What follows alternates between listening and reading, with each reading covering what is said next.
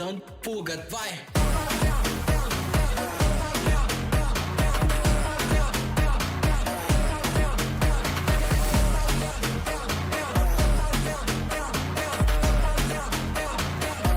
Dando fuga, vai. Não tenta bater de frente, sabe que lá tá fazendo macete. Desce, desce até o chão, ela tá doida pra colar com a gente. Fazendo macete, ela tá doida pra colar com a gente.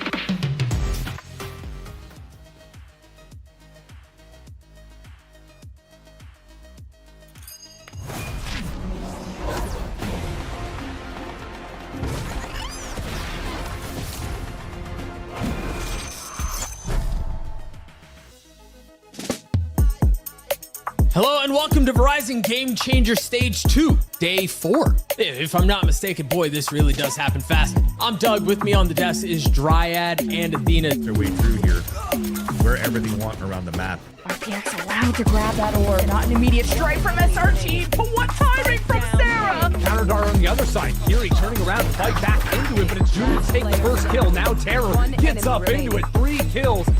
Onto a one-on-one Terror to try and keep it alive. What is that? On that map. I mean, first off, yes, Sherrod already in a score position, which will allow for you to get some easy kills here with the Outlaw. SRG are not left with many options and has to hold her own on an island looking for a raft, and there is available, and our hero rifle for Corrupt sees Nate down though. Spotted just defending themselves, barking back, and is gonna cut noise and try to get the reinforcements. And Donut just shows up.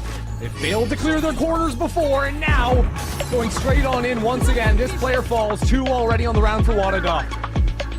Biding their time as Autumn comes in for support. And brings it all onto the one. Round for Kiri to have a shot into the next half. No bullets in the chamber. Juna has to get back on the spike. Another fake, and it's gonna pay off. Juna takes WADA up to another. It's Glow Stick now with no help to pull the Sunken's Fury. It just has to be the Odin. What a flick! And what a Red Bull clutch by Glow Stick! Game Changers. It's about competition, pure happiness. It's like a crazy experience. We're making history. It means so much to us. It's good to be back. I guess you know what I've been looking for, success. The beauty of gaming is it doesn't matter who you are. And as long as I'm good enough, Everybody's getting a 4K. I can go as far as I want. That's what I like to see, baby. 全世界都会知道我们的厉害。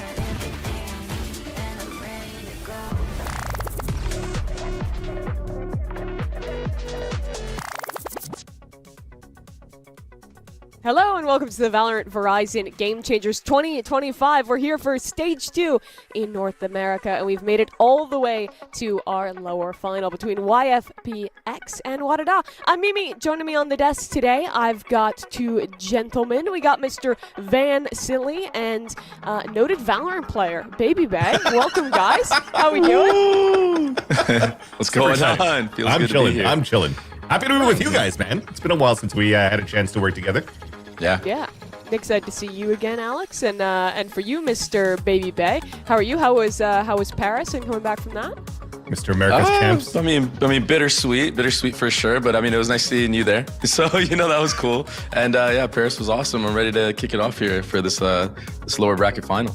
Yeah, well, let's get right into it and start to talk a little bit about what we're doing today. Because the big thing on the cards is that there are points up for grabs, and there is qualification on the line. Here's the circuit points and where we're standing right now. Shopify Rebellion, with their win the other day, they already locked themselves at least LCQ. As a reminder, that's the America's Last Chance qualifier. It's an in-person event where the second best team from North America, Brazil, and Latin America get to play for the final combined Americas slot in Seoul.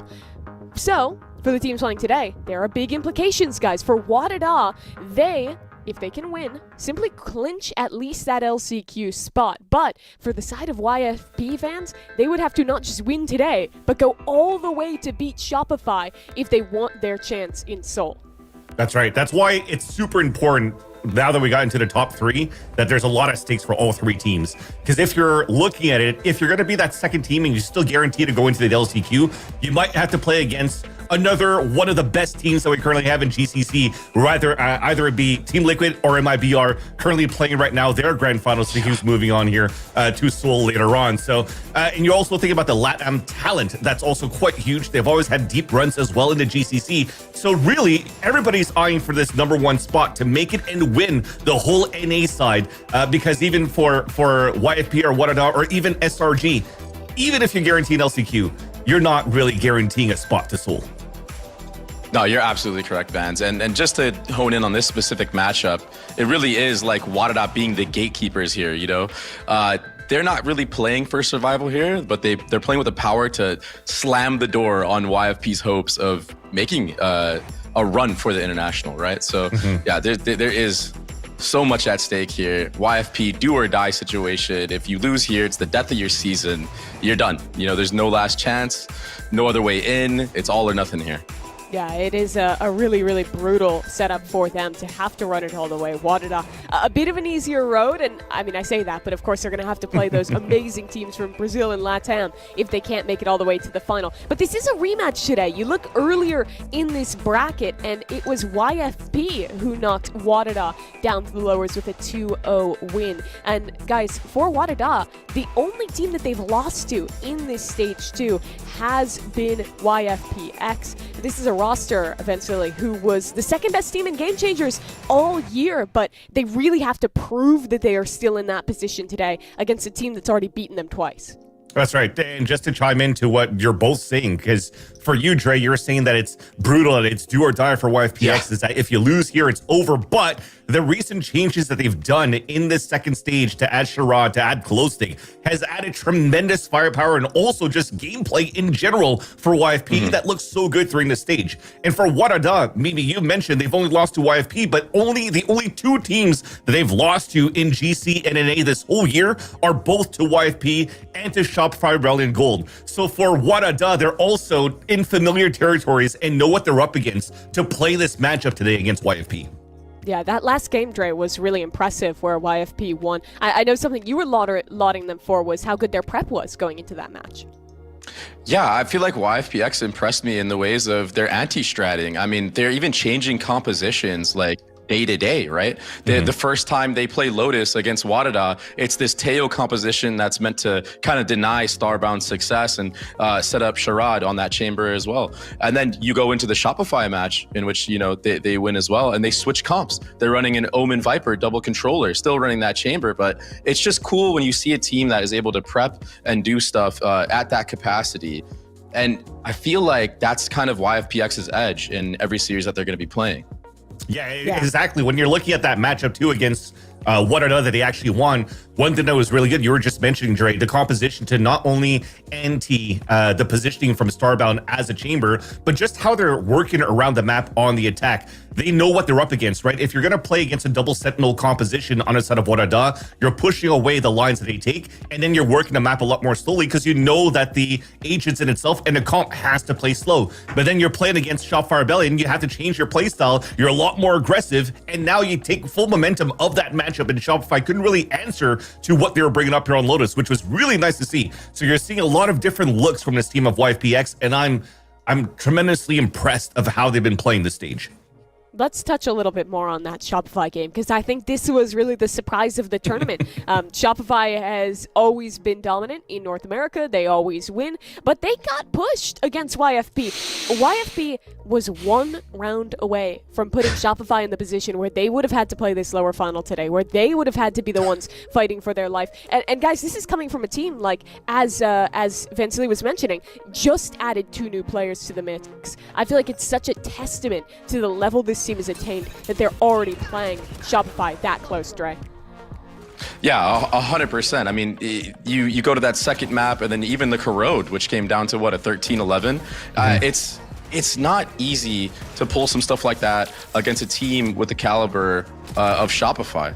I mean, this is a world-class team, and for you to basically, I don't even want to call it pugging, but for you to get it together that fast with 2 new players, it's just insane. Like, this is not stuff that you see every day with teams. Exactly. It doesn't even look like they were pugging. That's why I was so impressed. Like, even if you're looking at the highlights of this game, and maybe if you're looking on the paper for the stats, you didn't have necessarily the best numbers for somebody like Nora, for example, Scary Shark. But I was highlighting the utility that she was using as this Omen to create space for her team to anchor the C site against the pushes from Shopify Rebellion. How they utilized the paranoia for the retakes. They always had good util to fight back against SRG. So they're really good at containing and controlling their own utility versus SRG. So right now, that's why I'm saying, like, YFP with such a short amount of time, they look like a well-complete ironed machine and well-oiled machine to be able to maybe get that Cinderella run to win here in stage 2 of Game Changers.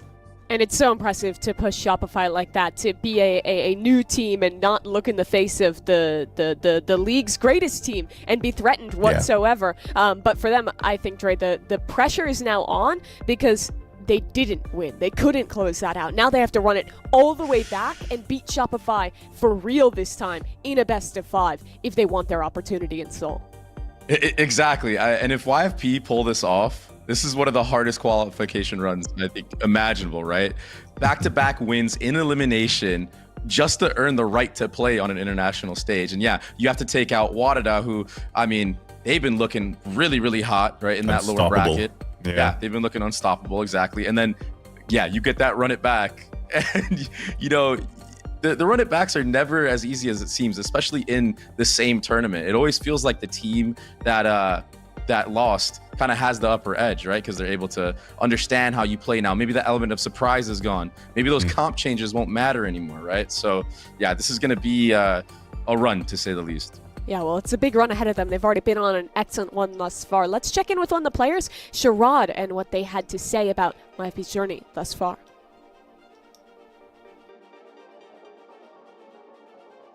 Hey guys, my name is Sherrod and I play for YFPX. I mean, first off, yes, Sherrod already in his 4th position, which... SRG are not left with many options. Now Japan has to hold her own on an island looking for a raft, and there is the ace for Sherrod. Our team's performance has been really great. We haven't let up a map yet, unlike any other teams. Individually, myself, I feel like I could do a lot better. I just also hold a very high standard for myself in every match, so we all really trust in our IGL Wiley Corrupt's calling, and we think that if we just listen to him with all his experience, we should be able to take care of it, no problem. Well, we do have a very experienced IGL. Our IGL Corrupt was competing in VCL for a long time, so kind of just are trusting our practice and trusting in each other, and we think that if we do that and just keep our confidence up, then it should just be like all the other matches, a clean little 2-0. One issue that we ran into is that Wiley is also on a VCL team, so we have to do a lot of our practice without that, and Nora, Scary Shark, really does a great job in practice by bringing us up and IGLing in substitute with Wiley. So I just want to give her a big shout out for all the work she's been putting in the off season that no one really sees. As far as the expectations go, I feel like our team has really high expectations for how far we go, because we know that we have a really solid team of 5 players, and we do feel like people maybe been sleeping on us a little bit and our talent, but we're just happy to be showing everyone that we know what's up and that we can win these matches. And as far as the expectations for Korea goes, I know my team all really wants to go. So I think that's a big motivator for us, and it's not really like scaring any of us because it's a really big goal and it's something we're all really fighting for.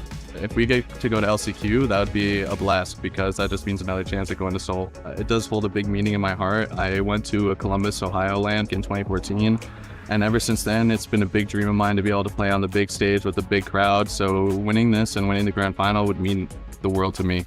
Yeah, I'd really like to thank Nima, first of all, for taking a chance on me and allowing me to play for his team and his brand. Secondly, I'd like to thank Wiley for asking me to join the team and all my teammates for all the hard work they've been putting in. Thirdly, I'd like to thank all my friends for watching, Frank, Shade, Antonio, Owen, my dad, my brother Jack. They always watch all my matches and it really just motivates me to play the best I can.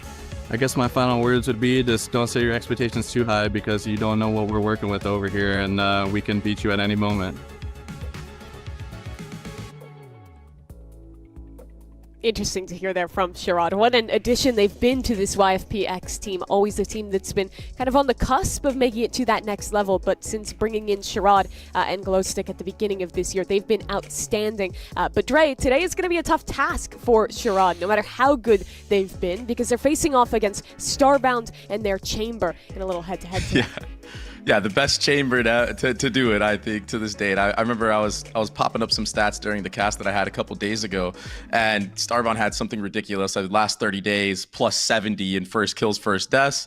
I mean, Starbound has really just leaned in to the whole chamber one-trick setup. I mean, we're looking at like something maybe even better than Prime Ye back in the day for Starbound. I would agree too, but based off what Sherrod was mentioning too in that interview, there's also a couple of factors that they haven't mentioned that's going to make it very important for them to really try to succeed in this game today against WADA.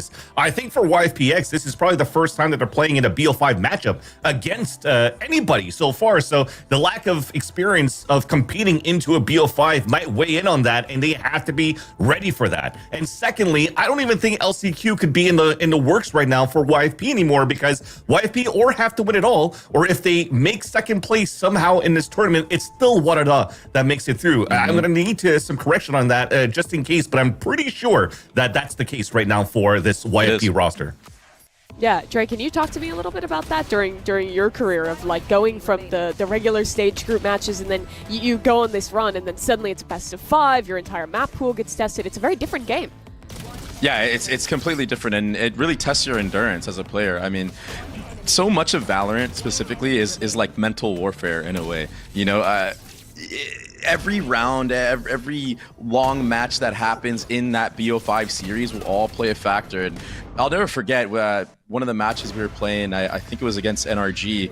Valen specifically was like, hey, they came out hot, we brought it back, but I promise you guys, if we survive this second map, they're gonna get tired on the third, and we'll be able to close it out. Now in a BO5, that becomes even worse, right? It becomes even more immense, that pressure and that mental stacking. Yeah. So honestly, for WADA, they really need to drag this one out, make sure it's not a 3-0. I think that is their win condition, because the longer the series goes, we've already seen the endurance that WADA has shown even in this lower bracket run with that crazy overtime on Lotus, right?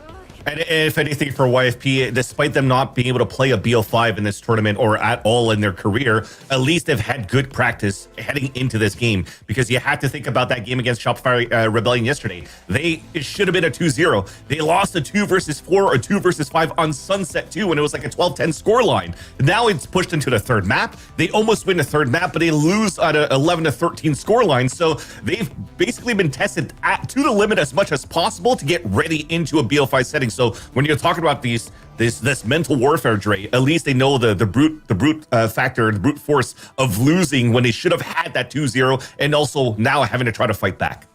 Yeah, for them, it's recovering from that close game that they could have won. But on the other side for WADA, this is a team who has been winning their close games. They had a tight overtime against Blue Otter. But other than that, it's been a dominant run through this lower bracket for WADA, Dre. They're 4-0 in terms of their map since they got knocked down by YFP. And really, I think just living up to their expectations when the pressure was on. Yeah, and I think stuff like that is it's kind of hard to pull off. Like the first loss to YFP, you don't know how you're gonna bounce back, and then you're in that Lotus game and it goes into that crazy overtime, but once they close it out, that's when the confidence builds back up, and okay, now we're seeing the WADA that we've been seeing all year long, this dominant form, the confident form. And what was really cleaned up here was basically the scaling and the way that they were using utility. I mean, even some of these fights, the haven that WADA has is probably one of the strongest we've seen in GC. Yeah, and just give a quick shout out to Blue Otter as well. Not only if they were able to bring, a tough fight to WADA in order for WADA to squeeze through that victory, they did the same thing to Shopify Rebellion as well. So it comes to show going into this year in 2025, just in general, the competition in NA for GC has been quite awesome to witness. But to go back into the WADA point of view too is definitely agreeing to what Dre was mentioning in Testament is they've been so dominant, so good so far. And when you're thinking about almost them pioneering a couple of compositions like the Ascent Double Sentinel that G2 started using, or even the Lotus comp that they pioneered as well with Starbound on that chamber, and a lot of teams are starting to use it in Tier 1 as well. It's really cool to see here that there's a lot of good macro and preparation being done by King Fred, who's currently now coaching this team and also coaching Winthrop University in Brazil right now for Ascension. So this guy's, I don't know, it's probably like a slinky coach version where he's actually not sleeping to just prep teams all the time. Yeah, it is been a really, really great run for them, and the prep has been showing through in all of these games. We got to hear a little bit from Sherrod, but I want to flip the script and hear from Arales on the other side and hear what they had to say heading into this match. Hi, my name is Arales, and I play for WADA. Just on the edge of this smoke, no one looking at her. That'll be 2. And that hope is ripped away by the Sentinel. How do I feel about our performance in Stage 2? I feel like I've been doing pretty good. But our team, I honestly like what happened to us. We kind of needed a wake-up call. Our practices were a little bit rough, a little bit too easy, I guess I'd say. Nothing truly challenged us to get us in line. So I honestly think that this run telling us like, yo, you gotta wake up How I feel about YFP going into it tomorrow might be a little bit scary, but Blue Water was also scary, and that we didn't lose ourselves. We are infinitely more prepared for this. SR, honestly, make us up a little close. I mean, so are we. So maybe they're honestly as ready as we are to come back. We are looking stronger than ever to make sure that that is an easy match to get straight to Korea. I definitely feel like WADA's biggest strength is either the experience of Starbound and Power. We also have made way more dynamics within the team that are just really strong. The YFP definitely has specific comps for us and their playstyle and their back and forth, and they're all on A, but somehow they're going C with 10 seconds left. Like, not gonna happen again. The issues that we definitely faced in the stage is, I guess, the pressure of knowing that we had the freest, like, a generally easy path to just make it straight to Korea, or at least Brazil. Just like, I think that pressure kind of got to us and we weren't acting like ourselves. I feel like we haven't truly encountered stress in a while. I guess it's been a while since we've had a real tournament. Now I feel like we got ourselves back into place. Points going into this, yes, we are aware of the points. Hopefully we already qualify for Brazil, as long as YFP doesn't just like beat SR if we flunk up a little bit. I don't want us to be in that position where we're watching the grand final stream like, oh my god, like please lose. Like, I don't want to be like that. I want us to beat YFP and then we have it. Making it to these LANs or these like championships would be really big for me. I know that much. I have been competing for a long time. I only had some of that success once, so I'm really hoping that I could finally get stuff on paper to show that all of this was worth it. I would like to thank my partner for being so talented, Starbound on my team, Power for coming out of retirement and helping us bring all of this together, and Juna coming out of retirement, and Arya like just being like, yeah, I'm gonna compete all of a sudden, basically. Everybody that supports us genuinely, like the art and the people that make graphics for us and the people that set us up. We have like so many people believe in us, and I also appreciate my family for actually watching and believing in me. That definitely helps a lot. I'm grateful, and a lot of people don't always have that. And my friends. My final thing I'm going to say on this is Baby Bay, hopefully you're going to be trading jerseys with WADA in Seoul. You gonna do it, Trey? Yeah, 100%. 100%. Dude, you better be rooting for them. You better get the G2 jersey on lock for her. I got tons of them. I got the white G2 jersey and the normal one, so I got it. Today we have biased analyst Dre on the desk with us. Yeah, little extra motivation. I do want to touch on something that that she said there in that interview, Vance, because do you think that the run that they've been on, and especially yesterday, how they beat Curie, do you think that sets up more of a recipe for success today against YFP? Because in my mind, Curie is also a team who is like really crazy, really hyper-aggressive. They completely shut them down and looked in such good form that match. Especially when you have a player like Bunny B playing for that team, and Bunny B has always been such a strong player for the GC scene and all the roster that she's played in the past. So yes, definitely. I think that loss that they initially had to YFP, they came back with a vengeance in the lower bracket, and the numbers show already. And the fact that they're like losing these matchups so far, or like losing a matchup like YFP in the first place and then bouncing back the way that they have, I think it definitely instills a lot of confidence here for this roster of WADA moving into today. But something to note, the only team that WADA have lost to this stage has been YFP. They've lost twice, once in the Swiss stage, once to send them down in this lower bracket run. They haven't had that opportunity against Shopify thus far, but their biggest two opponents await them if they can go on this run. Let's take a look at where we're heading now with the map veto. Stray, we were mentioning this briefly. It's a best out of 5. It's different territory. And for this edition of YFP, this will be the first time where their full map pool gets tested.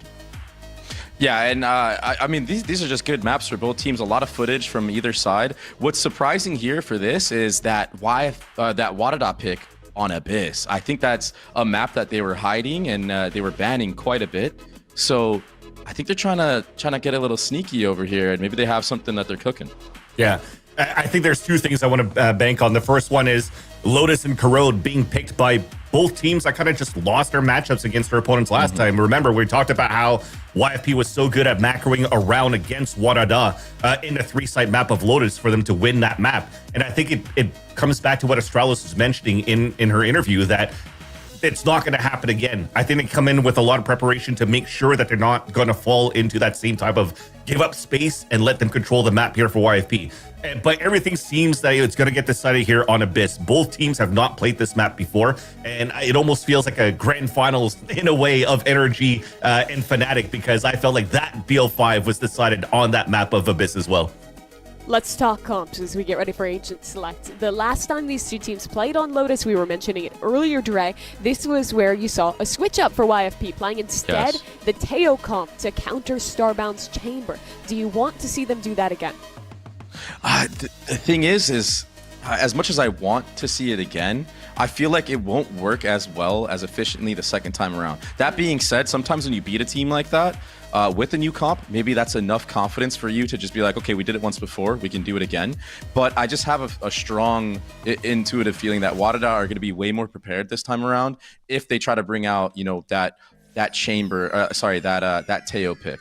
Yeah, so, go ahead, continue, Dre. No, you're good. No, it's okay. I'm Canadian. You could go. No, I'm just kidding. I'll take it though. I do agree to what Dre was mentioning too, that I don't think going back into the Teo comp would actually be the recipe of success. They've already found it as well when they switched comps to the double controller against Shopify Rebellion Gold and still had great defensive rounds. And those two agents, bringing in an Omen and a Viper, also could counter the chamber lines from the Viper walls and the smokes that you're throwing. So now there's pros and cons to it, right? You have comfort on what you could bring out, but at the same time, you're bringing out a lot of tape that WADA could prepare for these two different comps.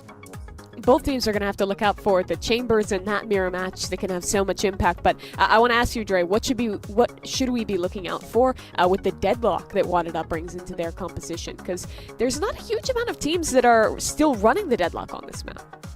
Yeah, I think specifically on the defense, it's just early denial of like whatever lane the deadlock is playing at. I mean, we've seen two different types of setups from WADA. We've seen the one where it's like deadlock chamber on C, and then you've seen the deadlock on A, but taking aggressive space, specifically on that defensive side. That deadlock nade is so valuable. It's able to come back on the refreshable, so you can really take all that A space and kind of flood teams into that chamber, whether it's Starbound opping front B or opping that C mound area.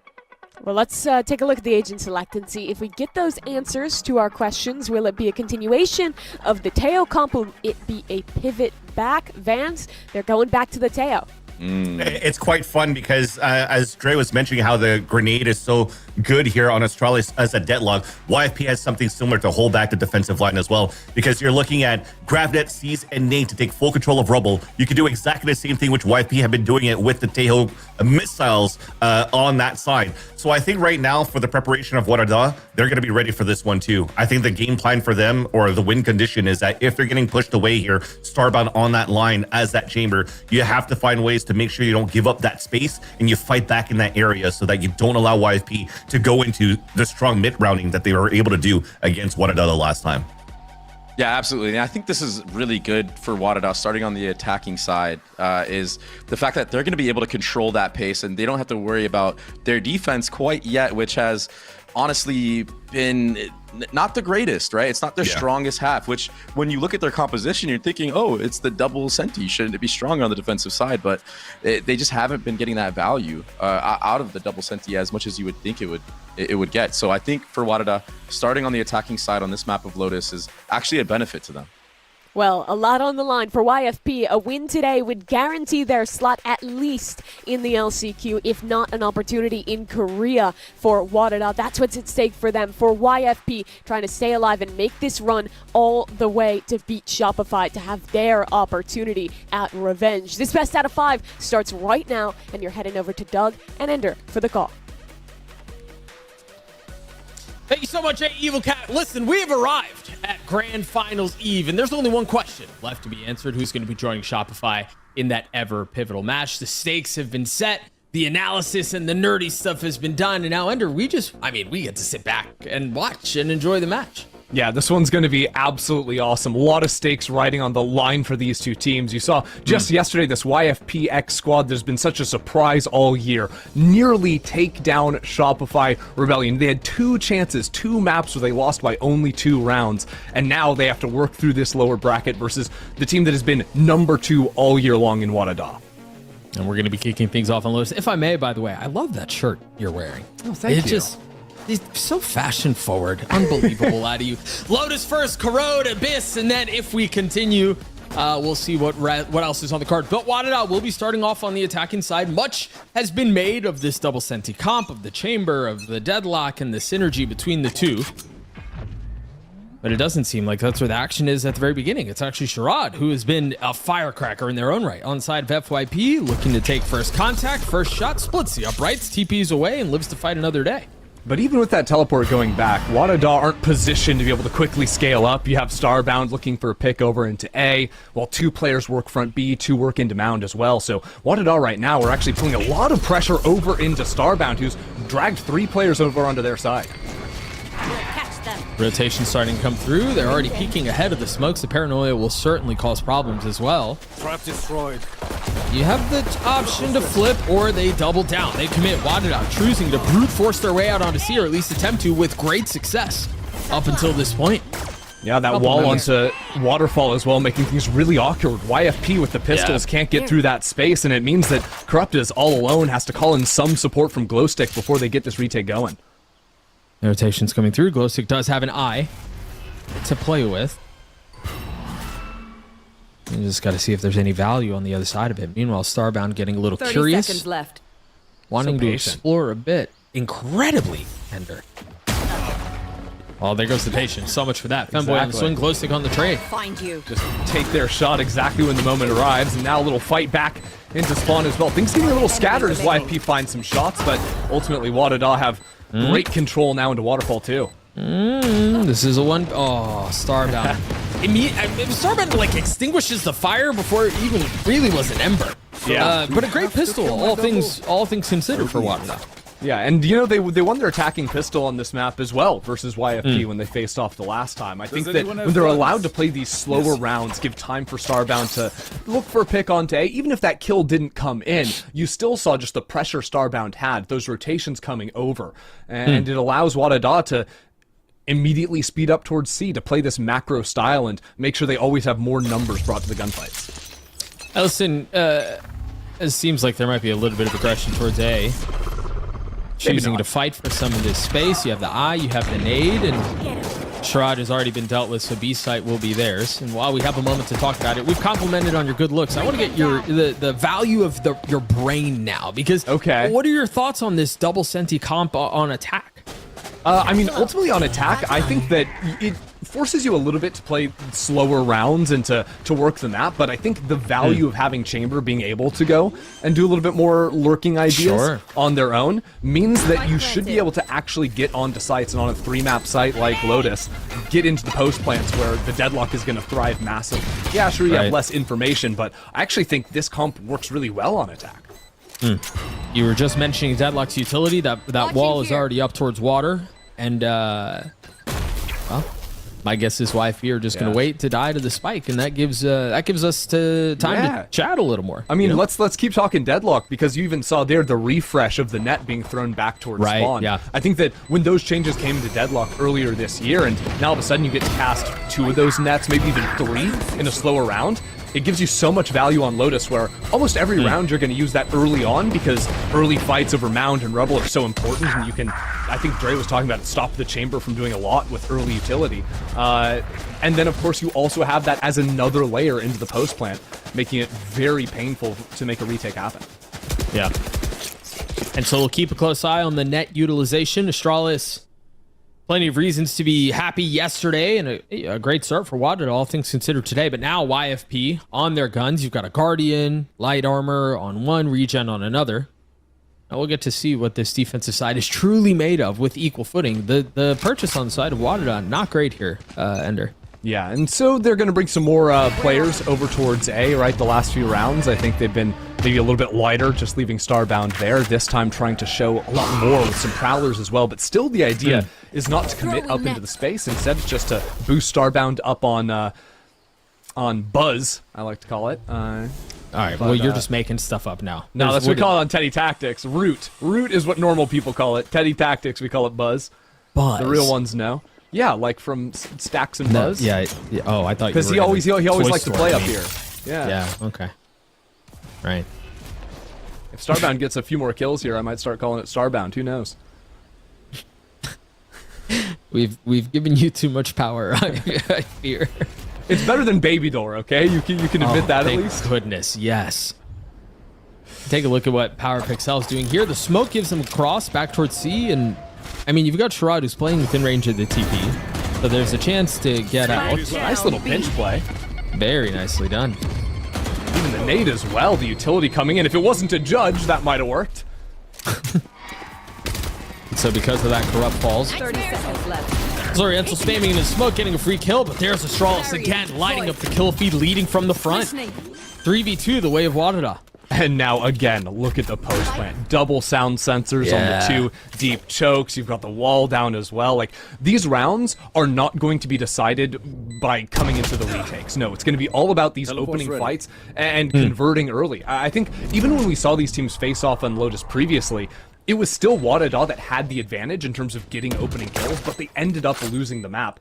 Cover going on. Due a lot to YFP getting solid trades versus them. YFP also had just a lights out attacking side. So I think the YFP just need to get their rounds on this side. 5 was all they needed in the last face-off. Defense is going to be their weaker footing, but they're going to have to figure out some way to stop this spike going down round after round. And for, I mean, if I may, I just want to give you a chance to reiterate some of what you were just talking about as WADA converts a bonus and you start to see the snowball become more of an avalanche. For WADA, is that the win con? Once you get into post plants, you're kind of set? Oh, absolutely. Like, you're almost completely set, because not only do you have all that utility to stop out the chokes, but you've still then got, you know, Starbound. If you have a teleport still ready to go, you can leave Starbound on site with an easy teleport away. I just think it becomes so much easier to play these post plants with the utility that WADA are going to have at their disposal. And frankly, I don't know if the answers are necessarily going to be there for YFP on the retakes outside of the big ult rounds when they have those. Sure. Those tend to be the great equalizer. Classic little triple high-low. You love to see that one. Sleep. And WADA, again, just kind of cracked the map wide open. YFP not in a position to fight back or shoot back, really. Yeah. But I love this as an anti-eco protocol coming from WADA. Think about the last 3 rounds. They showed very minimal presence towards A. Then the last round, they show more presence, but it's still a fake. This round, anti-eco, don't take any chances. 5 players just bulldoze that side of the map. It's like clockwork for them. And that was, again, going into that triple high-low that we talked about. Sherrod falls at the hands of Femboy. The judge, once again, joins the fray as WADA get up to 4. And once again, we're in a position where YFP are going to be able to buy back and see what they can make happen here, this time with an op in the hands of the chamber. Yeah, and that's great news for YFP. The bad news is this is a major swing round for them still. Yeah, they've maxed out their loss bonus, but they're down to no money, and there's 2 killer ults on the other side for the Deadlock and the Fade. So this is kind of the round to determine what this half is going to look like for YFP. They need to win this round, but they're going up against pretty heavy odds. I'll find you. Early one-way smoke towards C to fight for that space. Meanwhile, back towards this noise, towards this aggression towards A. And this does not look like a fake, Ender. Resolve needs something. Oh, TP's out of it. Hey, I mean, we'll take that. That's 1 ultimate down. Still a Nightfall to be dealt with. But now the problem is WADA heard that chamber teleport. They know how much money Sherrod had. So they know the ops on this side of the map. So now they can slow things down and start to catch YFP with maybe a little re-aggro up mid. That does seem to be where they're headed. 2 members make that 3 on the side of YFP. Within close proximity and a trip as well. Paranoia just a little bit off the mark. Femboy goes forward, grabs 1, traded back though. And now they're going to accelerate, but keep an eye on the mid. I don't know. It's a fake. Yeah, a little fake with the audio denial. Now a door being tapped onto the A site. Sherrod, is it going to be there? The shot wins. Just off the mark. We highlighted the value of the op and how it needed to provide a little spark. Second time, not a charm either. Starbound, the bullet between Sherrod's eyes, and another kill found. WADA continue to roll over YFP. Down A. Hold on, though. 20 seconds left onto the clock. Starbound needs to get the spike and plant. All the while, this lurk from Juna activates. She is in the perfect position. Juna's been so steady for WADA, but not able to convert this time around, leaving Starbound in a 1v2 with an outlaw with no other weapon option. A little early, pre-fire, and the Headhunter's not going to find it. Close stick with 4 as YFP finally get on the board.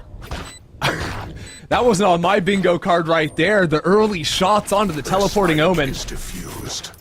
A little bit antsy in a high-pressure moment, but this is exactly what YFP needed, right? They can't afford losing that round, and now, not only do they keep some guns alive, keep the op alive, get the round on the board, but they have also chewed up 2 of the best ults in the game on the other side. It doesn't get any easier. There's still going to be a showstopper coming in and whatnot, but that is the start of something now for YFP in this first half. Might just be a crumb, but you're right. There's something you can build off on here. Yeah, the alternative was losing this and being cooked for the next 3 rounds. Yeah, you know what? You're right. This is infinitely better than the alternative. Well said. I really, we can continue to talk about the Sherrod Starbound matchup. I feel like Starbound is just confident swinging every single fight, and Sherrod does not look nearly as comfortable in that position. And it's a little bit of a different moment right now for YFP after, getting big upsets in the upper bracket, now being down in the lower bracket where everything is riding on this series after a tough one yesterday. And now more pressure mounting on C. That fuse has been lit, and there's nobody home. So you're going to get the space, but no lethality found. But that's okay, right? Again, think about the post plant wall onto Waterfall, now looking for a fight up with the judge inside of that smoke. Yeah, you're right. Hello, what? That was not part of the plan. Juno on the trade. Femboy scaling up. We talked about just how good Juno has been in a position to deliver for WADA once more in the face of 3, waiting on the other side. Drone spotted, cleared, but position given away. Surely you know where the fight's headed. Sherrod able to best. Just not going to be enough, though, leaving Power in a 1v2. Doable. Very doable. All about positioning, all about time. And what in the world is taking YFP so long? They've got to get a move on. They've got to scurry up. Just a tap. There's the swing. Stops the diffuser. I don't know that there's enough time. Beautifully played from Power. What?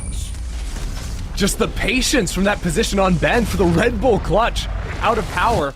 Choosing to just full ignore Corrupt and get the kill on the diffuser, knowing there was not enough time left on the clock. And I think you can see as a timeout is called, I would call one too, after a round like that. The fact is, even though it's a 2-on-1, the amount of time you're saying, why are they waiting so long? Well, they're worried about, well, we haven't seen Power in forever. Is that going to be a re-wrap through Waterfall into our spawn? Did Power just sit in Waterfall now that the wall has gone down? Like, surely Power isn't just playing back on site, full baiting the team. Turns out that's exactly what they were doing, and YFP had no clue that was even an option.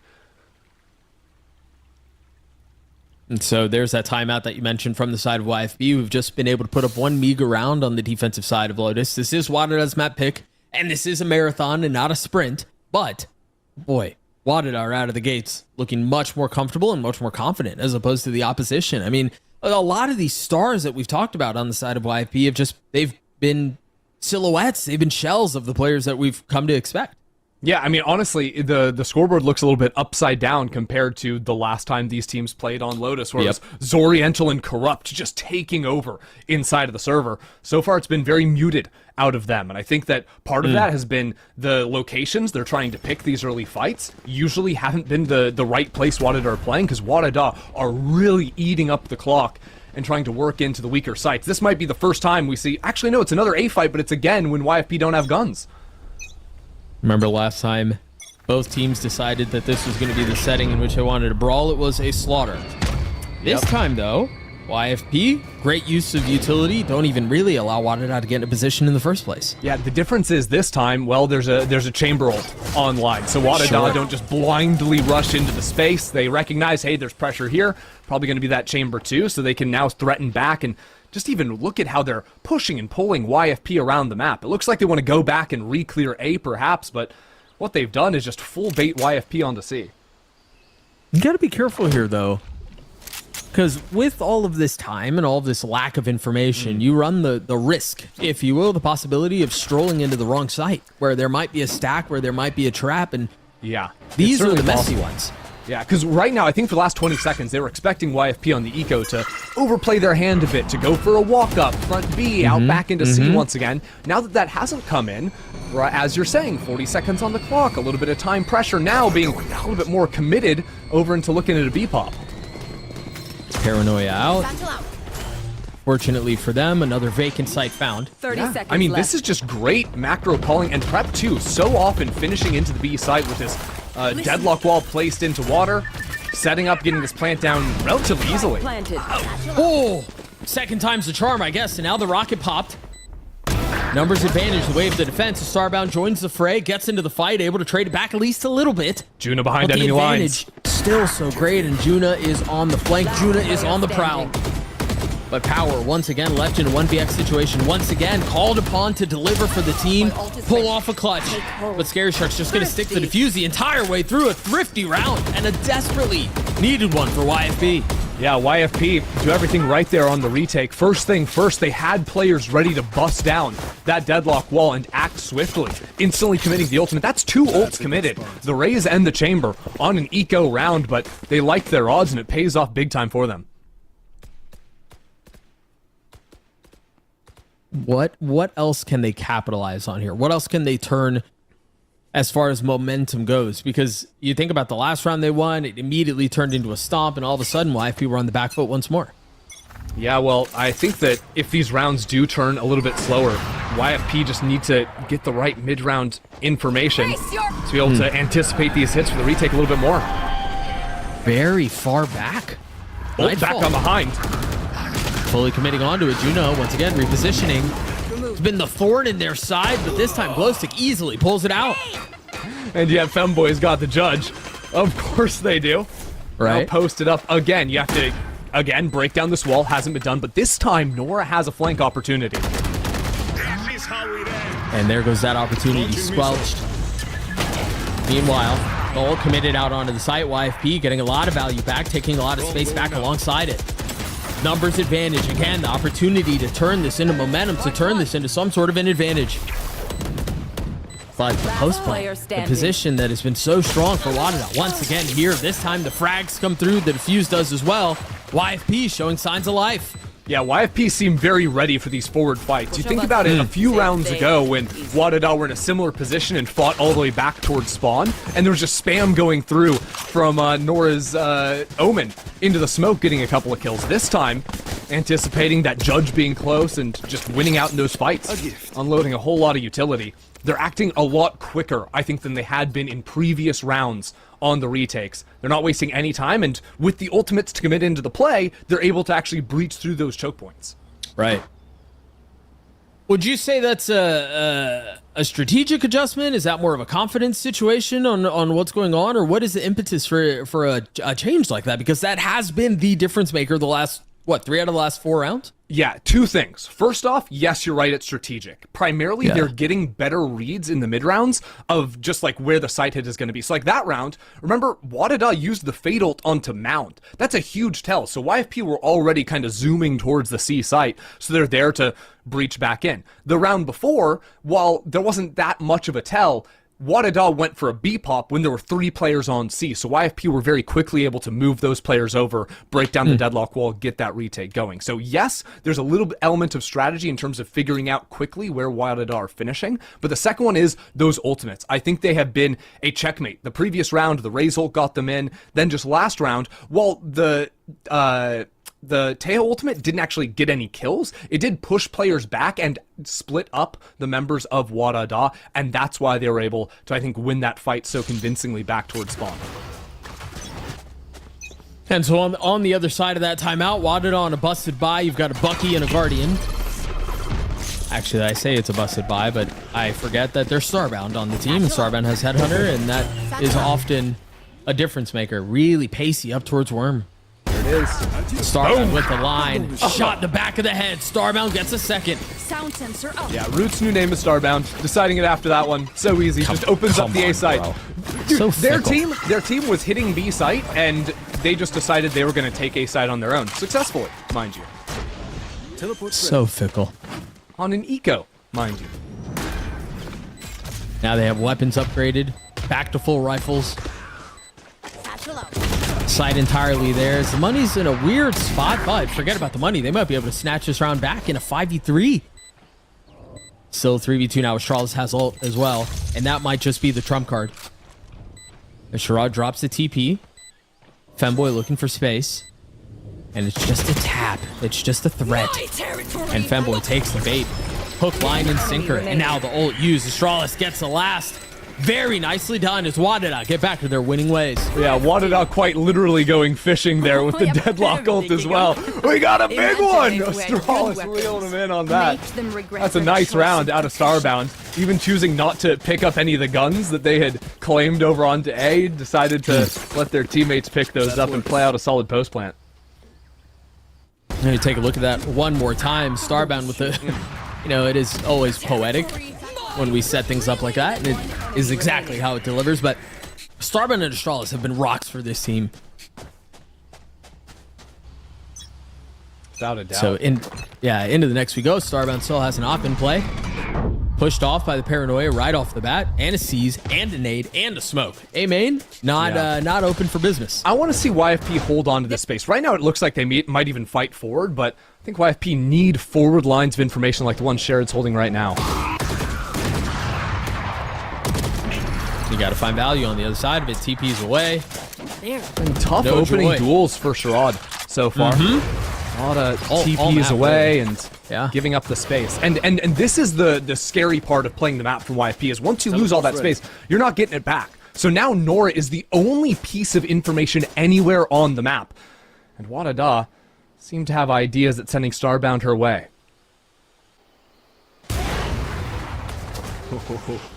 Yeah, that was close. What's the idea here? And you've got the spike rotating towards A. I thought they were going to leave 3 at B, but no. Primarily here, joining outside of A. Expecting Nora to have fully fallen back and giving up another one of those forward lines. YFP are playing very limited information, and previous rounds would tell YFP that the B pop is coming. WADA have done enough conditioning to convince them of that and make this A hit a little bit more surprising. Oh, they might end up B as well. Okay. They are, but Oriental's in the right place at the right time. 3 kills for the duelist. And disaster for WADA. Make that 4. The ace on the card, satcheling out, looking for it. And rewarded. The ace for Zoriental. Absolutely killer, rolling up for the iBUYPOWER ace. WADA maybe overcooking things a little bit because Zoriental just shut them down. What a fight here. I mean, everyone just comes flooding right on into them. You even have the supporting fire of the missiles as well. Beautiful work out of YFP. I mean, to go from we think we have A, we should be able to fight it. No, let's split B through Worm, and for it to fall apart that way is... Oh, that one hurts. Perhaps we go back to B6 a little bit here. Pressure down mid. It's just pistols in their hands, apart from Juna. And, of course, Starbound. And there's Starbound. Oh, yeah. And Starbound strikes again. Yeah, we had to pull away from that one because it's just too painful for YFP fans to watch Starbound continue to find multiple kills every round to start it off. Femboy's pushing forward now as well. WADA flirting with yet another Thrifty. Barring heroics from the defensive side. And I don't think those heroics are going to be in play here. Not anytime soon. You take a look at the money. Maybe you go for it, but a 1v4 like this, I don't see the value. Not much of a shot, to be sure. And now, I do want to think a little bit about how these teams faced off the previous time. Because like I said, last time, YFP only needed 5 rounds on defense to win the map. Now, this should have been their 5th round. They're in a good position against an eco of WADA's. They've now missed that opportunity. So I think a lot more is going to be riding on this next round when, yeah, they only needed 5 rounds on defense the previous time, but that was a 13-11 scoreline. This could be very different. If WADA come into the next half up 8-4, then you think about pistol rounds potentially going their way. This is a very different situation to be in. Thrifty. And a Thrifty round comes through. The second one for WADA. Last round as they're now knocking on the door of an 8-4 half and a great attack side. Mirror ultimates actually heading into this one. Showstopper Nightfall on both sides. And what this very likely ends up meaning for YFP is that we see them again in a retake position. They want to, quickly fall away from the site so that they can bait out those 2 big ultimates and then use their own to come right back on in. I think WADA, if they can play a slower round or they can get more information and find a weak site and not have to commit both of those ultimates onto the head, are going to be in a very good position. Trying to peek ahead of the smoke. I will confirm that someone's waiting on the other side. So now the test. Do we just end up leaving the operator here on Starbound? No, it's just going to be 5 players hitting into the site. Just a Nightfall should be the hope for them. And they don't commit the showstopper. I like this pattern to get into the site from WADA. Now with the wall and the teleport forward from Juna. Keep your eyes on Stairs. She is on a warpath. Again, Juna goes exploring, and again, Juna's left without a kill. But they did manage to get the spike down. They do have Astralis' utility up, and they do have Femboy's full belt of utility, including the ult. And there's a rocket pop traded on the other side. With the Nightfall to pave the way, is Oriental not going to find their mark. As Astralis looks for the swing, finds it, and WADA completely snuff out this retake attempt. Just 2 members left on the side of YFP, and they don't really have the tools to do this.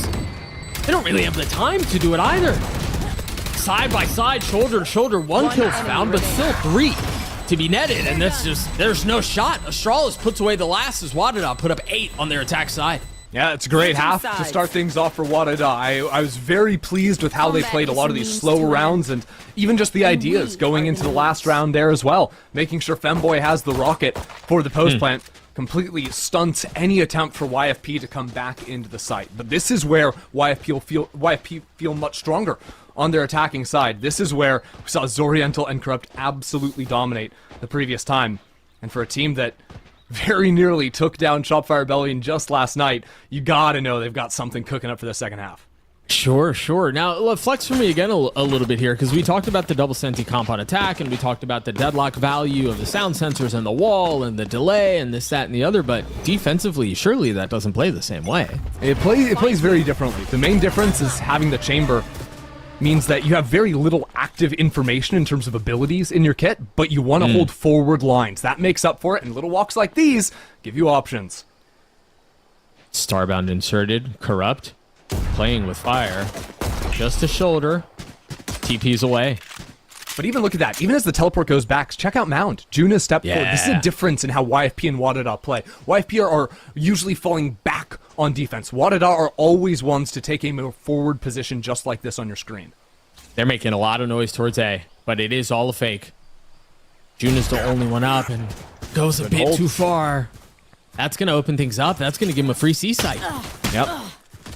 Dre was complimenting the prep of YFP in their previous series on the desk, and you can even see there, very good patience, expecting a walk forward, even just being there ready to re-clear. As this fight does go what it does play, big pressure on the flank is going to make YFP want to actually flip and fight back in towards spawn. Yeah, a little damage out though. I mean, Power's left to 12 HP, so it wasn't without dropping a dink on the way. What are you looking for here? Well, actually, I mean, that might just secure it. We talked so much about how Sherrod was not really able to fight back in the first half, but a proper belter of a start to kick things off in the second. But the spike still a problem. WADA starting to push a 1v1. Sherrod's so weak, and Femboy does not lose those. That is absolutely major. Both pistol rounds secured for WADA. Now moving up to 9. Sherrod had a great round, but at the end of the day, in this post plan, I think Femboy just does a little bit better. First of all, is ready for that fight back into spawn. You know, was the player that was sent sort of on their own to get the job done, and they do exactly that. And so off of that, WADA, again, they win the second pistol, as you mentioned. They've won the last 3 rounds, going back into the second half. They've got an outlaw in the hands of Starbound, and I think as you mentioned in the previous round, Ender, the ability to put the chamber up in some of these aggro lines and deny some space, especially in rounds like this, will be troublesome. But it's a force up. Yeah, they're buying. 3 players with full armor to try and face into Starbound here. They have to deal with this chamber, and they've done a good job with the suppression. That's a great opener again from Sherrod. But there's a judge. There always is. Trouble. Oh, the judge is trouble. That's 2. 3. Oh. Unbelievable. The third I thought wouldn't deliver. But lo and behold, between Femboy and Power, that's a WADA round win. They get to 10. And that round was to kind of stay alive for YFP. Put so much into it to make sure they could win it. And yeah, they checked off the 1 box, which was deal with the chamber and deal with that long-range gun. Sure, they did that beautifully. The utility, the suppression, but that judge is always going to be there from Femboy. Yep. And to get 3 there is just quite silly, to be honest. Yeah. I like that we're thinking the same thing. Great minds. Oh, or something. man. Something like that, but now YFP, they can't even go back to the well and go for another force. Things a little bit grim for them. Even the drone not getting the tag lets Starbound stay in this aggro line. Doesn't even have to step back to respect it. And look at the map. You're suffocated. Forward deadlock wall A. Forward chamber on the Outlaw, killing you on C. Okay, so you have to go B. What if you don't want to go B? Yeah, there's a trip here. There's 2 players. WADA are in position to open the door if they wanted to. Like, there's no right answer for YFP. I mean, WADA are playing them like they're on puppet strings, forcing them to play the way they want to play on the map that they want them to play. Yep, there's a door tab, a paranoia, a collapse. Spike down. WADA in full control here seem to be incapable of doing wrong. That was a nice shot, but oh no. Oh no, oh no. Well, they've certainly done it to him. Yeah. Do you want to go ahead and break that one down? Not particularly. That last kill there? That's not you? I'd rather think about joyful things, hopeful things. The fact that so how about this for a little hope? Yeah? Yeah, you've got full guns, you've got light armor on Corrupt, yes, but and maybe you play around Glow Stick being 2 points off of their ult, and you got a shot at putting something together? Sure, yeah. Okay. Let's worry about breaking this high-low first. That's the first box to check. A little bit of utility should help, but the eye from mid does a little something, and that high-low is not broken. Well, actually, hang on, hold the phone. YFP punching back. Yeah, good trades coming out of that one, especially being ready for that player coming out from B. Now they can open up the door, move into the A site. Femboy does have an ultimate. That is the only thing that's a little bit concerning, and there are some bodies with some upgrades. And there are satchels. 1 kill, and you can rip the showstopper. That's all you need is 1. I mean, you're up 7 rounds. Do you even need to wait that long? That's 1 satchel used. Femboy with the tap of the door. There's the second. Player standing. No value found. It's all going to be on Starbound, which is often plenty. I mean, I say that like that might not be enough, but Nora holds the line. YFP gets to 5, and there's some of there's some of the joy you were looking for. Yeah, I mean, hey, YFP, they're able to trade themselves out. Sure. Did YFP or did WADA not have full guns? Yes. Is there a technical pause that could be related to the previous? Possibly. We don't know. I don't want to speculate. There's no real answer on that front yet. We'll get that to you as soon as we know. But yeah, let's stay positive. Let's say that that YFP are no strangers to stringing a whole lot of rounds together on their attacking sides, and that's a very good start to potentially doing just that. I'm glad you're the positive one of this duo that kind of keeps me on the straight and narrow, because if not for, I mean, I'd be lost without you. See, look, I'm a pessimist by nature, so as soon as I put the headset on, I have to try real hard to skirt the other direction. Well, I got some updates. I got some info, some news for you good people who are listening at home. Oh, and for you as well. I kind of forgot that it was about it, Doug. Yeah, kind of forgot that you were here as well. There's a router that's resetting, and there are naturally network issues because of that. So I'd like to tell you that we're going to be back into this very quickly, expeditiously, even some might say, but that would be a bold-faced lie built on literally nothing other than assumptions and well wishes. So as soon as we get some info as to how quickly we'll get back into the action, we will let you all know. But for now, we do have a bit of a tech pause. Beautiful. Pausa técnica, some might say. You know what? Since we have a little bit of time, I think I'm contractually obligated. I'm not, because I was never paid by them. But I do wanna shout out the old squad Teddy Tactics. Unbelievable. We had Cal Sushi playing. I can't let you do this. Well, no. This is meaningful. This is meaningful because we saw a beautiful start to the game for WADA, and I just want everyone to know that former Teddy Tactics player Kestrel has been doing a lot of anti and strats for the team and working with them closely. So when you see a lot of the nice stuff and the pretty macro out of WADA, I choose to say that's 100% her doing. Are you going to get to the point where you say it's because Kestrel learned that from you, from your time as a head coach at Setting Tactics. I wasn't even going that direction. Yeah, can we accelerate? Can we just get to the punchline, please? Yeah. So basically, I'm winning today. No, I'm not. No, I would never say that. But I have worked with Kestrel, and she brings a lot of ideas to the table. So yeah, I mean, and a lot of it has been quite good.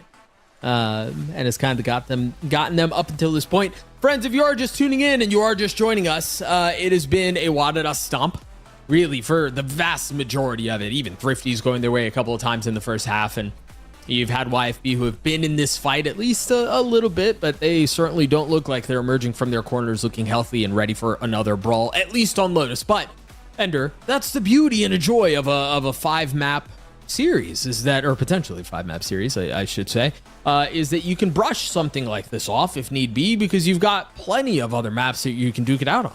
Yeah, it almost goes two different directions when I think about best of fives. The first is that absolute, like, you have more time to brush it off.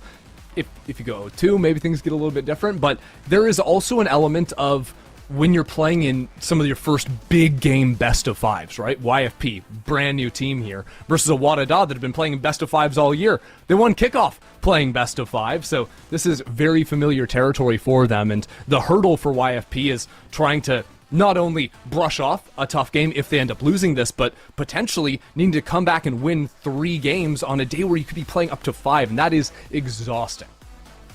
Yeah, and I mean, again, for you mentioned experience and how some of that can be a massive factor for teams who've been in these positions, much like WADA have been a couple of times. So I am being told that the delay is done, and players are loading back into the game. And so fortunately, you got to listen to us podcast for a little bit, and then the podcast episode is over. Speaking of podcasts, listen to Duo Q, the latest podcast with Lexi and Mel. It is a banger. You can find it on YouTube. You can find it on Twitter, all social media platforms. Like, comment, retweet, subscribe. Yes, we are getting back into the action here in just a moment. Again, WADA, this is their map pick, Ender, but it has been a dominant showing. I mean, they're just kind of running circles around YFP and being able to convert on both pistols, and Starbound playing the way that they are, and then Arales has been an absolute gem for this team. I mean, that duo has been insane. Arales and Starbound just unstoppable in the server, especially in a lot of the opening fights. But I do think that I've seen the signs of life I need to have a little bit of faith in YFP. Primarily, I think Sherrod getting some opening kills, even in lost rounds. But you think about both, I mean, the pistol primarily, but I think in the last round as well, getting the first there. And also, I think the scrap over A main in the last round, where, they lost the early fights, but then they're always getting the trade outs and being ready for the next angle a player from WADA is going to be swinging from. So I don't think that it is necessarily all over just yet, but the next round and the round after that, once we get a better look at the money, I think are going to be very pivotal. When you look at the ultimates coming online, and you look at the fact that, well, if YFP lose this, they're only going to have 2 players that can buy into the next round. This one means everything for them. And they only have 2 rounds that they can really afford to lose. So you're being asked to play borderline perfect Valorant the rest of the way here if you're YFP. And it's something they will have to figure out. Back into the action we go. A little bit of noise and a little bit of curiosity towards B. Locating targets. Yeah, WADA playing a lot more reserved than the previous rounds. It's actually Femboy sitting with a judge. It's always the shotguns for them inside a tree, and a showstopper there as well. So if that door is tapped, you better believe we're going to see the rocket come out, and YFP are regrouping to move back into the A site. This is a dangerous site, both the ultimates for WADA. If you're able to get those off without just getting walked up on, it could be lights out for YFP. This freeze on the round doesn't communicate to me that they're trying to play towards misdirection. I don't. It's weird because they're not really getting any information other than this wall going down. They have to deal with the rocket here. I don't know how they're going to do it. They're going to have to find a way. The Roomba doesn't even tag Femboy. Okay. Oh, there it is. Better late than never. Nobody passes, and now the top of the door. They've invested the Nightfall. The rocket's popped on the other side. We're what going is to utility. happening? What's the play? Femboy botches it, not able to convert. And off that, they accelerate back towards B. And now they have the space. Now they have the time. How does Juno want to play it? You can see over into Mound, has the option to open up the door, but the rest of WADA are so passive right now. Hoping that YFP go for an aggro look themselves. I don't really know what the direction is going to be for them to get back into the site. Yeah, I can't imagine they're given that opportunity. Maybe Juno with a tap and a crunch, and they try to flood in at the same time. The eye just cleared A main, make sure there's nobody there. Remember, Charlotte does still have ult in play. Speaking of which, now pushed back on the other side of smoke. The C's is going to be really good. Delay upon delay. But Corrupt decides to face check, and it's just too much. Spike is so low, though. I don't know if there's enough time for this. It doesn't matter. There's not enough health either. YFP gets to 6. Honestly, I think WADA got a little bit iced. It's coming out of the tech pause there. A little bit shaky, the situation that happened in Tree, but then just spending way too much time on the retake. I think after about 15 seconds there, you just have to call not to play the round out. The positioning from them was way too tough, especially with an operator in Starbound's hand to actually get back into the site. I think that YFP sort of picked up on those dropped pieces of WADA. Dawes called back into the B site, which was exactly the right call for them in the mid round. And now you take a look at the buy for WADA. It's not great. And Starbound's popped ult. Astralis has a rifle. Actually, Femboy has the best weapon in the game for them, so I don't know, maybe not. Yeah. A side is where WADA really hope YFP head. YFP come into A, there's a real shot in this round. If they don't, I'm not so sure. Bring them down. Another tap of that door. YFP are really hoping that WADA go for an eco walk-up. That just has not been the case just yet. See some pings on the minimap, hearing that Boombot head out into sand.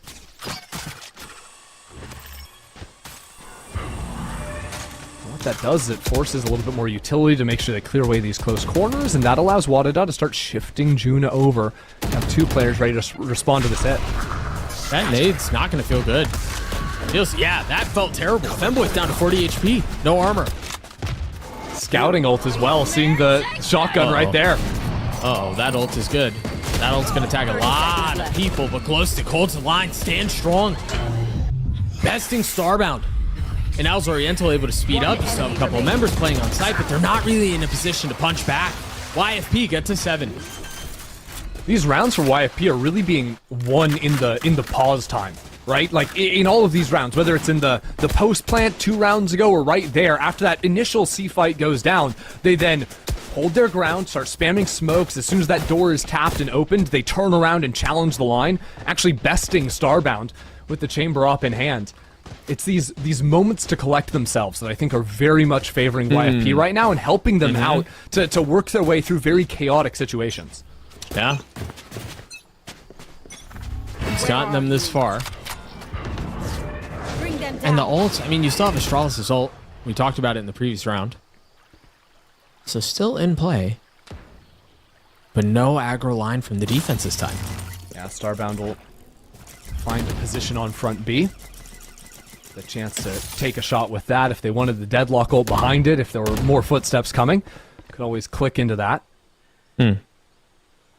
But it seems a little bit difficult for YFP because they are trying to play slower rounds and get information, but it's turned into this second part of the half where WADA just aren't actually signaling where any of their players are being. They're giving so much space on the map, expecting YFP to really take their time and maybe get down to a time crunch in the late round. It's like a war of attrition. Or like a game of chicken. Yeah. There's a timing now, though, after the Haunt didn't see anything, for YFP to make a move up into the space. The smoke goes down. They knew the position power through that from, and can now actually accelerate quickly onto the A side. With a little bit of utility, you've got the dog, or the Prowler, excuse me, you have the Paranoia, the suck on drop, and it's, I mean, they have full sight. The question is how they choose to retake here. Yeah, just off of that ultimate, because the Paranoia is the only real piece they have to get back into the site. There's only 10 seconds left on the clock. And the spike is sitting on the ground. Scary Shark now having to double down and try to get that thing through. Will succeed.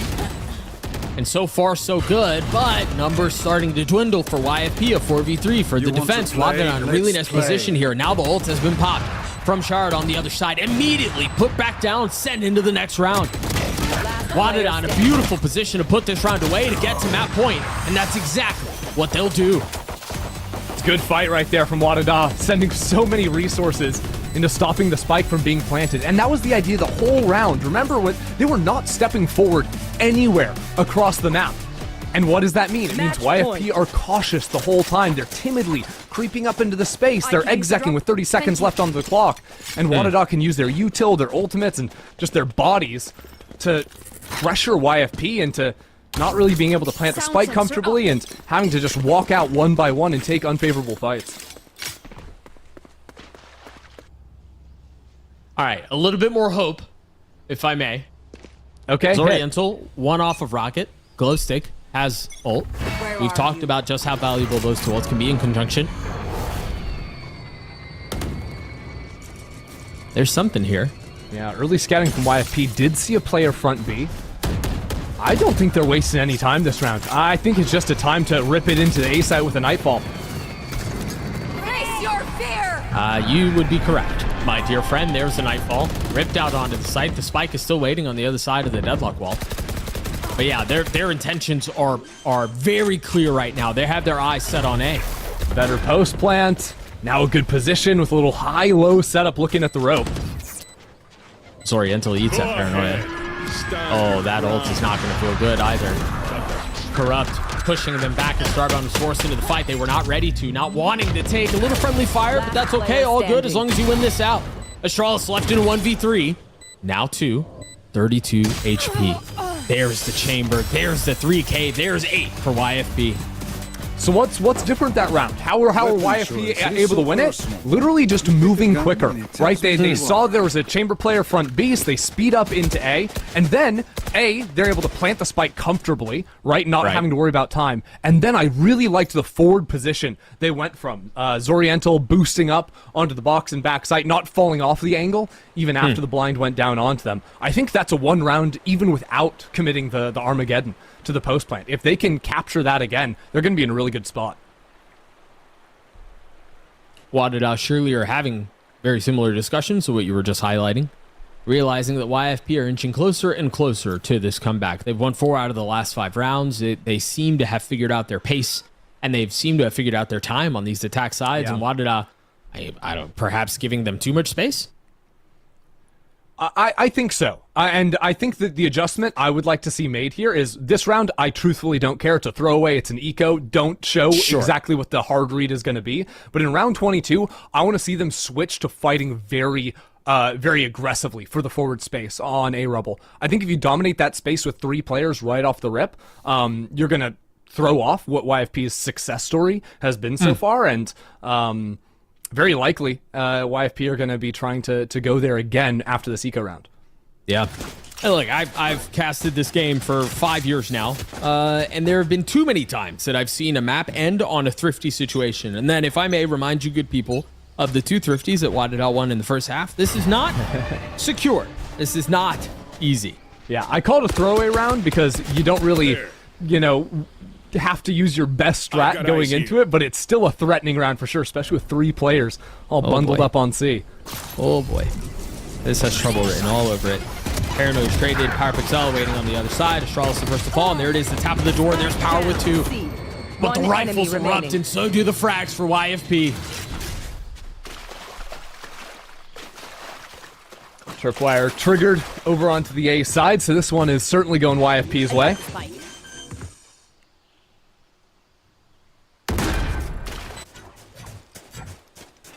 I really am curious what the attitude is going to be heading into round 22.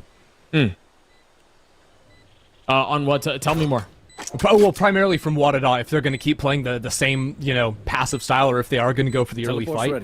I also am a little bit worried about the ultimates that are going to be there. Zoriental has the showstopper, so there's worlds where that could discourage WADA from playing forward, but actually when I see big ults like that, I think it almost should tell you the opposite, right? Where if you can actually seek out earlier fights, there's a high chance that you actually kill the Raze as one of the first 2 players that's going to be swinging every angle and just instantly taking that big ability out of the equation.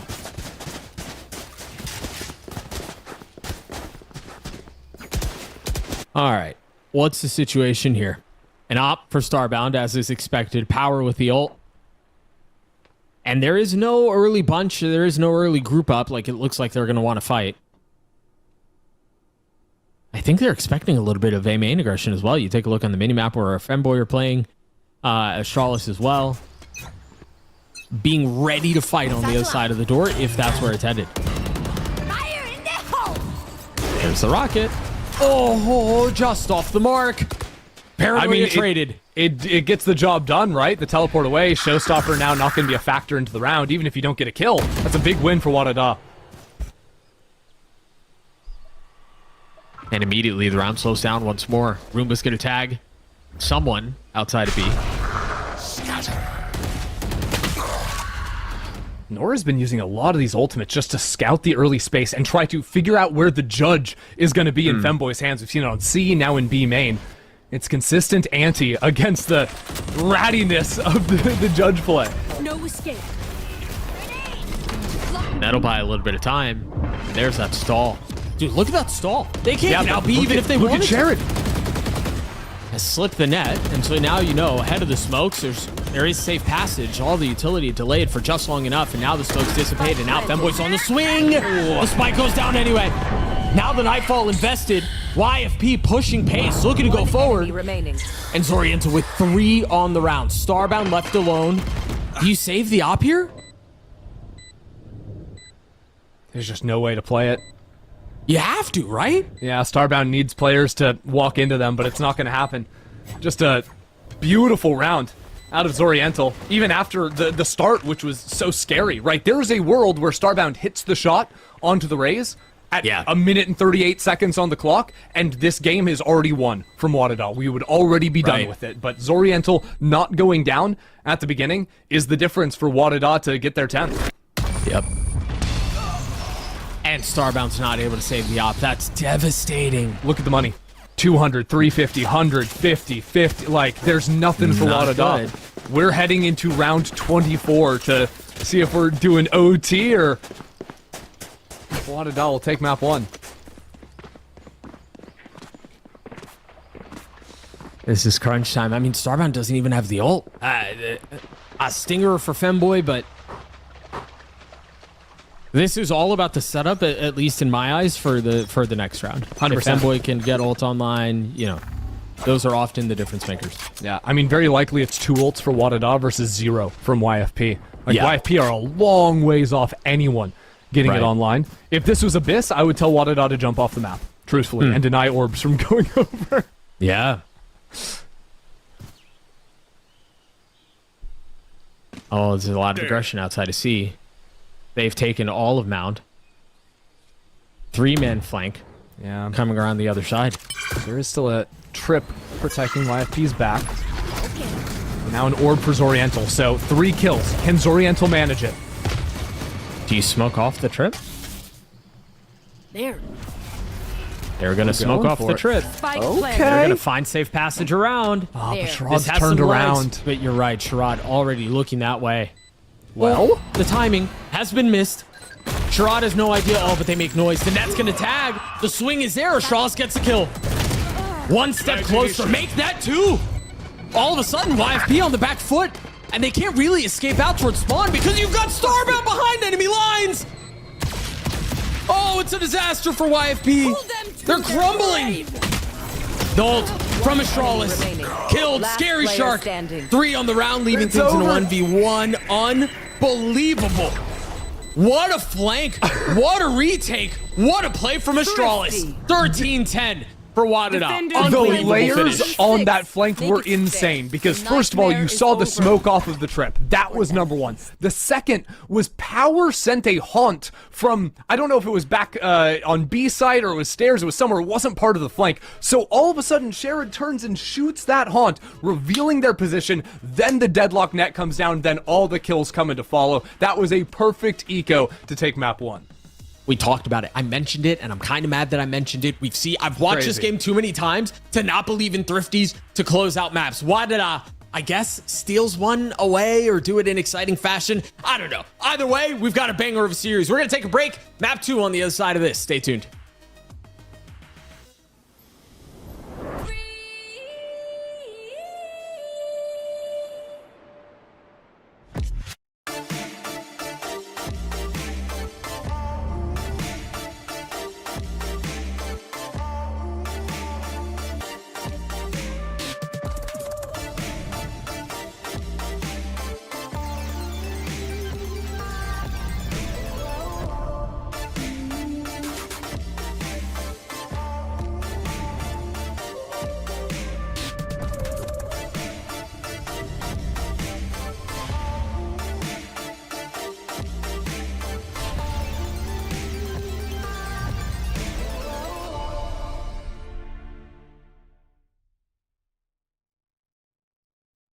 It's for you. Do you like it? Come on, Charlie. Use your new door. Come on, let's go. I said go. Let's go. Silly dog. I'm gonna trade you for a cat. Red Bull gives you wings. The new Red Bull Zero is here. 100% wings with monk fruit extract.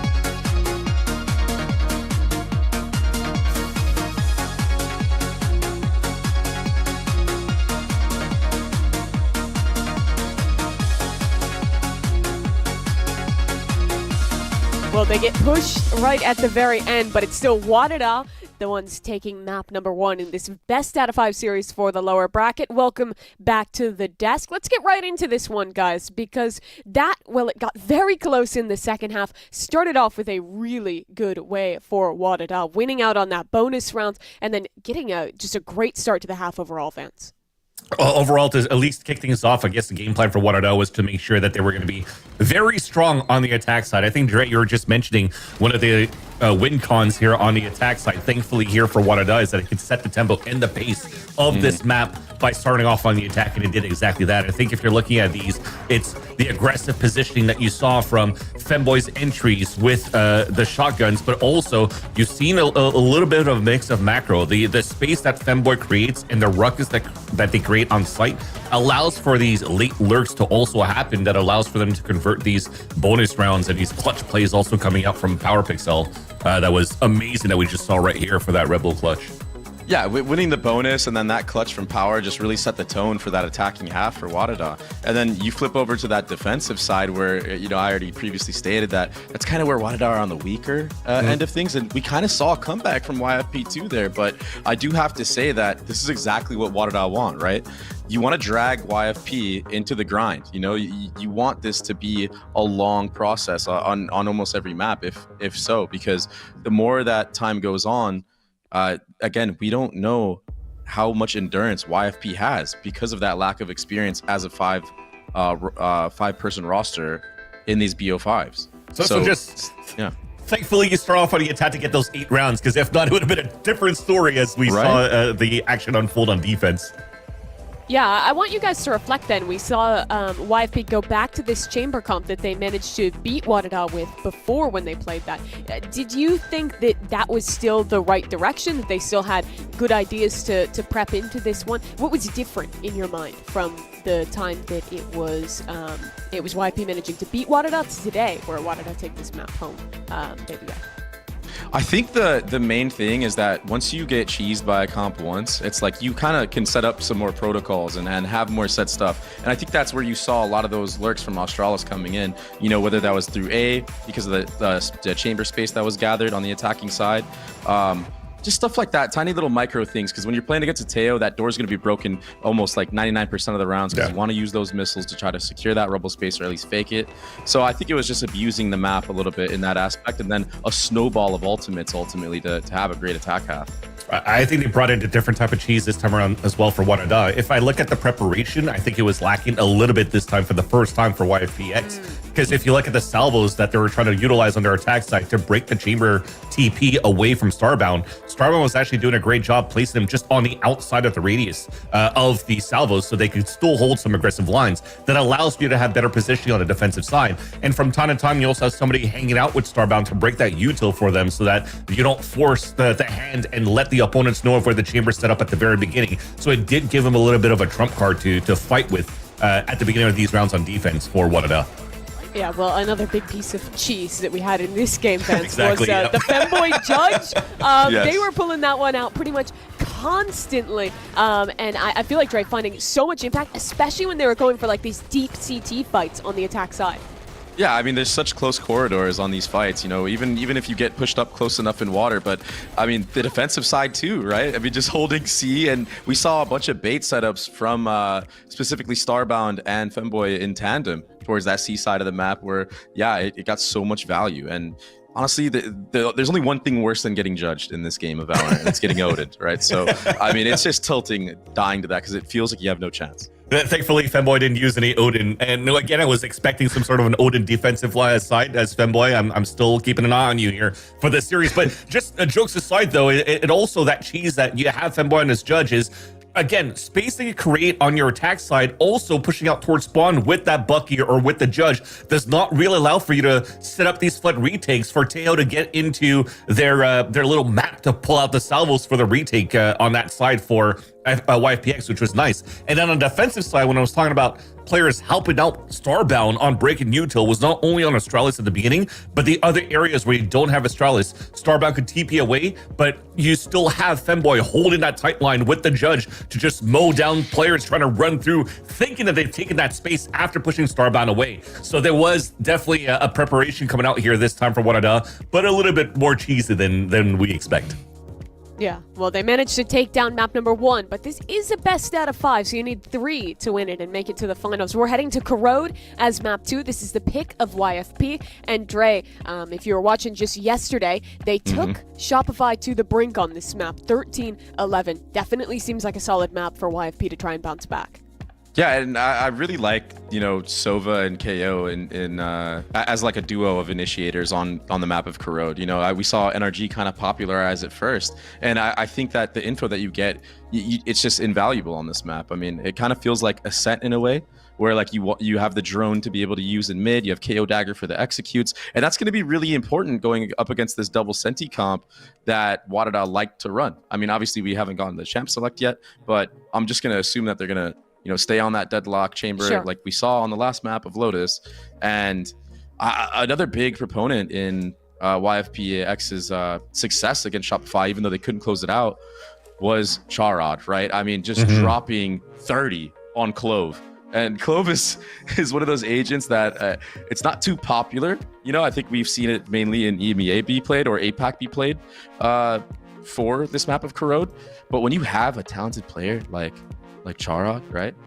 You can kind of pull it off, and giving that second life once you get that ultimate online is very, very useful.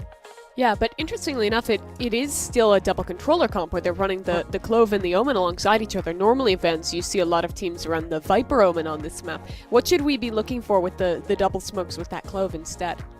I think we've seen it already against that SRG matchup, which is the reason why you're able to keep that game kind of close. Because the comp in itself, yes, we are giving a lot of aspects around the double controller, but what's lacking a lot is no Sentis in that comp. So switching over for a Clove that after death you can still smoke for your team, but also when it comes down to you need to fight for space on defense, you definitely do have that Clove and that metal in the great hands of a player like Sherrod. It adds a lot here of value into the team and the comp itself. On paper, it doesn't look like the best type of thing you could really run here for YFPX, just because there's no real synergy around the comp. But for individual plays, it definitely brings value for, again, players like Sherrod. Yeah, in a lot of the ways, that's been the story of YFP, leaning into the comfort, showing how good these new individuals can be. Our agent select is ready, so let's see what we're going to get as we hop into Corrode here. We were talking a lot about this double controller with the Clove. On the other side, it is going to be a double Senti if things repeat, and that they do, going back towards that chamber and that deadlock for WADA. Yeah, so a lot of what YFP need to do, especially starting on this attacking side, is identify where the Sentinels are playing and try to have that KO knife for that moment, right? You're still going to have to push back Starbound from those aggressive defensive lines. And, I mean, the cool thing about that is you have so much utility to do so. You even have neon jump spots. And, yeah, I think that's the recipe for success for YFP, is pushing back the chamber, identifying if the deadlock is playing at the same site, and using that KO knife to your advantage. And you're going into a similar storyline as to WADA starting off on their stronger side in the previous map. You need to get as many rounds as you can here on the attack side. It will be difficult too, because if you're looking, if the knife doesn't hit the Sentis, how do you break that util? And they ran into so many good traps that were set up by SRG in the past. So you're going back into, we've learned what to do. We could try to fix this now on our attack side. WADA take map 1 of this series 2 away from shoring up their berth into the finals for the 3rd time this year. But YFP, a comfortable map, an interesting comp. We'll hop into Corrode with your casters, Doug and Christy. Very well said from the analyst desk once more. And yeah, I mean, Christy, there's a lot to talk about, namely around the compositions, mainly around particularly the Clove. I know Dre had a lot of thoughts around that pick, but there's reason to think that if YFP don't kind of get something going here on this map, it's going to be a quick day.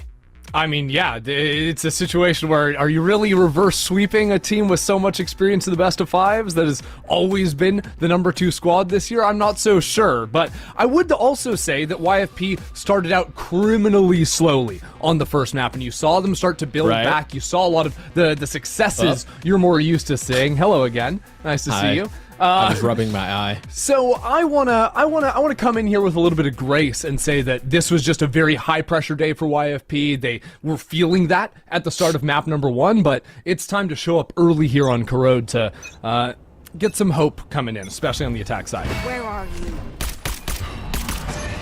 A lot of focus around the middle of the map. The eye already tagging Oriental, and this idea of the knife and the dash through mid is already snuffed out. You were looking for Grace. You were looking for them to start off on the right foot, and this has been anything but so far.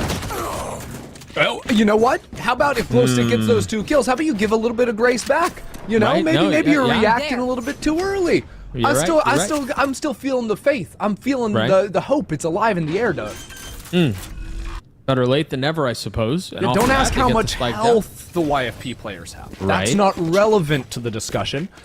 Should I also not ask who's alive on this No, side no, of no, no, WADA? no. Definitely don't do that. Definitely don't tell me that Starbound has 25 armor, has 4 bullets on the Headhunter. I don't want to know. Right. Okay. Well, then I won't tell you. I'm just going to tell everyone else that this is a miserably difficult position for YFP, even if they did get the spike down. And it just went from hard to harder. Believe it or not, the flash is quite nice. The bullets don't land, and there goes that pistol, and there goes the quick start that we were hoping for on the side of YFP. Don't tell me who won the round. It's not Yeah. relevant to the discussion. It's not relevant to the game. It's certainly not relevant to YFP starting things strong here on map number 2. Yeah.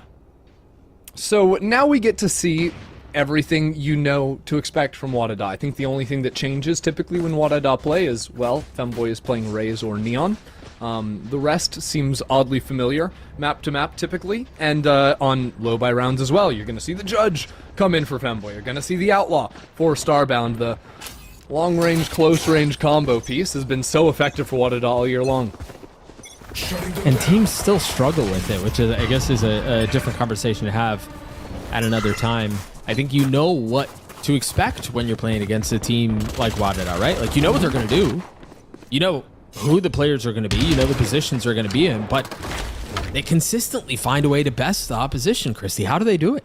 Well, I think a lot of that is, you know the idea of what they want to do, but you don't necessarily know where they're going to be every round. And also, when you have someone so strong on close-range guns and so strong on long-range guns, well, usually your util patterns can only deal with one of those options, you know?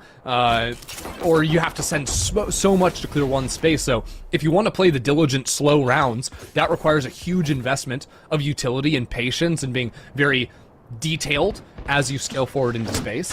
I think a lot of teams that find success versus WADA, it's usually a little bit in the confidence game. Like, you almost have to be able to step into Starbound's crosshair and just win that fight and not get spooked away and back away once you lose that challenge a couple of times, which is so easy to, you start getting scared when Starbound is in the server against you. Fear is the mind killer, or so they say. Bene Gesserit? Yeah. I mean, come on. That was a fire line, and you just messed it up. You messed up the whole thing. They don't. And now we're gonna see them try to exec out onto the side with nothing but pistols. You got some dashes. You got some shotguns, and it's another pretty dominant round out from WADA, all things considered. Barring heroics from Sherrod, who will not even get the opportunity. So, what were some of the weapons they're going to carry into the next, right? You've got a Bulldog, I presume, will be picked up, or actually, Judge, always the Judge. Right, yep, that was It doesn't matter if the lit. Bulldog is worth more. The Judge is just better for WADA. Like, if you have 2 guns you can take, of course it's the 2 signature weapons, right? Right, as you should. Yep, forgive me. I'm me the fool. They don't let fools into the Bene Gesserit typically, so I think you might actually be in the clear if you know what fear is. YFP also know what fear is after their experience back on Lotus. But this is a team that 2-0'd WADA last time they faced off, so I want to see things get a little bit cleaner. On anti-ecos, even on Lotus, you saw YFP like to group up and just go for quicker hits for the most of the part. This would classify as a quicker hit if they fully commit out onto this. Floriental using the dog, the wall, shoves them in the corner. Everybody's netted up. Yeah, and you still have a ton of utility for Astralis to play around. I mean, you have that Judge, you have the Outlaw, you have everyone here, but both of them just hit the ground with the clatter and nothing else. YFP managed to respond much earlier this time than they did on Lotus. Yeah, actually winning this anti-bonus, and now also with good work farming up orbs on Glowstick and also just getting some kills in the spike plants. Have the Nightfall online for a big swing round. And I think that's really important, especially, you know, I was talking about how you need to use a lot more utility to clear away the forward lines of whether it's going to be a judge or the operator that's now in play for Starbound. Having the Nightfall allows you that freedom because you can use all the fade KO utility to deal with B main or mid or whatever. And then when you scale up into the site, you're always going to have the Nightfall to be able to tap into and really simplify dealing with these key players.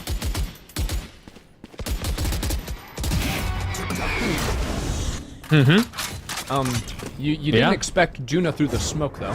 That was I don't know what abilities or prep or really anything can stop that from happening. Oh, even the new agent couldn't figure that one out. No. And that guy can figure out a lot of things. Yeah.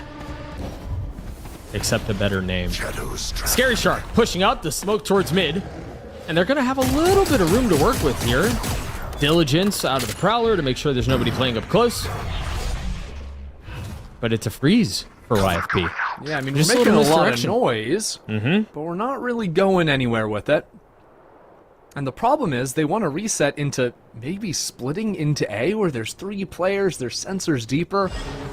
I mean, they need to be pretty clean on this opening fight here to be able to get past Femboy later. One enemy remaining. 30 I don't know that I'd call that clean, but Glowstick gets 2, and there's still 2 waiting on the other side. Prowler got info. Problem is 20 seconds left on the clock. You can't go into B. But because it is a judge in main, I think there should be a plant here for Glowstick. Not if you take all the time in the world, but... Not if you take all the time in the world. 10 seconds left. Spike planted. Now the spike secured, gives you a little bit more money off getting that thing down. Yeah, Glowstick knows Femboy is just baiting in in A main, so Starbound can continue creeping forward. So I like this reposition. I like not just sitting out in the open. Glowstick's left is completely weak, but it's a full gamble to say that player is not flanking me through mid. You have to hold your ground. And you can jump and make a bunch of noise and spot for Starbound to take the line, or you can just slide out with the judge and get the kill. And that's exactly what Femboy does. The defuse goes through. And Femboy gets 1 step closer to having the ult online. WADA up to 3. So you asked an interesting question 2 rounds ago, which was, when you know everything your opponent wants to do and the style of their players, how do you beat them? Thank you. I could use a drop. Well, Glowstick knew exactly what WADA were trying to do there. Knew the 2 players alive, knew exactly what was going on. I mean, but those players can still just beat you 1v1. That's why this team wins so much. It doesn't matter if you know their general playstyle. Their general playstyle is really good for a reason. There. Sure.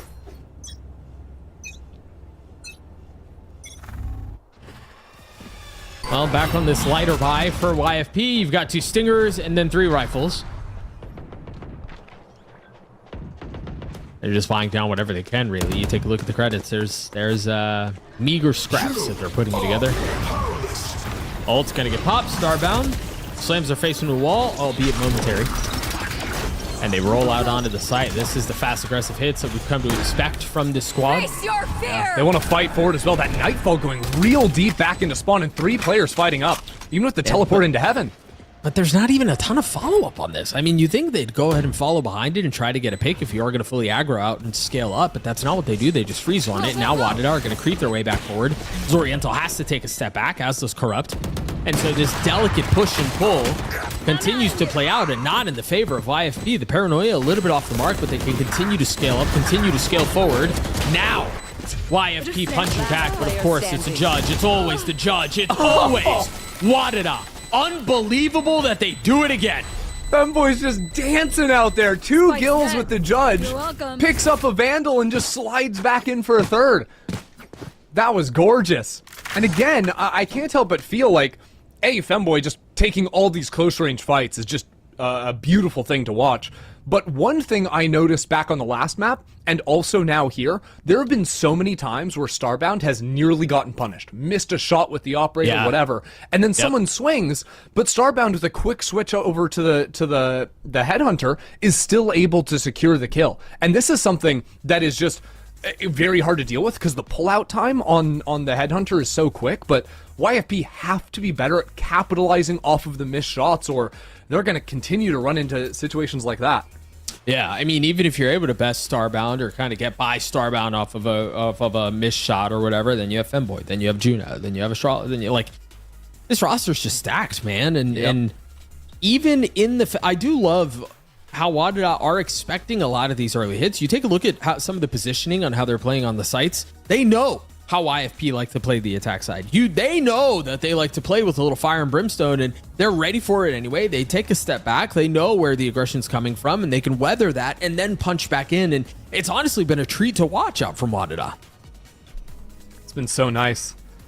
And even seeing that it's like different players also getting the big kills, like Juno's up on 7 after a quieter first map. Like, this is a team that you're going to have different players that can step up round to round, map to map. And in long series like this, you're going to need that because, you know, very few players can come out and just dominate the server every single map. Not to say they don't exist, but it's teams that have, it's teams that we don't talk about stage 2. Dogmo. There's not a lot of them though. There's not a lot of them. But luckily WADA always have someone that can rise to the occasion, you know? You certainly can't top frag every map. You'd be lucky to top frag one. Okay, that was unnecessary. See, I can dish it too. I can dish it too. Listen, I've been setting you up all cast. Yeah. I complimented your looks. Okay. We haven't even talked about your baby blues yet, and that's what I get. Okay, Doug. I take it back. I didn't mean it, Doug. Anywho, after the tech pause, which was due to a mouse issue, I believe that's been rectified, and now there is a quick timeout called on the other side of a stage for YFP, who once again find themselves down and out in this fight. And look, the Des talked about it too. I kind of want to go back to this here a little bit because the Des talked about how it seemed like on the second half of Lotus, they were starting to show signs of life. They felt a lot more comfortable on the attack side, and all of a sudden, okay, this is the YFP we were expecting. But Chrissy, this has been a dreadful start, and the fact that they're back on this eco, conventional wisdom would suggest that we're going to be looking at 5-1 here real soon. Yeah, it's pretty grim, especially with the 2 big initiator ults invested in the last round to no success, right? This is a YFP team that's playing, you know, double smokes comp with the Neon. Like, they don't have big heavy hitting ults outside of the KO and the Fade, so when those come online after farming up orbs consistently, you have to make them pay off or this game is just going to run away from you. I mean, they're already a step out the door, if I may. I agree. YFP in a position here to maybe steal a round away. I love how aggressively WADA are playing this. Knowing that YFP are on an eco, they decide they want to redraw the line of scrimmage much further up down the middle of the map and force them into an awkward spot. They're even denying space here. This is... WADA are playing this beautifully well. Honestly, I want to see YFP in future rounds try to realize a lot of teams are just going to play 1-3-1 a lot. I think there's opportunities to try and walk more into A or B, even if the chamber could be on that side of the map. I think that taking that chance and letting solo lurkers work either B or A, with the off chance that maybe you're finding Strawless instead and taking that fight's a little bit easier, give some more options. There's the ult pop. Juno under incredible suppressive fire. And there's the Odin. Now the Odin's online, and the situation that we thought was pretty difficult to solve already just became infinitely more complicated with the introduction of that weapon. I can't say I love the Clove Resurrect there. That's another ultimate that means nothing for YFP. Like, we are really starting, and I mean, obviously we use the Neon ult because it's an eco, but we've now used the 4 best ults that we have to nothing, and there is an Omen ult that we can invent some kind of a play with. Yeah, maybe if you got a little creative and you got some depth in the playbook, got a couple of rich ideas, but something they're gonna have to figure out. I think Sherrod is thinking similarly to me, and maybe gonna go for a more aggressive B main lurk this round. At least that's what I'd really hope to see. Sherrod just sort of stayed put in the previous round with the lower weapon, but we're trying to fake an A ult into enemy lines. Instead, we just walked B main. Sherrod is not thinking what I'm thinking. The team was just running an A fake into a B exec. Except our Neon is on A. Right, and the deep smoke to maybe suggest that's where the Omen TP'd, but it was just a TP outside of B main. there's a deadlock wall. There's deadlock sensors. We still don't have Neon to break this. We're teleporting in with Nora. That's the best shot YFP are going to have. The wall has been cleared already. Astralis is there to greet the welcome party. You know what? That's better than I thought it was going to go for YFP. 1 for 1, we certainly take those. Now can set up a post plant. It's not so grim. Do you feel the walls closing in? Because I do. My concern is the 4 players in B main. WADA are going to take their time, and this flank is going to be hard to make work against 4. Juna has to be careful. Yeah, that one's tough. I mean, Juna consistently is in these positions, and sometimes a little cart before the horse. This time, Scary Shark able to best power as well. And Doug, now there's no smokes for main. Like, with Juna falling, WADA have no real shot to actually get any fights going their way. Off has to be saved. The Judge slides into its death. YFP finds success. And to think you were criticizing the play at the beginning. Unbelievable. You know what? Credit to Corrupt. Corrupt got the trade while full stunned. Now, me personally, I think usually when players are stunned, they should be dying. But oh, don't get me started. I just baited everyone in chat freaking out right now, bringing up Don't Breach. get me started. Oh my gosh. But yeah, that was a round where I think WADA did everything right. Not everything right. Pre-spike being planted, I thought they were absolutely in the better position, and YFP were kind of walking into their death, but a good trade gets them right back in it. Stealing. A little paranoia, a little stun, and aggro out from WADA. Wait, we just got hit by our own deadlock net. Well, you know, semantics. But my question is, YFP, surely you're accelerating on the other side of this. You've heard a ton of utility towards B, even the aggro wall. And that's exactly what they do. They TP back, Starbound in a sticky spot here. But reinforcements have arrived. Smoke.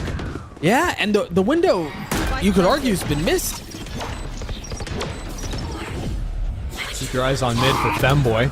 The only real threat for WADA to get back in. Oh boy, Astralis finds the mark once more.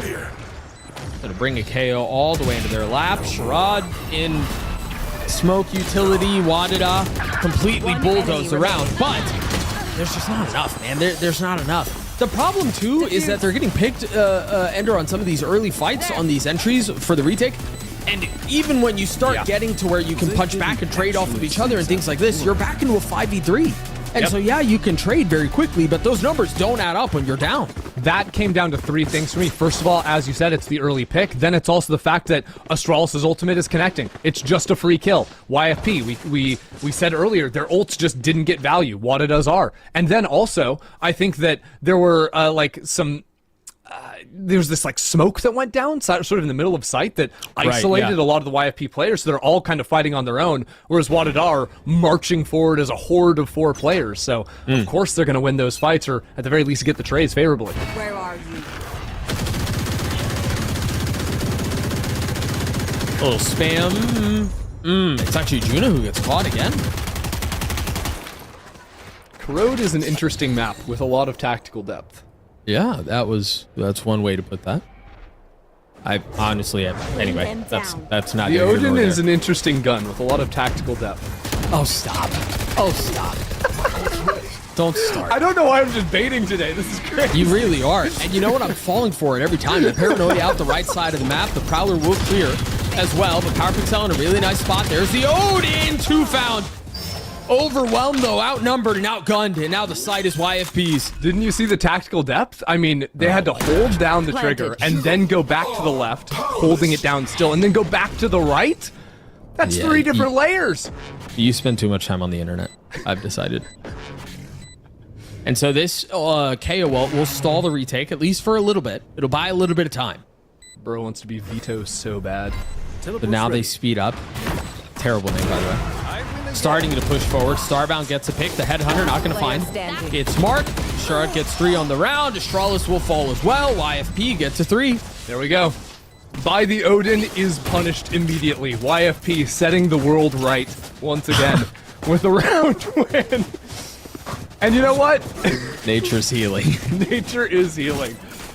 I don't know how his offseason is going, actually, but WADA are going to be the ones to call a timeout here. You've unleashed the beast, Doug. We need to put him back in that box. I'm not gonna lie to you. I think that would be a very good call. But again, right, well, look, what's the adjustment here for WADA, right? They call a timeout for the. I think that they did this at the second half of Lotus, but for the most part, they've been in the power position. So, what's some of the conversation here, if you had to surmise? Well, I would say, first of all, adjusting if they're going to continue going for the mid fights. Like, how do we just not die to the spam? Right. I don't know exactly what the details are on that, Sure. what the util was, or if it was just full random, but that's certainly a possibility. I think I'm looking at the buy and wondering like if they could run like a more aggro look in the mains, because I think one thing we haven't seen a whole lot of is like Starbound just going on a walk in B main, Starbound going for a walk in A main. This is something that Chamber players absolutely can do on this map and can give you a different look to just the 3 players more aggressively fighting for the mid space every round. I want to get your thoughts on this. I've been thinking about this for a little bit. Juna, I love the confidence with which she plays, even when struggling. Juna will take an aggro fight, will take an aggro line, will consistently hit flanks and try to catch YFP slipping. But it has been punished a few times. Do you think that might be an adjustment that's made too? I'm not so sure. I think the deaths like in this game are less to do with like the last round at the very least, just getting picked into mid. I actually really like having the more aggressive stance being taken, especially when your team was always playing double senti. I think you need some players that can take a little bit more liberties and threaten more active looks. Well, and so if Starbound continues to hit, okay, those are the adjustments. Starbound don't miss, PowerPixel don't miss, and they'll win rounds. Starbound walk up into A main, get a kill. Yeah, sounds good. 3 for Starbound off of that ult. Juna gets the last. Who is, I mentioned it earlier in the series, and I really want to touch on it again. The value that Juna has provided this team, I mean, it's just, it's insane. Been absolutely unreal for the squad. I mean, this is a team that they formed for kickoff, right? Like brought together a bunch of friends, like let's play together, let's have a good time.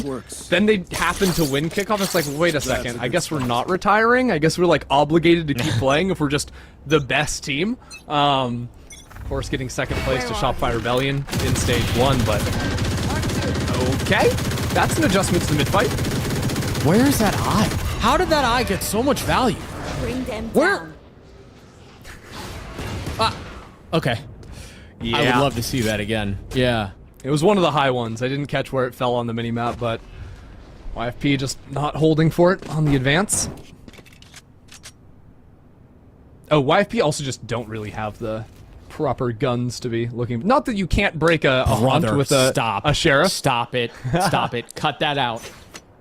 I think YFP were intentionally going for like a fast sprint up play instead of like usually where they're playing down bot mid and breaking it. So that haunt probably wasn't catching them when they're playing the slower rounds. That's why it surprised them so much. Oh, it's just what? Astralis, get out of here. Go. That's an ace. You just stole an ace. I'm sure the comps are really uncomfortable right now. Yeah. Would not want to be a fly on the wall in the team speak right now. Nope. That's bad. Oh my, and it's bot frag stealing the ace from top frag. Oh no. Oh no, no, no. Yeah, that's going to be a long car ride home. And Corrupt was even reloading. There was no chance Power could lose it. Double Odin now. Femboy has given up their menacing ways of the judge and the Bucky and decided to move over to greener pastures. Interestingly enough, though, when Femboy was going a Sleepy Aria back during kickoff, it was always the judge and the Odin. They were doing a ton of Odining on the Neon and the Rays. Hold the thought. Hold that thought. They fully decided to try to hit out onto the site. You've got that Omen that's TP'd up. For Scare Shark, Femboy's already been dealt with. Odin not really connecting here. Power's going to show up a little bit late to this party, but it's going to have to be a 5v3 retake attempt. Wow. And they've got a Nightfall of their own. Glow stick now down. There are legs to this. Nora is still on site, though. And in such a ratty spot. I mean, how do you clear? Yeah, then you've got... Uh-oh. Okay. That's a problem. 2v2, ult used. Immediately cleared out. Corrupt is down to 22 HP. This is winnable. Corrupt with the peak, the shoulder peak, and PowerPixel holds it to half. Starbound gets the last. A 9-3 half. for WADA. What a mess. Yeah, I mean, just wild. That round to me is all power pixel, right? The Nightfall commitment and 3v5, then sprinting up into heaven to get a kill on one of those players trying to zoom out of the sight while full defense. That was absolutely major. Sitting 3-1 in terms of KD ratio, 18-6, just an insane first half for the Fade. This, unfortunately, if I may remind folks at home, and if you are a YFP fan, mute the stream for a second. This is their map pick. This is the map where it felt like if you were going to extend, if you were going to maybe take it to 5, and this kind of had to be it. And there were concerns about making it to 5 because of the lack of experience, as Dre mentioned on the desk, but we might not even get to that point. They might not even have to cross that bridge at this point. With so much riding on this series for both of the teams, frankly. YFP, they need to win out Americas in order to go to Seoul for Game Changers Champs. WADA winning this guarantees them at the very least participation in LCQ down in Brazil to try and be the second squad coming from Americas. No escape. Can't you? Scare Shark's in trouble. The net, the dash through, actually the TP away keeps him alive. The wall on the other side, Femboy may have, I believe that classifies as overswinging, but WADA has their backs. Where are you? Nice little pop into sight. Looks like YFP are just ignoring the wall, regrouping 3 players back into spawn, but this simplifies the post plant so much. You can see WADA are allowed to play 2 players around default on site because they're not worried about their back. And that just makes it almost impossible to breach out of this choke point out of elbow. How do YFP get back into this? A sliver of health on their Fade. And the eye already cleared. Spotted one heaven. You know the other 2 players of elbow. Given the utility. Given the shots from power. 3, Starbound gets the last. WADA continue to pile it on, man. This is getting out. This is out of hand. And these execs are just so brutal as well. I think the deadlock from Arales, having the ability to just throw the deadlock wall from B main over the building in front to land and cut off the rotations through mid, because Corrode is a map that's all about, you see it every round. 3 players control mid so you can quickly rotate between the sites, cut down on that travel time between the 2 opposite ends of the map. Well, the deadlock wall just completely invalidates that. Until Odins come into play for YFP, they're not going to be able to move quickly through mid.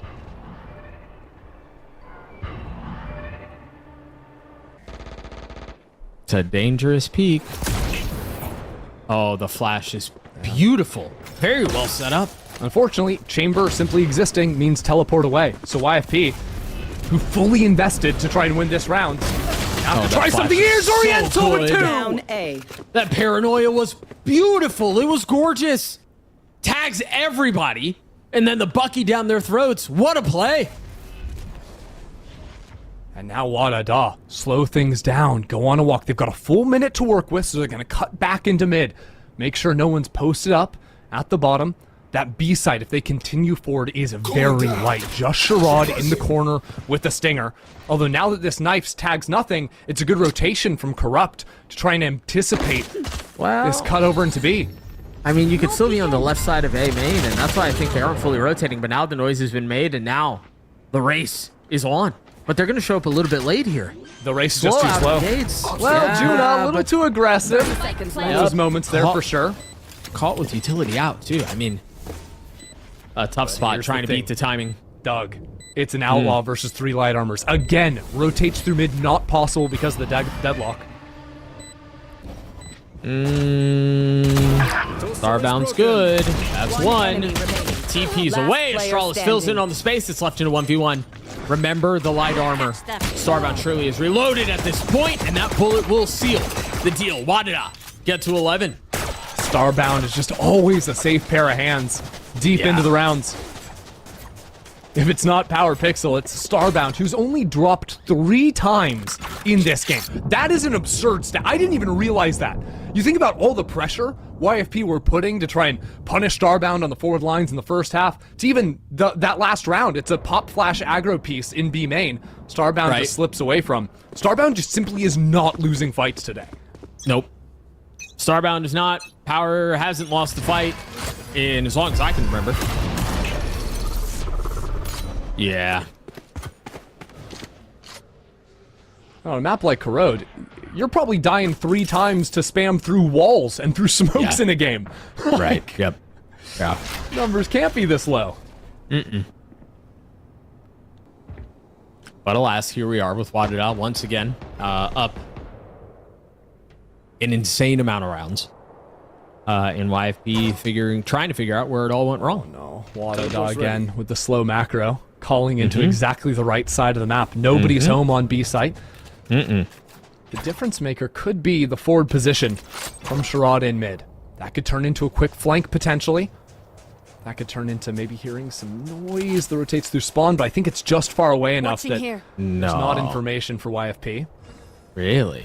I thought for sure that would have been close enough, but I guess it's still far enough back in spawn. But they're starting to rotate over anyway. I think lack of info on lack of presence. Hey, good knife. A main. Oh, and the knife stops the wall from being thrown out for 8 seconds. But it won't matter because eventually it'll go down, and I just don't think that Zoriental's going to be able to get in here. That was scary for a second. I don't think anyone was holding heaven, but now the smoke goes up. The TP goes through, the neon wall as well, and the site is once again theirs. Double flank, though, on the other side.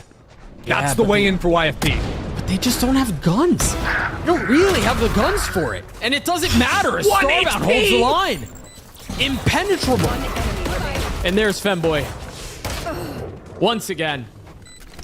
Back to their antics. Ghostic left in a 1v4 very quickly. Dealt with and disposed of. WADA get to map point. Yeah. Starbound is just immortal. 1 HP. It's plot armor at this point. We're sitting 17-3 now. Simply absurd. As WADA edge closer to map. I mean, well, series point if they win this. And by all accounts, if you haven't watched any of GC since kickoff, since stage 1, you're like, yeah, of course, this is the expected result. But just a couple days back, it was YFP that 2-0'd WADA in a pretty stunning fashion. Now on the verge of going down to that same number. Map point right now. Aggro B main.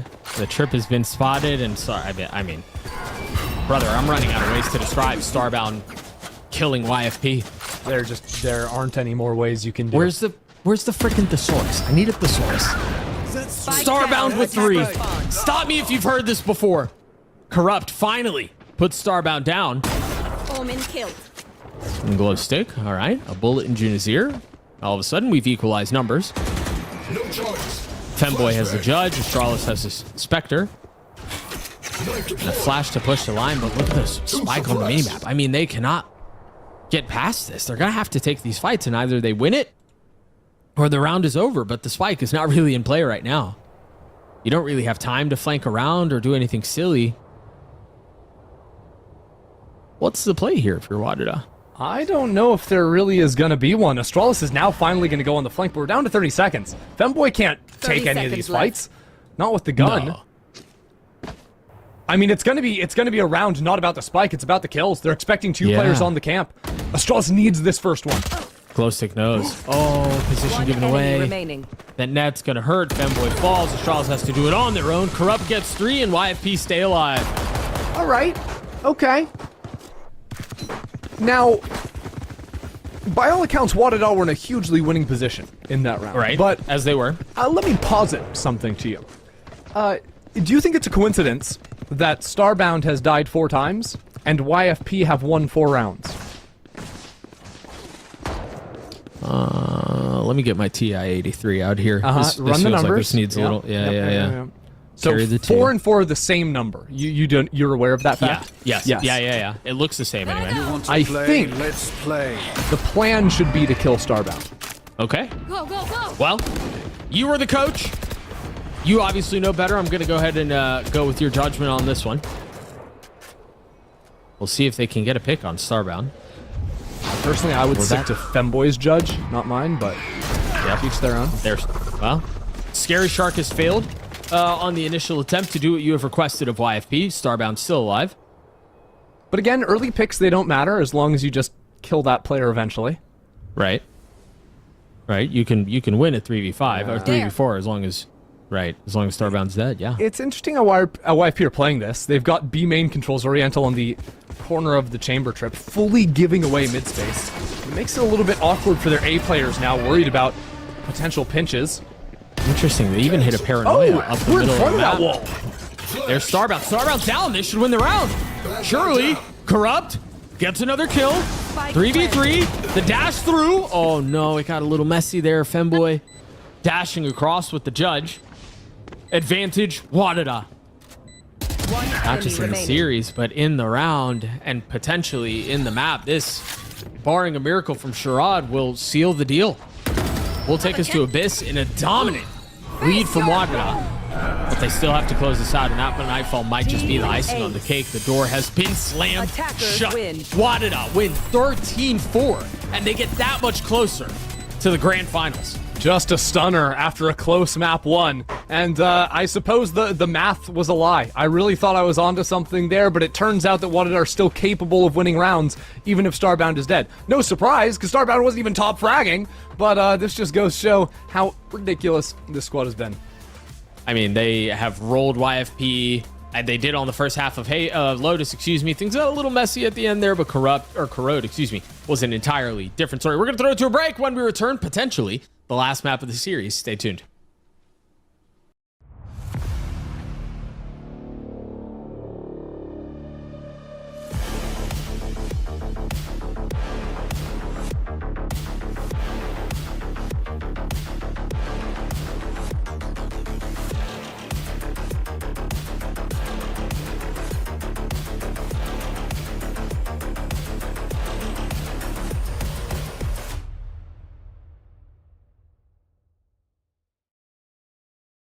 Got the new iPhone 17 Pro, and Verizon picked up the tab. No way. Yeah, it's me. Handsome and hilarious. It's a rare combo. New and existing customers can get the new iPhone 17 Pro on us, on the best 5G network. I mean, where else would I get it, right?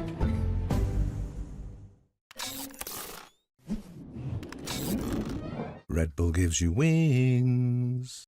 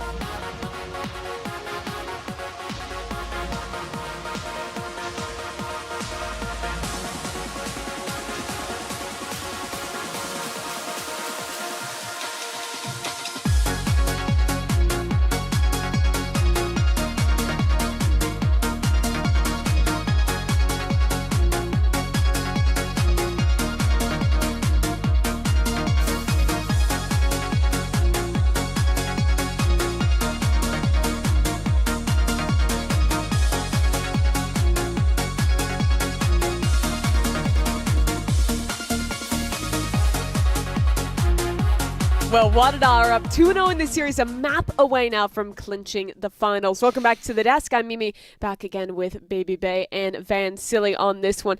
Dre, let's hop right into this, because watching this corrode, not gonna lie, I feel like champions never finish. We had an absolutely stunning Brock impression from Power Pixel. They were pounding with the Odin. Yeah, and it just feels so suffocating playing against the Odin on this map, especially when you're an attacker, right? And what's so impressive to me, though, is that Power is the solo initiator doing this, right? So it's like, it's not like you have like that extra set of utility to help you out. It's just like only Power with the Odin, just holding things down. And yeah, you have some deadlock stuns and stuff to deal with, but I don't know, it's just so oppressive to play against. And yeah, with that, it's just so hard to switch sides and like try to even make a semblance of a comeback, you know? I mean, look at that. Just holding the sights. You can't really run in. And that was the issue that we were talking about, too, in terms of the composition for YFPX. When you're trying to play your attack side, what do you really have to try to break util to go through? So it was just looking from like a comp diff where something was still missing with what they were trying to come up with going into the matchup against WADA today here for YFPX. Just like they kind of tried to do against SRG. Maybe just that simple lack of util to open up sites didn't really give him a chance to get the ball rolling here on the attack side. Yeah, the only bright side was the fact that, you know, you do have that extra set of smokes that you can use in the post plants, and that was like a couple of the rounds that we saw YFP win on that attacking side, but it's just yeah, it's just not enough, honestly. Yeah, it was really brutal. You look at the first kill stats at the end of the game, and it was plus 11 on that map for WADA across the board. The majority of that came from Starbound, who did not lose a first engagement throughout that entire one. And you have such a tough conundrum, Vens, when you're playing on corrode, when you have a Chamber who's opping on one side, and then you have Power Pixel, who is just spamming the Odin on the other, because either you're going into this op and getting owned, or you're hitting into the other side and there's an Odin holding the line. It is just so brutal to try and play against. You bring up a great point when you mention here that Starbound actually wins so many of their encounters on the defensive side, yet weren't even top fragging on the board here in the server. That just comes to show that the different type of approach you had on the defensive side, the preparation for what on defensive corrode was just Starbound staying a little bit further back instead of taking aggressive lines like they usually do here, like on Lotus, for example, that we saw on that first map. And then when you have a deadlock just trying to hold back on one side, well, you're playing 3 players towards mid. You're able to get a lot of information in terms of the backlines with the Odin on Power Pixel A, but also at the same time that forces the hand of Juna and Arya to actually be a little bit more aggressive, and they have to be the ones picking up the fights. And I think Juna is a prime example of the impact that she had to bring for the team when the other ones are anchoring up a little bit more passively. Yeah, I think this entire team really stepped up. You pull back, look at this as a whole. Here you can see some of those first kill stats that we were talking about. But Dre, this is a really tough spot now for YFP to be in. They were close on Lotus, but despite this being their map pick, this is 13-4 for WADA. Absolutely dominant. All their players are coming online now.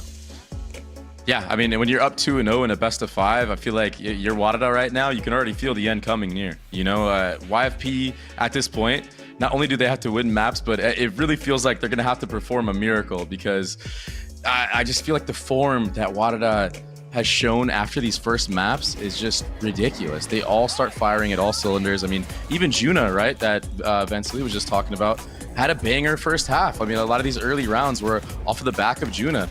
What an impactful kill that was, right, to secure that round. And yeah, it just, everyone is firing right now. It's just so difficult right now to dig deep. Yeah, you know. It was definitely layers of, again, what WADA was preparing on the defensive side, because when Starbound's holding the line a little bit more passively on that A side of the choke, if you're TPing out, then the people that are going to be rotating and stalling, or the players working towards middle. So Juna had the big responsibility to hold down, smoke down that bottom, flash out, and delay as much as you could. And if you still have that flash, you utilize it for the fast rotates because you have full mid control. You know already on corode when the map first came out, it's so difficult to rotate around the map on defensive side. So we already knew that mid control was going to be super important. And WADA did an excellent job to do that on their defense. And there was no game plan for YFP to try to counter up that attack at the beginning of these rounds. We go to map 3 now, this best out of 3. And Dre, we were talking about it in the pre-show, but this is a map that we have not seen at all from WADA. This is the first time that they're going to be playing it, and not only do they leave it open in this best of 5, but they pick it in the 3rd round. What are you expecting here? Yeah, pure confidence. I think they're going to come in with a really solid game plan, maybe some antes to what YFP like to run, which is that chamber breach, that we've seen played before by G2 specifically. So yeah, I think that they have a pretty solid game plan of what they're going to want to do, and it just shows a lot of confidence. And if I'm YFP right now, and I know that this is a map that WADA have banned for most of this tournament, I'm a little shook right now, like I don't know what to expect. And the element of surprise, given the fact that you're already down 2-0, I feel like that just might be enough to put WADA over the finish line, Yeah, the only time we've seen some Abyss being played by both of these teams was just on YFPX's side in like Fun Havers tournaments. Yep. So that's where you saw a little bit of a breach. But to be fair, we've seen YFP pull out a lot of different compositions throughout this Game Changers itself. So I don't think that WADA, in terms of that prep, you want to start thinking about that type of agent pool or the composition of a breach that they might bring out here for the side of YFPX. I actually think that there's 2 players on each side that have very similar agent pools. I'm looking at Sleepy Ari on one side and Zoriental, where they play a lot of Neon and a lot of Rays, but they also play the Yoru when needed be. So I feel that this could be a very heavy Yoru map for both of these players, and also the Chamber could still come back out here for Sherrod. And we all know what Leaf has done already in the past as a Chamber for G2. I wouldn't be surprised if we see this here in this matchup between Sherrod and Starbound. Yeah, I feel like it's almost guaranteed to get Starbound locking that agent. Such a good map for the Chamber. Something that I was noting there that I didn't catch when we saw the maps at the beginning of the show, Dre, was that this is YFP choosing to start on defense for this map. It's probably the most attack-sided map that we have in Valorant right now. They're down 2-0. They just got snowballed in the last map. It feels like it's going to be really tough to come back on that defensive side. Let's see what they're going to go with in terms of the agents, but very interested to see what that game plan is. Yeah, you would think that if they are going to start defense, maybe it's going to be a double senti, but no. Instead, it's going to be just the hard ante of the enemy chamber, right? And I mean, look at this composition from WADA. It's the Sage chamber. So they're the ones that are running the double senti. And we kind of got a little bit of a taste of how the Sage can be played on this map. Now, that was EDG at Champs, and it was a different comp. It was double duelist. I'm really interested to see how WADA are going to approach this attacking side with the Sage. I know that there's some really cool walls that you can do to fight over towards, A site, to see over smokes and whatnot. But I don't know. I don't know how this is going to go. I definitely don't think that YFP were accounting for a Sage on this map, though.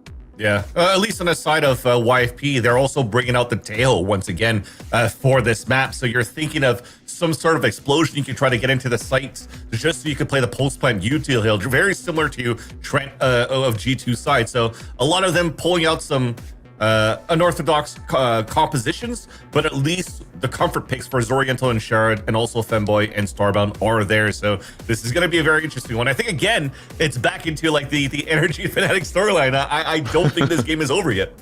Well, it's going to have to take everything for YFP. They're down 2 in this series, would have to reverse sweep to keep their year alive in Game Changers. Their chances of going to Brazil to qualify for Seoul on the line here for WADA. If they win, they clinch at least that LCQ, their opportunity to do so with a new comp on a new map as we hop into Abyss with Doug and Ender. Thank you, Mimi, for setting the stakes, because I think that's obviously what this whole thing is about, right? You're either going to Sao Paulo, you're going to Seoul, or you're going home, right? And that's certainly not the exit that I think either of these teams expected and either of these teams wanted. But we find ourselves in a position, Ender, where it's all WADA in firm control. YFP looks shell-shocked, they look dazed, they look confused. And I mean, we head now into this pistol, which, by the way, WADA have won every single one so far. They at YFP need to find some thread to pull on here. Yeah, and maybe more than just one thread, maybe 2 or 3, or I mean, honestly, whatever they're going to be able to get, because this is not just about winning Abyss, right? That's what they'll tell themselves. They'll say just one map at a time, one round at a time. This is actually, though, about pulling off a reverse sweep against a team that just smacked you on your own pick of Corrode. You're going to need to dig so incredibly deep if YFP are going to do this for real. Starbound already getting picked. That is okay. Early, just 1 kill, but I mean, if you needed a good start, if you wanted a good start, that will certainly help the situation. Look at the Sage Wall. They're all trying to jump up over it. Femboy was waiting for it. Trades 1 for 1, but it's a mess onto the site with a little gap there. Yeah, Sherrod was able to get 2 kills. Astralis and Juna, the 2 that remain. Enemy remaining. Juna getting Spike planted. a little curious there. Will pay for it with her life. Astralis left alone with a classic and a tough spot to be in here, 38 HP, and they've won the pistol. All right, so first string we're pulling on is Sherrod just owning on this pistol round, winning that one for the squad. First of all, just taking out the Starbound immediately. But I also think, like, seeing YFP need to, how they react to the Sage Wall is going to be very important. Because it's very annoying to deal with, in post plants especially. This time they just realized, hey, we can boost up over the wall. Doesn't really matter, even if Femboy was holding for it on the other side. But this is going to be, there's a lot of different ways of using the Sage Wall, especially onto A, whether you're doing like deeper walls or shallower ones to divvy up the site and give you extra new pockets and angles to play on. And I think when we've seen this Sage in the past at Champs, these A hits, usually that wall ends up going up towards Heaven, block that angle off. There's no omens, which make it a little bit worse, because if you have the omen, you can teleport up on top of the Sage Wall and get annoying. Last player standing. Flawless. You know, I think teams shouldn't be allowed to do this. Quite frankly, I think it's disrespectful to the game. And I forgot the rest of the quote. I'm not gonna lie to you. Oh, so you weren't being sincere? Because I really thought you were being sincere. Yeah, did I sell it? No. Oh, you need to work on that. Okay. YFP get up to 2. WADA now on a bye. Got Outlaw in the hands of Starbound, who has a couple of headhunter bullets as well, but yeah, they should be able to punch back much more here. You know what's nice though is YFP have started minding their econ a little bit more. Only 1 player on light armor, knowing that Starbound has always been on this like first buy round, going for outlaw ideas. A couple of adjustments already. Yeah. Hello. Oh! Is this the key? Is it Sherrod just going nuts? It may well be the key. Let's see how the A hit looks. Scary Shark getting rolled over. Femboy getting 2. That's a clone. Don't shoot that one. And the rest of the side is vacant. I mean, they're starting to rotate over. You've got the drone that's going to be out first. A couple of members playing out in Heaven. There's the Outlaw again. Okay. There's real. There are legs to this. Starbound has to do it on their own, and Close Stick stands tall. 3 on the round as YFP get 3 of their own. Huge way to start it off here. You know, we hadn't seen WADA play this map, but even after losing an early player, getting real active towards the A side, and YFP respond nicely. Glowstick has a huge round. Sherrod again, finding multiple kills. Now gets the operator online. We have not had a start like this. YFP have lost every pistol, like you mentioned before. They've lost multiple bonus rounds as well. But now, fully seizing the reins that their year's life is on the line.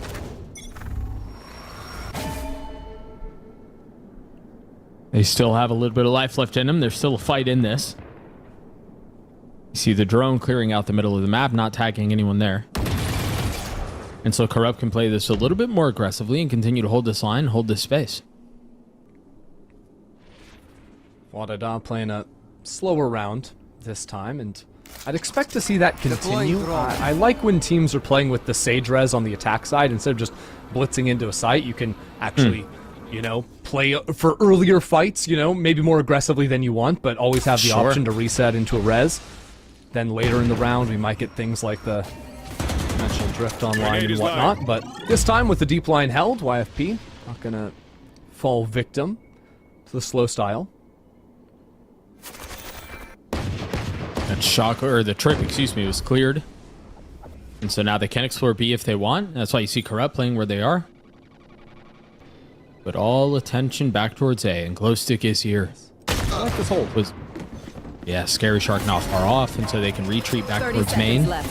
As soon as you lose mid control like this, having the option to fight forward into a main is always the right call. Are not seeing them, and well, now they're a little bit pinched. You deal with Juna first before turning to the site players, but they've actually just been walled off in main, though. A bit of a mess here. And Juna gets picked off, but bot time was a nuisance, and that's exactly what Juna needed to be there. So they get the spike down, but they're still going to have to deal with this attempt at a retake from YFP, excuse me, with all of the guns that they have, with the judge in the hands of Glow Stick, with the op in the hands of Sherrod, and now the flash over the top. They can continue to try to funnel their way out. That wall is causing a little bit more problems than we think, than we'd expect. Time is still in abundance, though, and they're going to be able to get the frags they need and the defuse. YFP up 4-0. Yeah, the walls, even though YFP deal with it there, are always going to be a little bit awkward, because how many times as a defender retaking a site are you thinking about there being a Sage wall on A main? Like, that just doesn't happen. And these just the little micro differences you make with the wall as well are sometimes the difference between your Sova Dart lineup actually tagging a player versus not, or them having a pocket to play around so they don't get flashed or not. These are those little details that, well, you just don't frankly get to practice against a whole lot, and it's also hard to think about when you're in the server in these high pressure moments. Now, back in the hands of Starbound. You mentioned Astralis with the ult. Didn't use it in the previous round, but I wonder if they do play this a little bit more slowly, try to get an early fight. Doesn't look and like even it. if they lose it. But yeah, no, you're players right. They into B? just want to go fast. Maybe fast is the name of the game. Maybe that is a success. A flash forces the TP out. Femboy with the second flash in conjunction with the dart. Just a clone tagged up, though. That wall got busted down immediately. Yeah. Spike planted. But they get the spike down. Now, remember here, they don't have some of the same utility tools that we were talking about previously on if they get into the post plant and it's essentially a round win. This is much, I won't say easier, but it's much more doable for YFP to punch back on and make these retakes work. Ouch. And it's happening again. It's going to be a flawless round unless Starbound can do something about it. Very near flawless, only losing the one player. I think the real hero ability in that one was the missiles out from Corrupt. There were two players from WADA that were trying to play back on site on B. Those missiles, and maybe there was an Astra pull as well. Try and force those players out into the open. They instantly drop, which puts YFP into a 5-on-3 for the retake, makes it oh so simple. Very nicely done, and on the controlled approach for that retake. Early timeout. This is the earliest timeout we've had from either team. I mean, WADA haven't been under pressure before, and now they've not just lost 5 rounds, they've lost 2 swing rifle rounds, now put onto an eco with 2 ultimates to play around, potentially, if they wanted to. Like, this is not an easy position to be, and keep in mind, this is also attack side Abyss, where they're just finding absolutely nothing, which is not exactly how you usually expect it to go. No. You'd expect it to be the other way around. Right. Teams historically cannot win around on defense to save their lives on this map, unless they're named NRG for some strange reason. Right. NRG mentioned, yep. we got to get the reps in.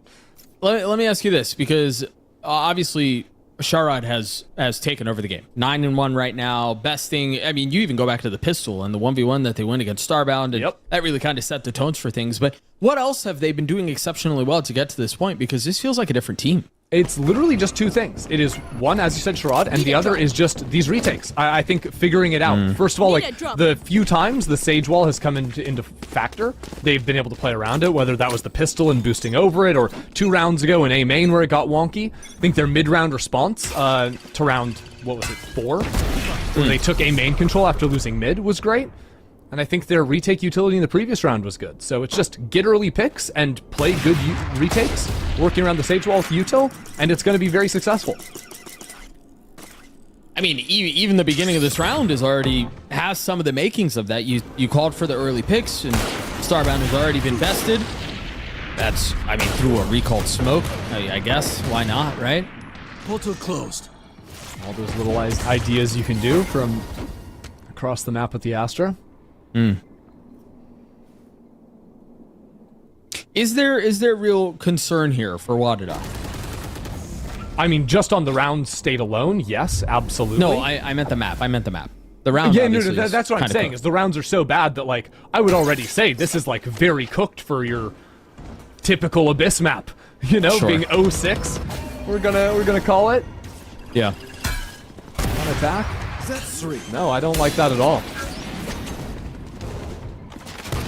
Shock dive. 30 seconds left. There is something in the water here for YFP, man. They have figured something out. You mentioned a couple of things that have gone their way, and remaining. I swear this is like we're watching a different team. Yep. And for as much as you and I have talked about this, I know I've said it a number of times on different broadcasts throughout my career. Valorant feels like the most momentum-based game I have ever been a part of, and I've been in esports for a very long time. Yes, and sir. so to see a team like YFP all of a sudden, well, yeah, we just got obliterated on Corrode, our map pick, and yeah, we got rolled in the first half of Lotus. It literally, you can GG go next, and it's a fresh start. It's insane. Yeah, and it's because the econ snowball and the ult snowball, more importantly, and that's what I'm looking at in this round. WADA have a buy, and they have dimensional drift. This is a round where you use the dimensional drift. It should be impossible for Sherrod to find an opening pick. WADA should be able to figure out exactly where the chamber is. But if they fail to do that, it's going to be a big problem, especially because that chamber is pushed all the way up into B main, where the Yoru is not. Take flight. And there's one more opening pick for YFP. I'm not going to pop the ult. I'm not going to lie, Doug. I hate the opening to this round. I hate it. You've been getting opt all day long, or all game long, I should say. Right. I want to see that dimensional drift off the rip. Let's just run an exec. Yeah.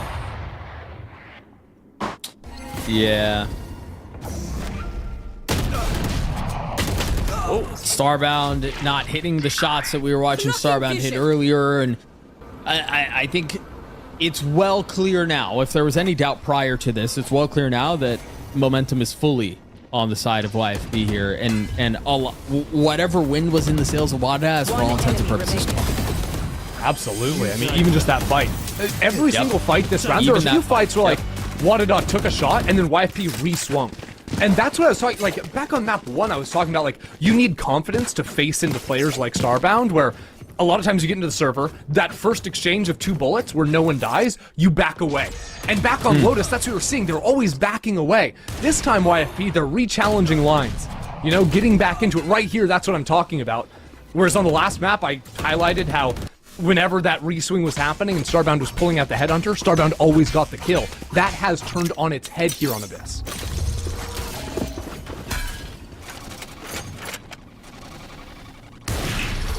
Sherrod, feels like we just saw them miss for the first time all game. Concealment. Where are we going? And now a second shot miss. Starbound has an op.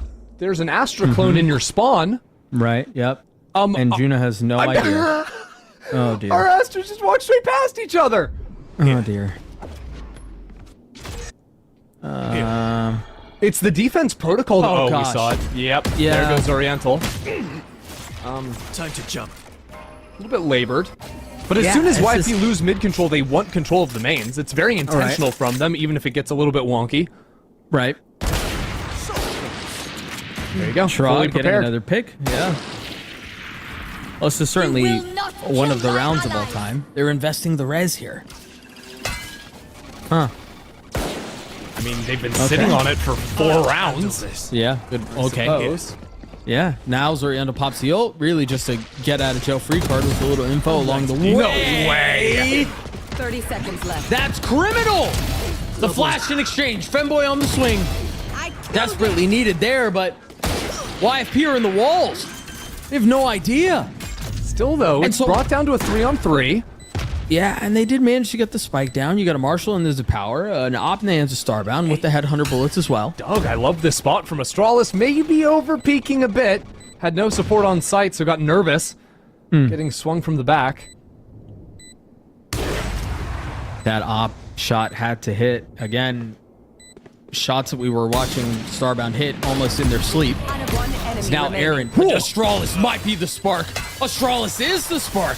A desperately needed 3K and a desperately needed round win for WADA. Welcome back to the server. Holy smokes. Just one after another there at the end. Astralis claims them all with the Sheriff. And that was one of the wildest rounds you're ever going to see on Abyss. The casual chips passing in the night, the mid control, the Sage wall into the res, back in defense side spawn. But it just comes down to good gunplay at the end when all is said and done. In Project A, shooting matters. That it does. Yep. At least on Abyss. Op in the hands of Starbound. Double attack side op is wild work. Finally, 3 rounds later, I think we're going to see the dimensional drift into the B site. You are divided. Right on cue. Not a moment too early, not a moment too late. They've dropped the Cosmic Divide as well. Scary Shark can play on the other side of can play on the other side of it, get a little info, but no, they're fully sending outside Spike planted. through the wall. Maybe considering a flood, That's but cool no, they tech. wait. Placing the Sage Wall through the Astro Wall to get it all the way back towards Library. Oh, one of the parts of the buffs. And then the Oriental is stuck out there, no TP. Yeah.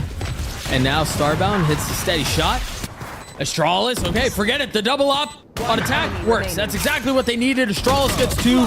It feels like Astralis against the world right now. And she's dragging them into these rounds as WADA get to 2. That round was so techy. I love seeing that. All of a sudden, things getting a little bit looser for WADA. The double ult combo into the site, but really the Sage Wall, using the Astro Wall as a protective layer, because you should never be able to get that wall down. And the extra time that allowed you, it affords you by making the enemy team break that down, be worried about you up in the forward corners, that of course would eventually allow them, even if the kills on site didn't go their way, to play a little bit more delayed from long and just kill diffusers. Oh, they're going back mid. They have the shocks. I don't believe. Oh, it was just a dart. They know where the shock is, though. You see a couple of pings on the mini-map. Yeah, WADA also realized that nobody is ever playing mid from YFP, so I almost prefer this, where it's just now Starbound working into the mid space for potential lurk later on. The drone, or the clone, broke the chamber trip. One less. These B main walks really seem to be working. That's not even like anti-prep because you haven't seen WADA play. It's just knowing that Astra has to be an Astral all the time. Oh, the snapback would have... good night. I might have lost my mind there. Starbound gets to pick on the other side, though, and even through some of those early woes and the way things are going sideways outside of B main. Hold on. WADA find themselves in the round once more. That B site wide open from the mid lurk of Starbound. So the two players gonna regroup, play together, walk back into the B site. Yes, power pixel is low, but that's gonna be a Hunter's Fury as soon as the spike is planted. And with the Hunter's Fury double shocks and also an operator, well, Starbound can play forward for now and take a shot, but it's very easy for WADA to fall back and play off site if it was more planted for them. Instead, they want to take this fight so far forward. It's unexpected. And they hear everything. But, yeah, I was about to say. Corrupt jump spotting a bullet right into the belly of this attempt at a retake. And now Sherrod, who has been insane for YFP, falls straight for the bait. WADA get to 3. Doug, I fell for the bait too. Like, if you pull down tab and see what WADA have, you know they're playing off-site. Like, it just makes more sense for them to play off-site. But because they had taken all the space into mid, they knew they had the time after they planted the spike to walk forward and get that angle. And that's kind of the genius of WADA. I love the way they can navigate these mid and late round moments when you're in situations you hardly ever see in the game. They're always coming up with the right answers.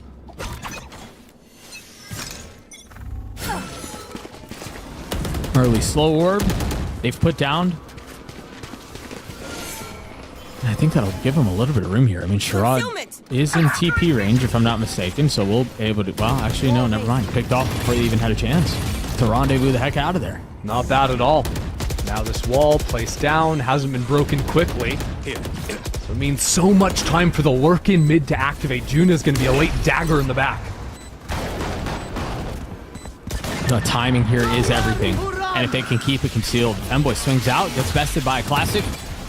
Meanwhile, Power dropping the ult. Juna has frozen on the mini-map and now deciding to go forward once more. And again, timing is everything, and they might just be out of sync for the second flash. Power on the swing, and Juna arrives to the party, but it's too little too late. Yeah, big issue there is that swing behind the Sage Wall. So the idea from WADA is, as soon as the Sage Wall is broken, our backside player is going to swing, and off of that information, Power Pixel rips the Hunter's Fury, and even if the player dies, we're getting kills. Unfortunately, the player backside didn't even trade 1-for-1, and then the Hunter's Fury had no more info to work off of. I don't even think he got a tag. So the whole play falls apart. That also means that YFP are much quicker onto the site, so Juna has no chance of being there in time.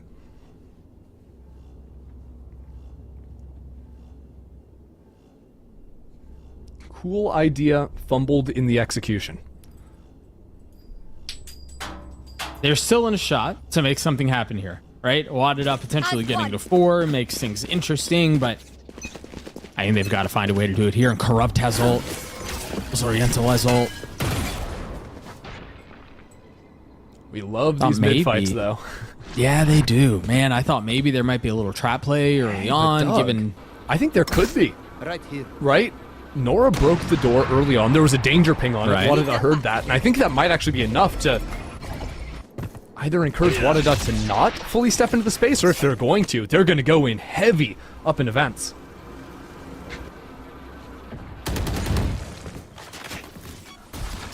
Drone doesn't, the drone doesn't spot anyone. Yeah, this is better. I prefer this. They break it. Me too. Go back to main, but concern as Femboy falls. You will not kill my allies. Brought right back onto life. And so Sage a second... Agent's pretty cool. Yeah, second lease out. Rotating back towards B. Remember the ults that are in play for Zoriental. For Corrupt. And Zoriental should hear all of this here very soon. Just under 40 seconds left on the round. They know where the hit is headed. And Zoriental's looking for a free one before getting away. Pops the ult, looks to turn 30 around. seconds left. Will survive. And get out. Oh, power fell? With life. And now the ult has been invested, flushing him back out towards main. Gunfire erupts on the site. Couple of kills traded out, but numbers now swung back. It's a flurry. And now it's Scary Shark who's the only one left. You know, it's rounds like this, Doug, where I really wish that, I could tell you what happened, but I think we just had an Abyss moment. Yeah. Players are falling off of the map. I think Glowstick was boosted up onto a Sage Wall accidentally. But hey, WADA won it, so we still have some semblance of a game here. They're going to have to do something on the defensive side, though, because even then, even with stringing together some rounds at the end, kind of a disaster first half for them, all things considered. Oh, yeah, absolutely. Given, I guess relative to what we would have expected, I completely agree with you. But this series has shown us that expect the unexpected type beat, and that's exactly where we're at. So YFP up 4 rounds over WADA, now going into the attacking side. They won the first pistol of the series at the beginning of this map, and they need to find a way to do it again. Right now heading over towards A, where Astralis has gone full utility. 1 Sage Slow already used, has a wall and another behind it, so you put down the wall as soon as it gets chopped away. You drop down the second slow, but that's 20 seconds of the round. Full Sage utility burned. Success for YFP. That's early. Hold on. Very early, but Starbound's on the flank. Didn't have any way to get out. Not able to win that fight. The safety valve is gone. They can rotate away. They've lost I don't contain. know, Doug. Look at the A site. Zoriental has slipped in. There's a world where YFP turn right around. Yeah, why not? Absolutely. They're going to leave Nora on B.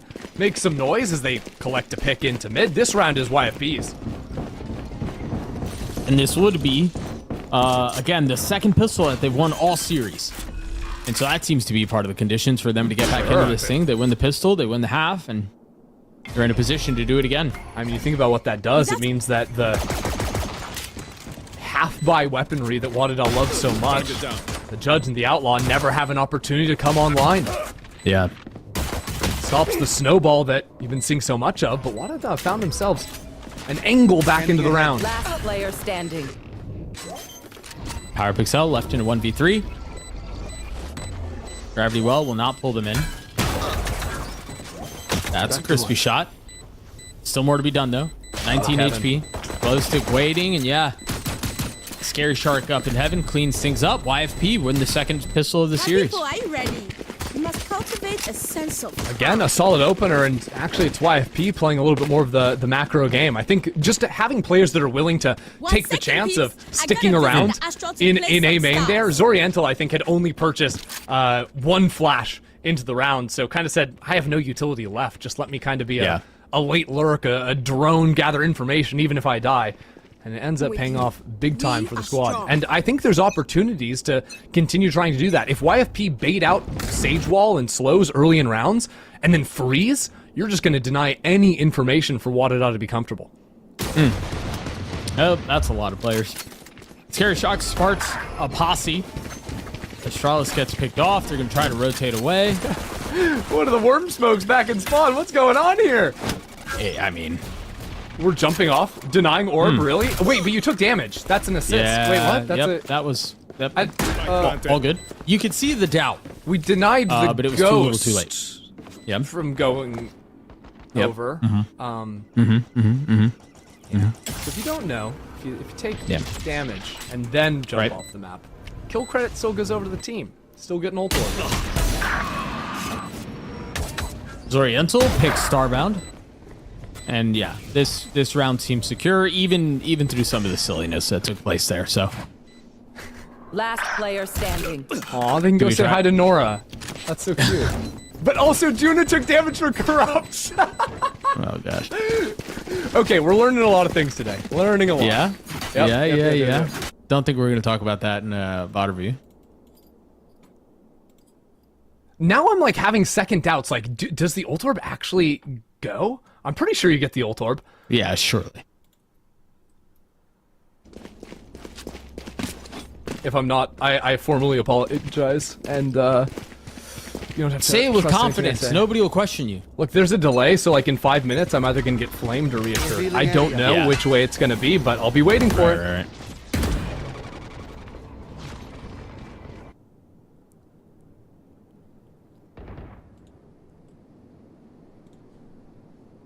YFP trying to bonus and really put this map away and take us over to Sunset if it can get that far.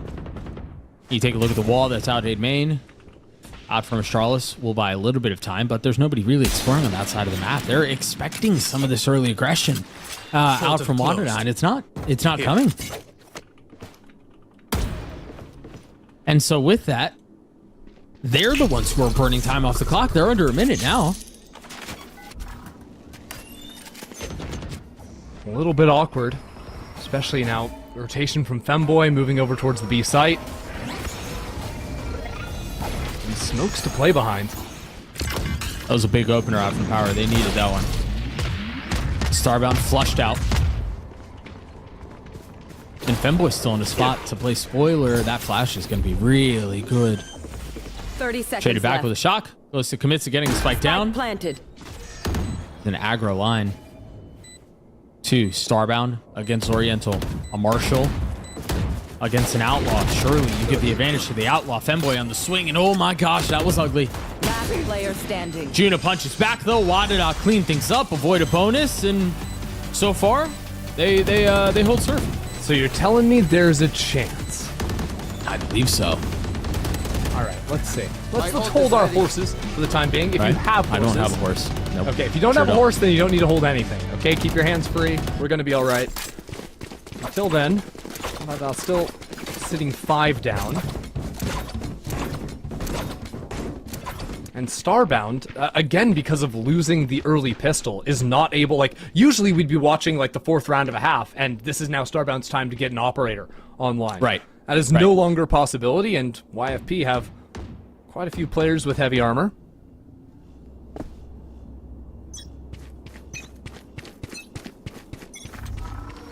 Standing ahead. Dart cleared immediately. But Powers does not. Oh my gosh, that tag too. Good damage dealt and gets a pick? Sure. So you're telling me there's a chance, huh? Little jump teleport out drone action. Right here. Yeah. Femboy, as that teleport was gonna waste away. Flight.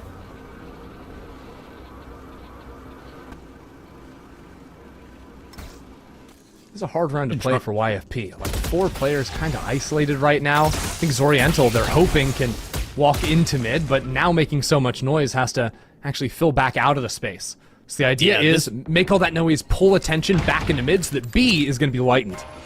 Yeah, but I think you're right. You said it best. This feels really uncomfortable here if you're YFP, given that you're down already, you don't have smokes. This is tough. You just kind of have to face and hope that they bite on the eye candy. Femboy's playing this miserable off angle, and YFP are winning duels that maybe they shouldn't be winning. That works. And now just playing full off-site here. I mean, they've got double missiles ready to work. I don't even think they're going to need... Well, maybe now they need the Tail ult. One missile. Wait, we got a half stick. Yep. Wait a second. We're flanking with a player? This is how it ends. That's going to buy some time, but that flank might seal the deal. Juna falls. Corrupt takes a step back. Zoriental's timing is perfect. Never in doubt. YFP get to 11. Yeah, I don't know who that was. It was Juna, but whoever was trying to defuse that through the Armageddon, a pretty major blunder. It was Juna, yeah. I think there was even space like step back quickly, but I don't know if she didn't realize. Sometimes it can be hard to tell like where the actual indicator is on that, but yeah, it is off. Yep. Yeah. A little bit challenging on that one. If she stays alive, maybe it's a different story, and that's going to be a round that I think WADA will be thinking about, that they had a really serious chance at winning once they found a few picks. Then ripped away from them, now trying to make something, forcing up into this.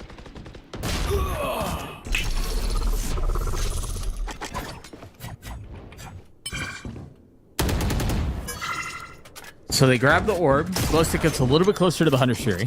Deploying drone. But again, they're down in numbers. Although, Ender, this last round, we just saw this. They were down in numbers. They were able to take it anyway, and everything was fine. And so, what's to say it won't happen again? Yeah, I mean, Corrupt's just going to step through the smoke as expected, get the pick, and then walk away. It's like As Chamber, but with you have to move your legs. Yeah, yep. Just better work out, get your steps in. Actually, it seems like we might even be trying an inverted idea to the last round, where now Corrupt is going to come over, show presence on B with the drone, and the rest of the team, who just heard a Sage Wall go down,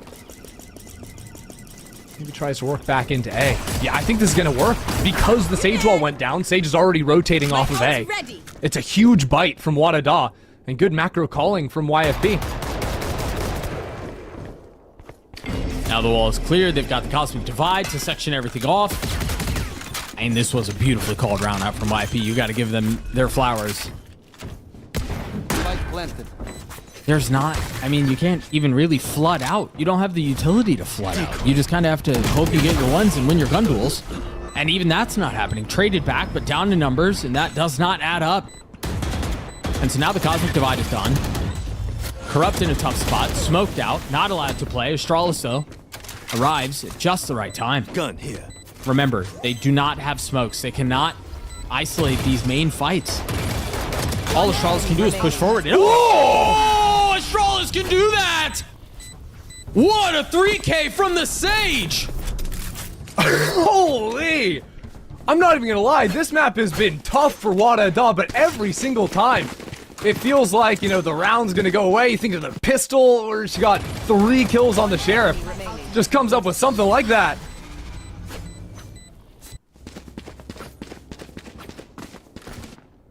That's a spark. That's more than a spark. That fuse is burning. Now YFP without a buy. WADA inching closer and closer and closer. Got those signature weapons unlocked as well. Femboy's got a judge and jumping over to the ledge on B with it, of all things. We're so back. I think the idea is jump forward, take one shot, teleport back while you're in the air.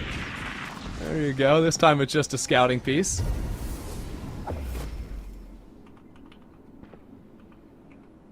Right here.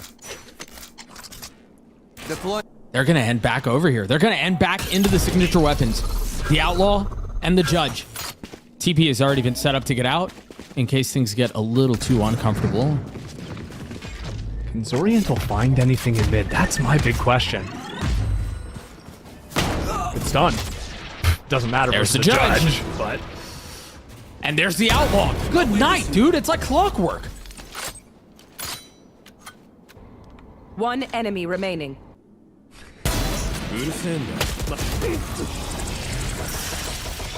I mean, WADA get up to 7 off the backs of the Astralis 3K from a round to go, and then they get these weapons online, and, you know, all of a sudden, the finances aren't there quite yet, but all of a sudden, you've got Starbound one off of ult. The op potential here in the next couple of rounds, there are legs to this, man.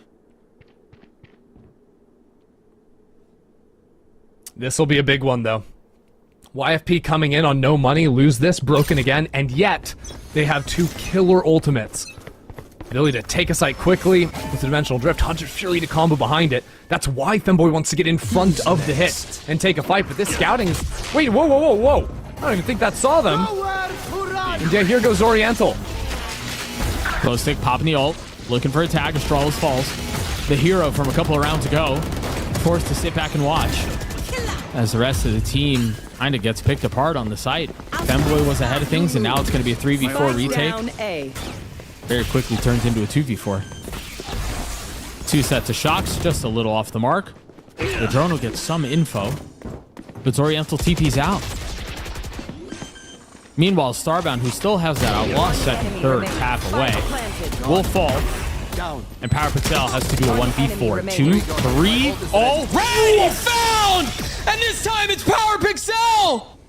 A 4K to secure the round from WADA. They will not go down without a fight. There is absolutely no way. Back-to-back heroics, and now a Red Bull clutch for PowerPixel. Insanity. And that's a round where YFP, they crush into the site. Double ultimates committed, nets them a kill, forward position as well. But it simply doesn't matter. Look at these angles as well. Just teasing every single swing. Patient on the play, and sharp on the shots. Brother, 11-8. 3 rounds in a row, 4 of the last 5. There's op money, there are ults. Is this happening? After that round, it's happening, Doug. YFP smashing the timeout button.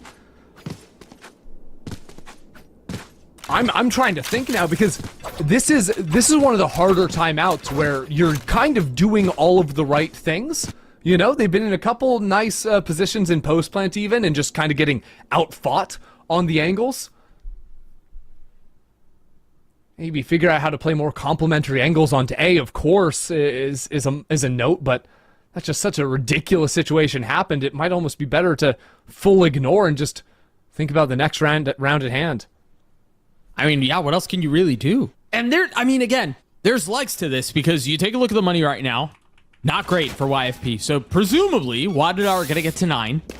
If they can get through this without burning any of their ults, other than the Starbound ult, which we imagine we're going to hear off here in just a second. You want to play? Let's They can play. stack this. Femboy's been playing forward here, round after round. That's always off of that drone with a little jump TP away. Yeah. They're going to send out onto B. The Spike hasn't joined.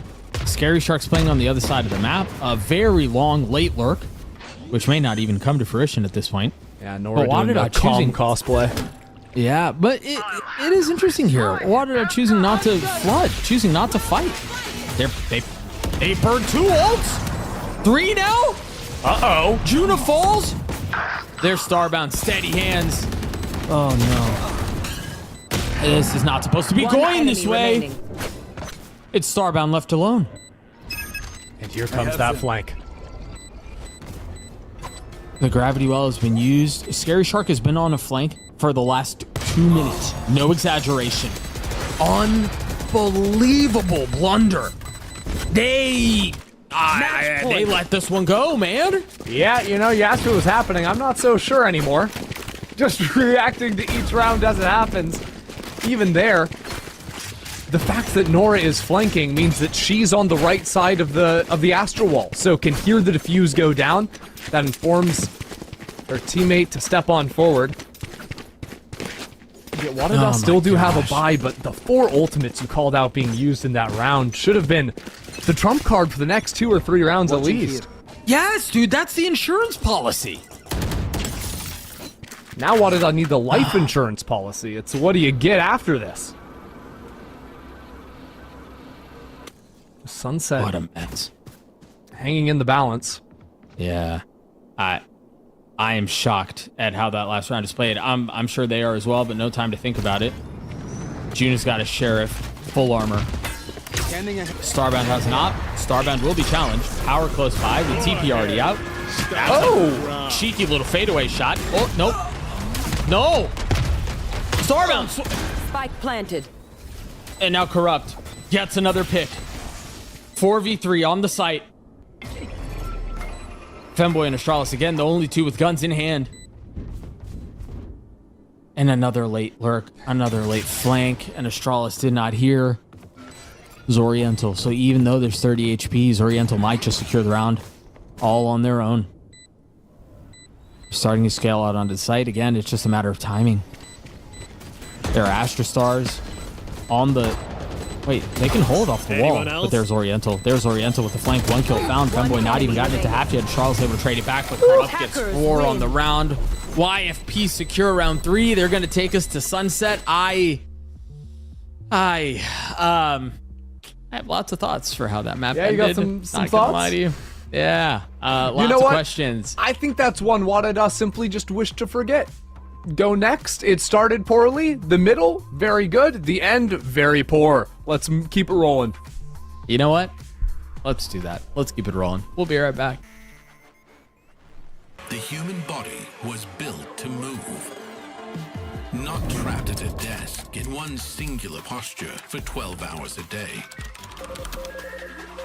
It's time your chair evolved. This is Secretlab Titan Evo. Ergonomically engineered for you, gamers, hybrid workers, artists, backing your every move. Who's gonna stop me? Get it in row. Living the life I will keep on control. Giving it up to my people stand tall. You know the deal, I will give it my all. Underrepresented on the move. Really wanna start me, let me through. Take a risk, take a ride with me. Wanna flip the society. Underdog overlooked. Underestimated, I don't lose. Take a risk, take a ride with me. On the edge, looking down from a cliff.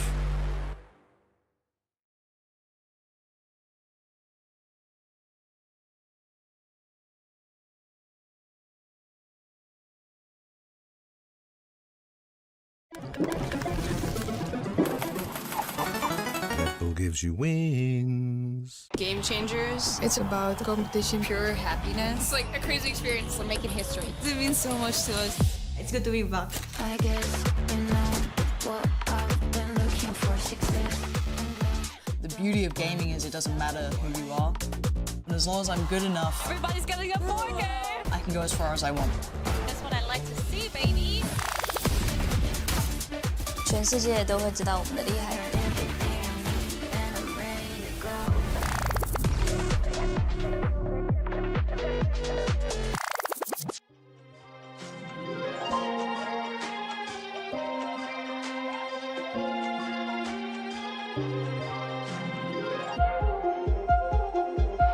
We got to the point where we could control the laws of nature as electronics.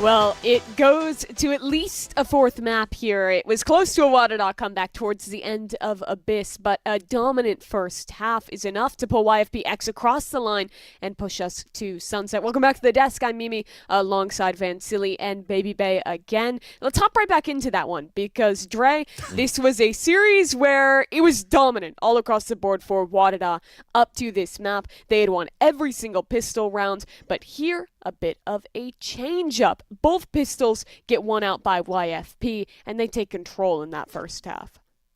Yeah, it's extremely impressive from YFP after the way that the losses were in the previous two maps and coming out swinging as well, right? Finally getting those two pistol rounds that they needed. They hadn't won one up to that moment. And a lot of it was off of the chamber play from Sherrod, right? And I think what was so impressive to me is the fact that, first of all, like I know how this comp runs in and out because this is like the G2 comp that we ran at Champs. But I like where they were positioning the chamber specifically, mainly towards mid and B site on that defense. And I think that's why there was so much value to be had. To add on to that, I think the reason I would like to think that you agree and like where Sherrod was playing on that top middle with the TP to watch and rotate fast from B to mid is the fact that if you were playing the G2 comp in the past where Leaf was the signature chamber on that map previously, it's always to hold the A line. And it feels like at Champs, that was also what G2 was kind of doing, which is also kind of like red at that point. So you had to figure out how to play the chamber in a different spot if you're going to bring it out to a map. And Sherrod did a great job here to play that mid position so that he could focus on better extremity control because Sherrod has all of that mid for himself. Yeah, and then you had yeah, exactly. And then you had the second pistol where it was actually just a macro masterclass. And I mean, even Ender was saying it. They ran a similar round later in the half where it's like, we're going to open A, show heavy utility, clear out our flank, have an insert. But the fact that Zoriental actually walks out of A main and calls bluff on the singular Astra smoke there just allows for that call back quickly. And once you sell a fake like that, it's so hard to retake into. Yeah, not just the better macro there and winning out the pistols, but also the individuals stepping up. You mentioned them briefly, Vance, but Sherrod had a massive map here, and they've really just been the instrumental player for YFP's success in this stage 2. And you see it from that opening pick. That's exactly what Baby Boy was talking about before, to swing out on the library, catching Starbun off guard. But mainly outside of Sherrod's highlight reel where they were playing solo with the operator, there's a lot of that shenanigans that you're seeing in the replays as well. As fast as we were hopping into this map to start analyzing, I like to hop out of it, and hopefully the agents are ready very soon for that fourth map, because there was definitely a lot of rounds that kind of felt circusy at points, especially when I'm looking at the rounds where YFP are trying to jump out of the map disrespectful way, but still adds respect because they're giving assists away by dropping because they've done damage or they've taken damage by WADA. It was just kind of weird how that map came through. So just thankfully you have somebody like Sherrod that has a strong head on the shoulders, holds out the angles, plays attack side very well in this chamber as well, and it allows here YFP to finish out this map, at least with the first one in the series for YFP. Let's pull out now then and talk about the rest of this series, because the win here pushes us to a map 4. We're looking ahead to Sunset. Our two teams played this in their earlier matchup. WADA, they got kind of rolled 13-6. That was the win for YFPX. That was one of those maps that sent them down on this lower bracket run. Dre, are you looking for anything to be different between that match and now this one here as they get a rematch on Sunset? Yeah, I think WADA will definitely be a little bit more prepared, but I'm still kind of favoring YFP on this Sunset. I mean, especially given how close that map was against Shopify yesterday, right? Where even you were saying, Vance, maybe they should have won that, you know, and maybe they would have been in that upper final. So it's not like this is a slouch of a map for WADA, but the thing is, there's so much tape from how WADA have played this map. I mean, they played the same composition on it for the last like 9 matches, I think. Something ridiculous like that. So they're so limited on what they can really do, and they're going to have to change up like a lot of the micro. But I think overall, I think YFP have a really good understanding of how to play the map of Sunset. If you look back in just the previous map of Abyss, you know, even if the 8 rounds were on the side of WADA, it feels like maybe 2 of them were kind of like just bonuses off 3 huge plays done by Arales and by PowerPixel in 3 rounds specifically in terms of clutches, right? So now you're looking on the side of YFPX. they've gotten the momentum on their side. If you want to take over with what Doug was mentioning, it's very momentum based. You've won both pistols. You've been very dominant on Abyss as well. Now you get to play Sunset, where you almost beat SRG, but you also already beat WADA in the first place. And if you look at the head-to-head of that map between these two teams, WADA actually still had a very good macro around that around Sunset, where they were still trying to entry on their attack side. They had the correct reads to entry correctly, but then you had somebody like Zoriental pop out an ace, or you're trying to get into a side and Sherrod somehow survives against a 2-piece, a 3-piece every single time. So there was a lot of hero plays on the defensive side of YFPX that allowed for them to win that round. And if you had that same type of confidence that they just displayed from Abyss, I think this might just repeat itself despite WADA being more prepared. Yeah, and the thing is that the way that this last map went down for YFP's win, it wasn't just off of like great individual mechanics from Sherrod. I feel like everybody really stepped up, but also like the mid rounding was really awesome. So now it leads to like a bit of worry for WADA is that, okay, you got outshot last map and you got outcalled. Now you're going into this map of Sunset where you already lost to this team. And that's definitely going to play a factor in your brain. You have to come out the gate swinging here and cook something up for like this first pistol round and build a little bit of your own confidence back up too. Because, I mean, this could go map 5 and then maybe it's a mirror composition. We see both teams like to run that chamber vise, and Sherrod is insane on Ascent. And so yeah, you heard it as well in that interview we heard from Arales, that she was saying this match is so important to them. They don't want to be in the position where they're watching the finals just hoping and praying that Shopify ends up winning. Because if you think about that, some of those players have been on the opposite side of that coin. The year that EG beat Shopify going into Game Changers Championship, that was the Evil Geniuses with PowerPixel and with Starbound. Shopify Rebellion then, before it was this team with Mel, the KP team, they were in the wings. They had been the second best team all year, and they were hoping for EG to lose to make it to champs. EG won that finals. PowerPixel and Starbound upset that team that then became Shopify, knocking out the second favorite. So they know that they have to win today. We're ready for Agent Select here for map 4. Let's hop into that and take a look at what we're heading. What are you looking at going into this map drive? Nothing new from the side of WADA, no, nothing new from both sides. And I think both teams have an understanding of how each plays. Now, I will say, Sherrod on this map picked apart WADA with the Cypher pick, and I went like 5-3 against Starbound, which is extremely impressive to do when it's like the Cypher versus Chamber. So I think that's something that we need to pay close attention to as the map develops. 100%. I also see that there's no changes going in from WADA's camp, but I think it goes back to what WADA and Arales has mentioned before, where they were kind of ready that they're not going to make the same mistakes on Sunset like they did on Lotus, which is why I'm hoping that it's going to look a little bit better on their side on how they're going to macro around the map. But if you're going to have, again, hot players around Sherrod and also on Zoriental, this will definitely still be a tough map for you to try to gain a grasp of here for the side of WADA. WADA's second chance now to clinch LCQ and make it to the finals with their date against Shopify Rebellion, and another do-or-die map for YFP. Can they keep this going and push us to 5, or will WADA close out on Sunset? That's the question as we head back over to Doug and Ender. Yeah, thank you so much, Mimi. I think there's a lot to be excited about for this match. She was supposed to be looking at the camera. She's not. She's kind of made a fool out of me. There you go. Knew you had that dog in you. Yeah, there you go. So let's get into the action here. She hates me. She hits me right now. Yeah, let's get into the action. I think there's a lot to be excited about here for this map, and I think Dre mentioned it on the desk exceptionally well too, because who knows what we're gonna get in this next map? Who knows if we go 5 maps, if we go the distance? Are they going to play that mirror comp? Yeah. I mean, there's no real way to know. So you kind of got to get through this one here if you're WADA. Exactly, right? If it goes to game 5, that's a long night with the grand finals for even if you win it, right? If you win here, great. You can head on to bed. You can tuck yourself in. It'll be comfy, say good night, and get yourself prepared for the next day. But if this goes to game 5, that is a grueling affair. And after slipping on Abyss, they got to bounce back. Yeah.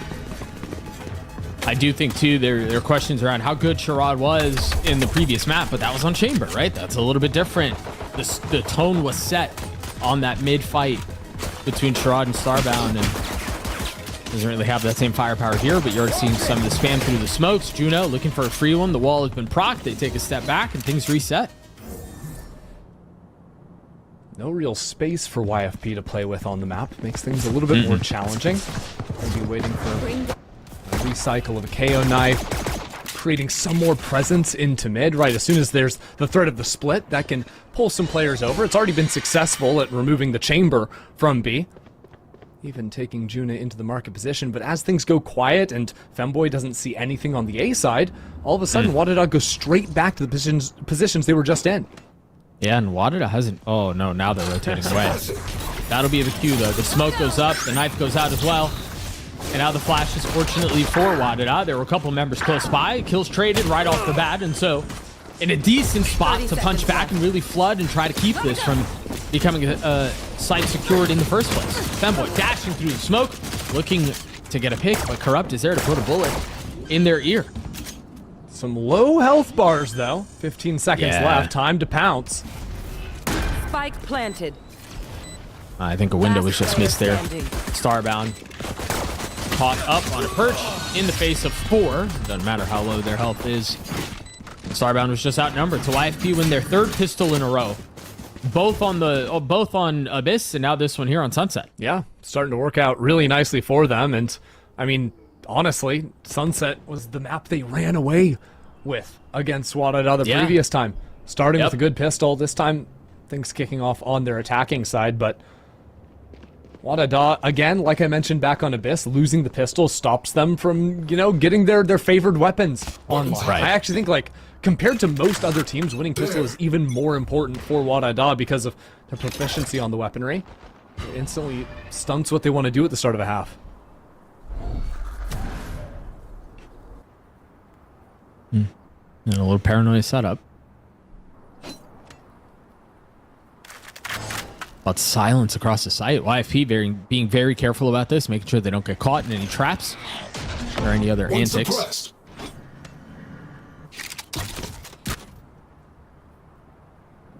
It's another freeze. I mean, they are not moving, man. Trying to put WADA to sleep already.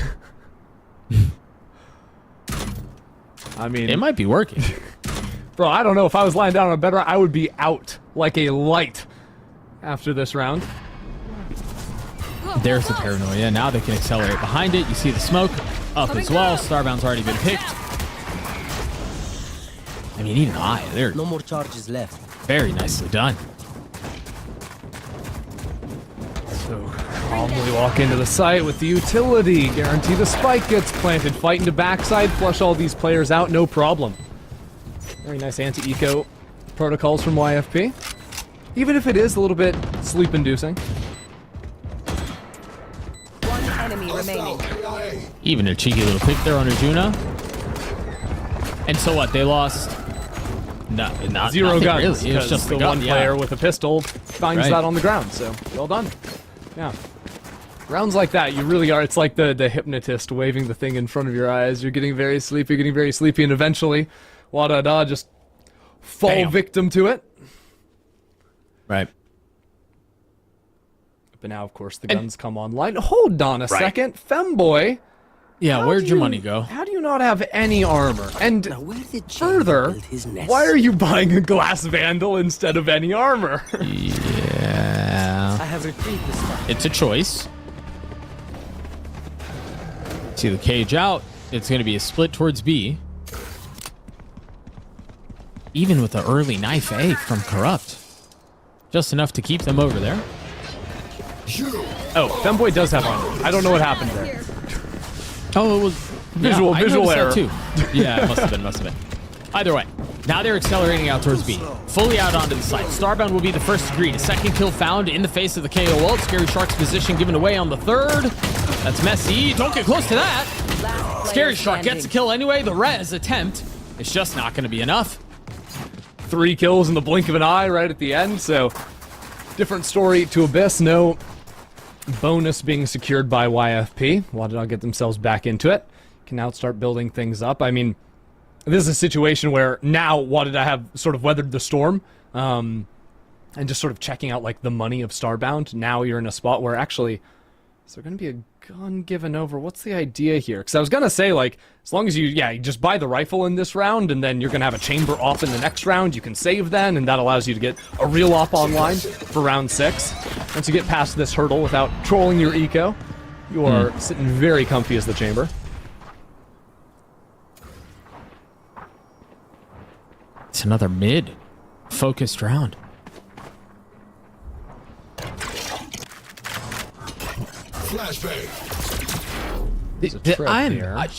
I am shocked at how much ado has been made of YFB and how they attack rounds, and how much they're slowing things down. And even there, using the Prowler so early, anticipating how Femboy likes to play. Couple kills traded though, 2 for 2. PowerPixel gets a couple. And now they can speed up towards A. Astralis with the full belt utility. Yeah, you know exactly where she is too, with that knife being so shallow. Right. Yeah. They're behind you. Tough spot there. Yeah, tough spot there. Dang, I tried to give the warning over. Late comes. Starbound. In 1v3. Healthy. Full armor. Has a rifle. Has ones.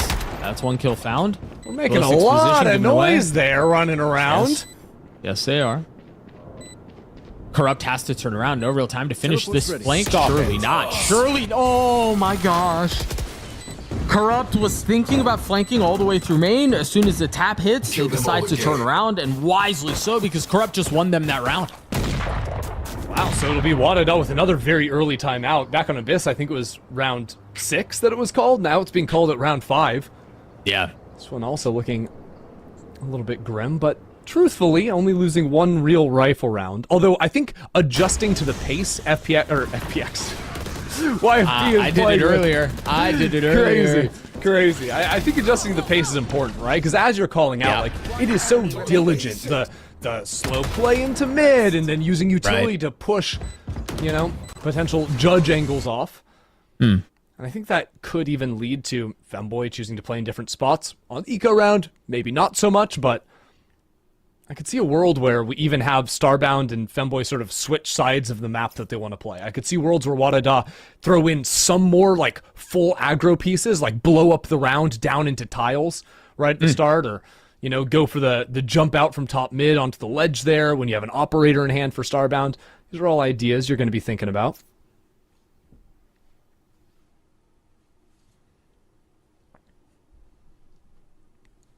Femboy, at least for now, as a Bucky. Yeah.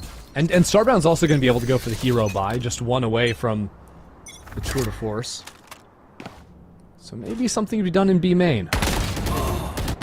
Maybe not. Yeah, I'm afraid the tides have turned here. Yeah, I think the thing to be done would be cleaning up the body. Yeah. Picking up the gun. Praying no one is still here. And they are.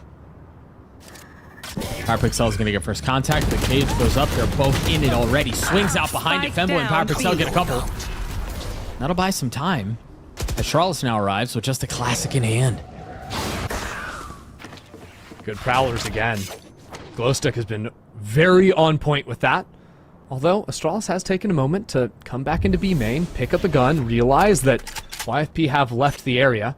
I think the comm is going to come in for Juna to also secure a weapon in B main as well. Yeah, Juna will be able to do the same. Now, from this point, there's still a camera in B main to be clicked into. There's a tripwire, so the flank is going to be very well researched from YFP. And that should allow them to plant back for spawn and just fight back onto WADA's side of the map.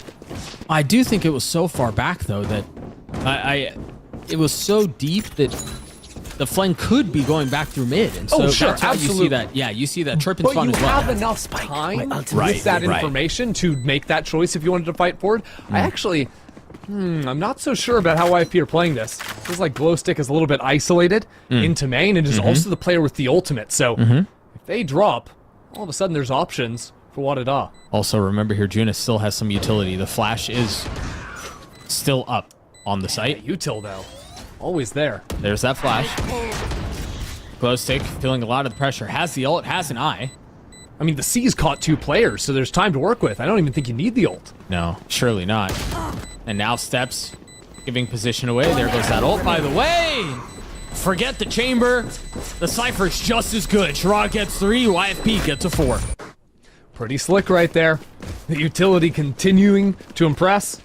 And the shots from Sherrod on the Cypher are still going to be there. Obviously, this was a round where weapons weren't exactly there, and yet WADA made it really competitive. I think having 2 players inside of the Cypher cage, so they don't give that initial noise cue of breaching into it, actually really threw YFP off of that one. But this will be the round to watch here. Ultimate to be popped from Starbound in a big fight over A lobby.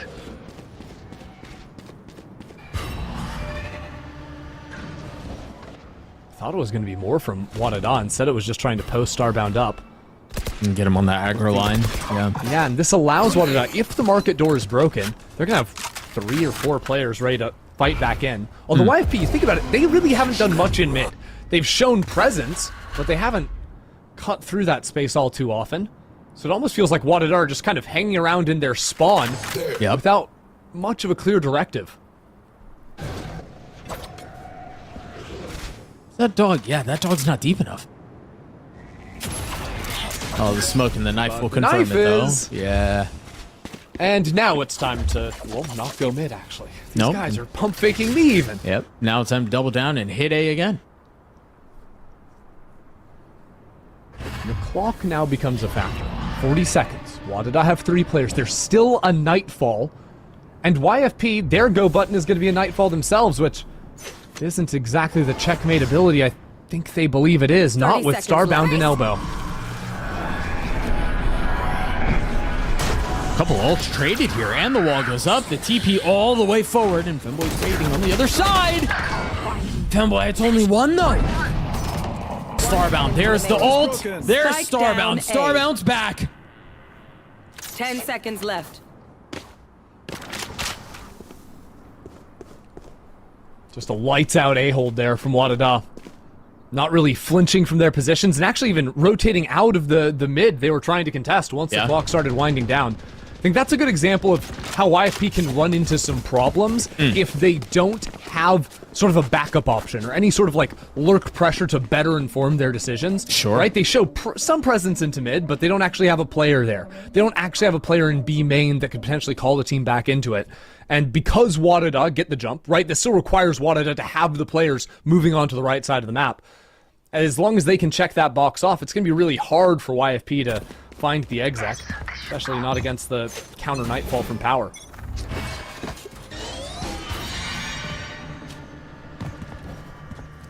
We've left Starbound back on the same side of the map as they were before with the op, with the Vice utility B.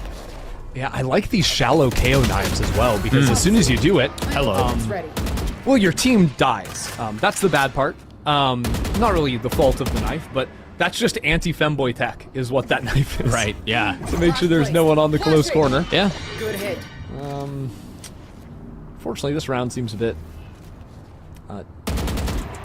problematic. Yes. I would say. That is a huge, I mean, it was all spammed through the smoke, but a big round out from Juno, who's been relatively quiet the last couple of maps. I think as we talk about momentum and as we talk about certain frags just starting to go your way, I mean, even those can take a monkey off your back, so to speak.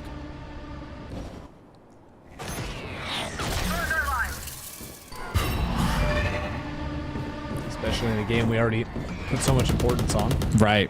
Worse for WADA, just trying to get out of this series and look forward to tomorrow, where Shopify Rebellion wait. And also, the more maps you play, the more tape you're giving, the more everything, the more tired you're going to be on the next day.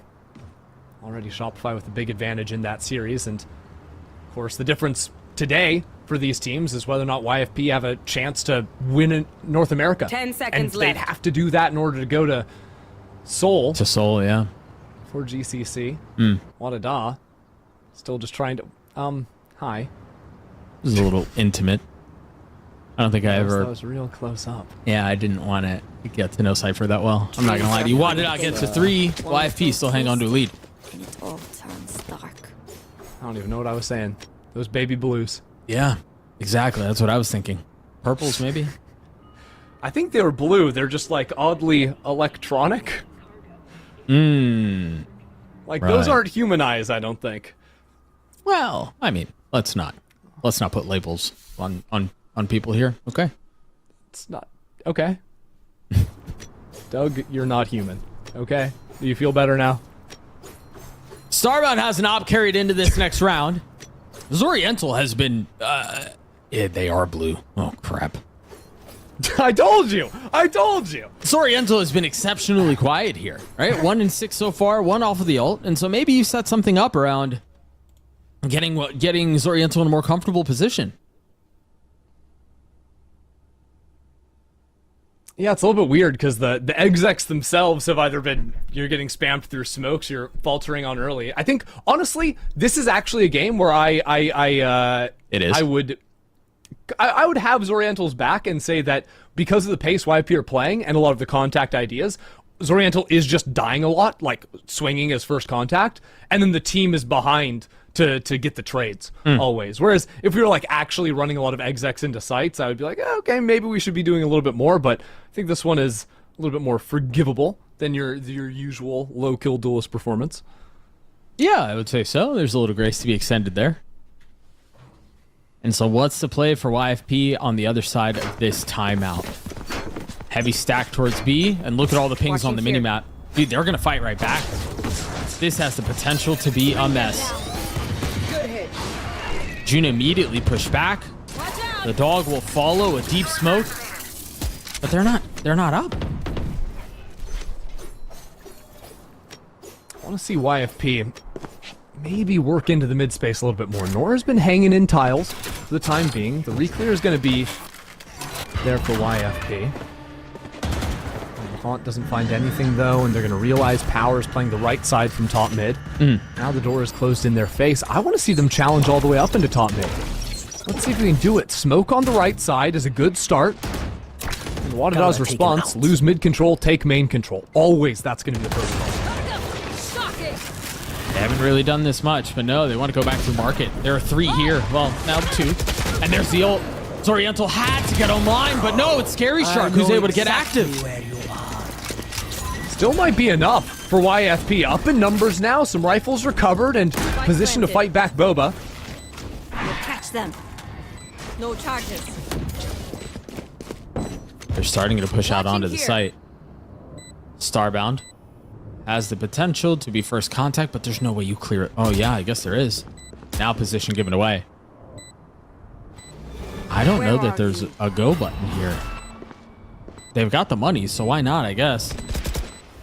But clock is ticking. Power falls. Starbound's got a 1v3. No shot. I think it's very likely we see YFP continue to try and get into this mid space after finding that success in the mid round. Yep, I would agree. Call from them. And adding some complexity back into these rounds after losing a couple in a row.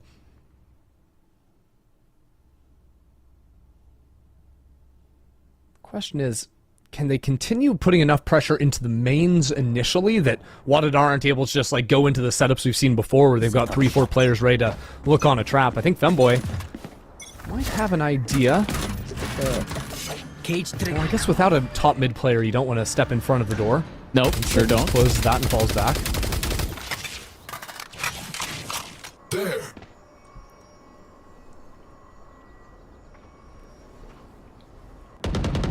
You were right. They do want to explore the middle of the map again. Yeah, this time, though, breaking the door before threatening top mid because top mid was a genuine look for a kill. Yeah. Now they push away from it. It can be a little awkward. Oh, sorry, I realized they didn't fully break the door. I like this. I'm a big fan of bringing the door down to low. To 1 HP, yeah. Yeah, and peeking top mid before you actually break it. Otherwise, you're a little bit of a sitting duck that far extended. Bring them down. And now they break the door as they start fishing back into A main as well. So pressure on both sides of the map, make it impossible for WADA to rotate. Yeah. Not really quick on that. Starbound shot. A little bit errant. I'm out of here. Flashed up, takes a step back, somehow stays alive, and they're known to dip past the smokes to try to take a fight. But it's actually Power who gets the opener. Left. Fighting to back sight though. There we go. Zoriental lethal with it. And slips away. And Starbound punches back with the op. onto Scary Shark. So just like that, no smokes to speak of for the rest of the round. Chased down by the dog. Nowhere really they're to all go. stunned. Yeah, in the face of your own stun, and now they're going to pop the ult. They've got him corralled. They've got him controlled. But can they get him cleaned up? Ah, that's a big kill. Femboy's there to trade. Zori pushed down. And now Corrupt's 2 HP left to secure this round. Easier said than done. WADA gets a 4. Save the day. Easy. I think this lurk into mid from Sherrod activated a little bit too soon. Peeking up into top mid at the same time the exec was happening meant that WADA were so very ready for that player. I think it was Astralis up in top mid, just shut that down instantly. Was able to move back over into the rest of the site, and then from there was just utility destruction between the Neon Sun and the Vi's ultimate. Not much of a chance for YFP to play the round. And yet, I think the way they structured that round was very nice on a macro scale. Post-plant got owned, but everything before that was variations of exactly what I want to be seeing from them. So if they can just figure out the last yard, they might have something to work off of here. This time a real pop into market. Yeah, I was about to say, this is not a fake. This is not rotating away. This is, they're going to get the kills in market that they want, and then they're going to push their way through. Starbound has no TP out here, by the way. Gets the kill anyway. Doesn't need pushes one. forward, right? It's the Starbound way. But it's so hard to clear all of these angles in and up close. Now Starbound finds safe passage. Face your fear! Nightfall on the other side. Starbound looking for a pick. Astralis joins as they try to take the site back side by side. Where are you? Step by step. The haunt will be a problem. I think they're running out of time again.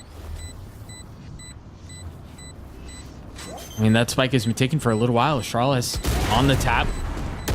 Scary Shark on the swing. It's a 1v2 again, and it's an op. Yes, 1 kill found, but it's a little ring around the rosy. The time will not be in their favor. YFP will get to 6.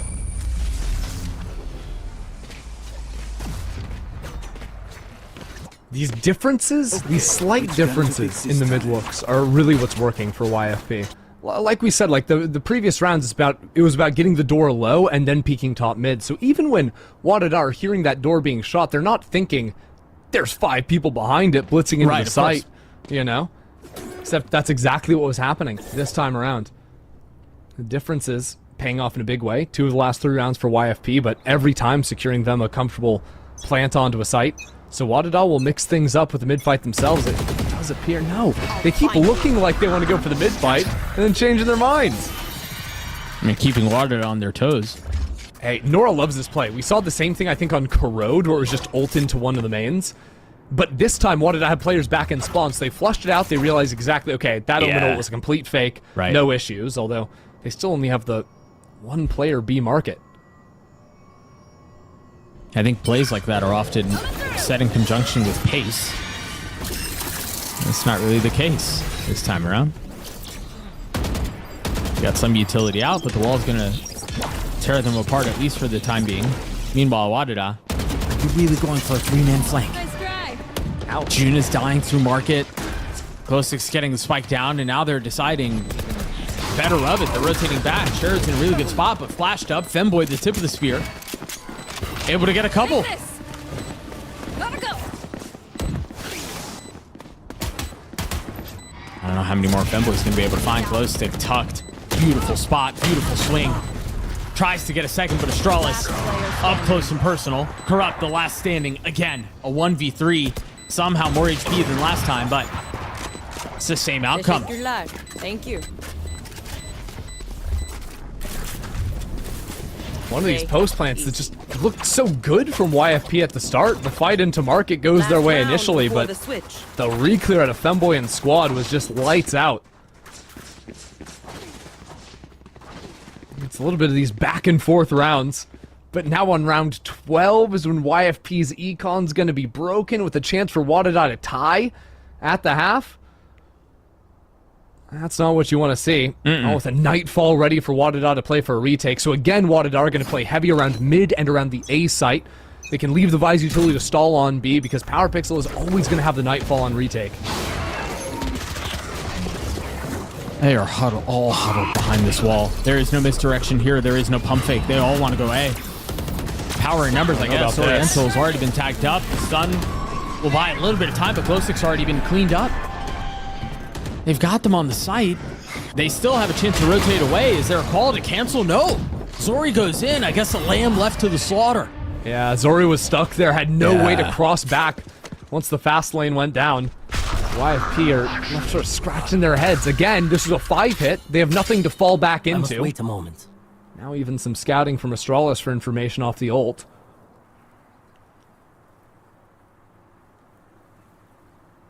And there's the freeze.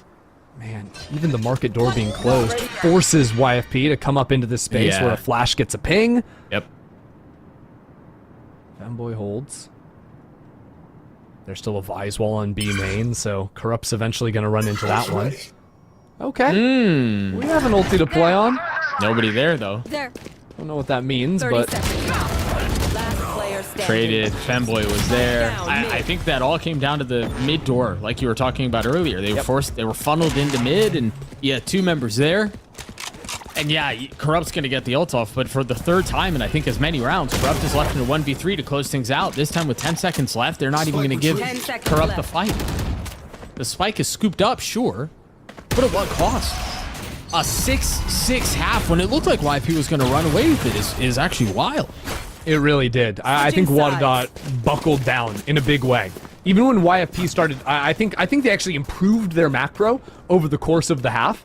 But I think WADA just had a lot of the right answers. And in a lot of these like fights that were breaking out, the skirmishes, especially when YFP were committing onto a site. Yeah. Those started going beautifully. You think about that A-hold from the last round and then the one where it was double Nightfalls being used against each other. Both of those went WADA's way. It was these A-hits that were a consistent struggle for YFP that now at least they can brush off and figure out just playing a defensive side, which, to their credit, went swimmingly for them just a few days ago.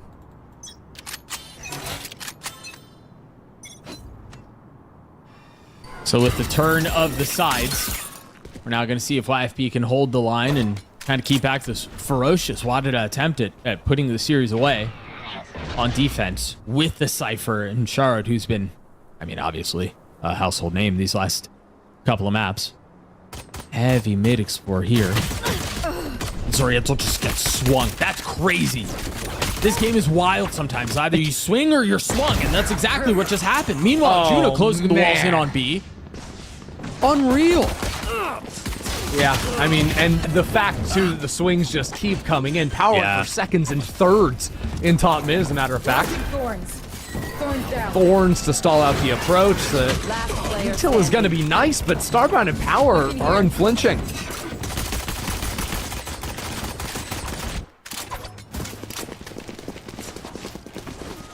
Do they invest? Surely not, right? You play this not in a game this close, not on defense where not you don't have a spot. Extra plant money. No. Right. Yeah.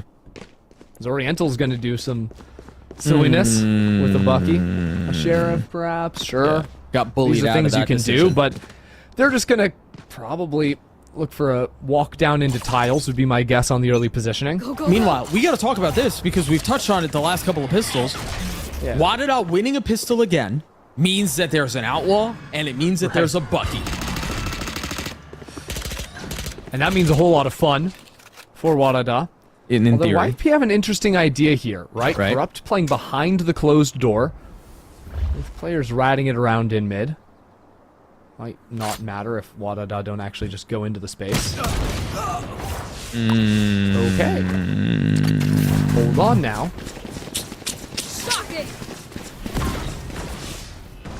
Right, they're going to speed up out onto the site. And they're going to give all of that space back up. The outlaw has been scooped up by Corrupt. Planted. While the spike goes down. It's a really nice spike plant location from WADA. But they're going to want to fight up into shop. Get Femboy on the close angle. Camera will spot them.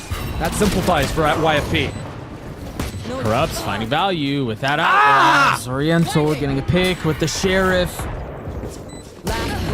Nothing is safe. Nothing is secure. What a mess. Oh no, we're looking at the pretty guns on the ground trying to pick him up just out of range. Getting shot in the side of the head, and it doesn't even require a force-up. Just a couple of sheriffs, a nice early pick from Zoriental, and the round goes YFP's way.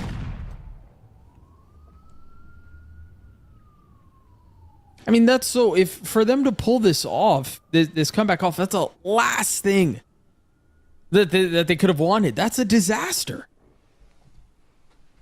No, it's actually really good to lose round 2 after you win pistol. Okay, big guy. You just wouldn't understand it. Okay.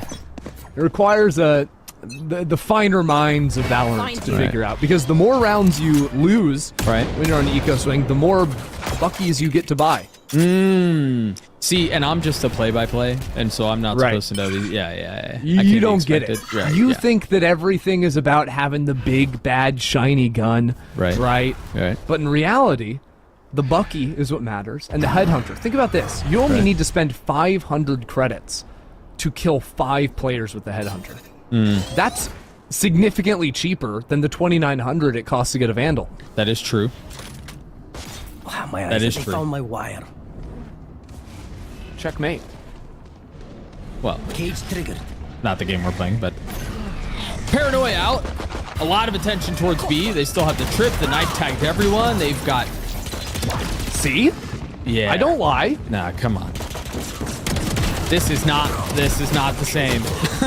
This is not the same at all. Corrupt gets 3 on the round. Starbound's left standing with 0 headhunter bullets, and so all of that little lesson on economics is all for naught. Yeah, it actually swings the other way. 30 seconds left. Nice. Cleanly done. Yeah. I was gonna say, it actually swings the other way, because it's even worse for WADA to lose the round. Not only did they lose, they lost 500 credits from the missed sheriff shots on and the headhunter. And in this economy, that's everything. Bro, that's at least half a latte. Or maybe boba, perhaps? Boba? Oh, because that's the map. Wow, Right. clever. So smart. You know, that's how you say that in Spanish, boba? Oh, you say it the same way? Yeah. You got any languages for boba? Night. Gotta go. That's the best I can do for you. I don't know what that means, but it sounded good. Into the next we go. Starbound has the full armor to play with. And a peek towards mid, where the door's already been broken. You see a little bit of curious aggression on the side of YFP. My ult's ready. That one-way refreshed as well outside of A. The dog, even. The diligence there. They might rotate back, but they've got to be careful. If they get caught mid, this is a mess. Is Op gonna walk into market? Surely not. Astralis counters on it, though, as Femboy's there. That high-low, one found is honestly more than you could possibly ask for. But the problem is we've left the spike across the middle of the map.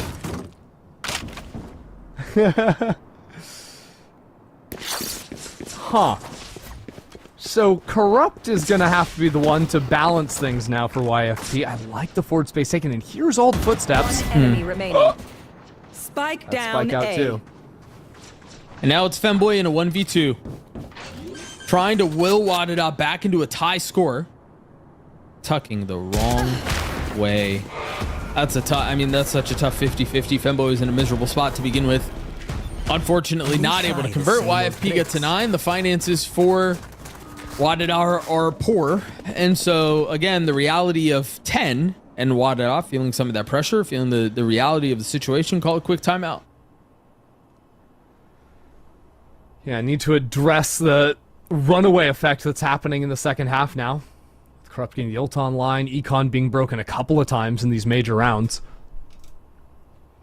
WADA just seemed a little bit scattered.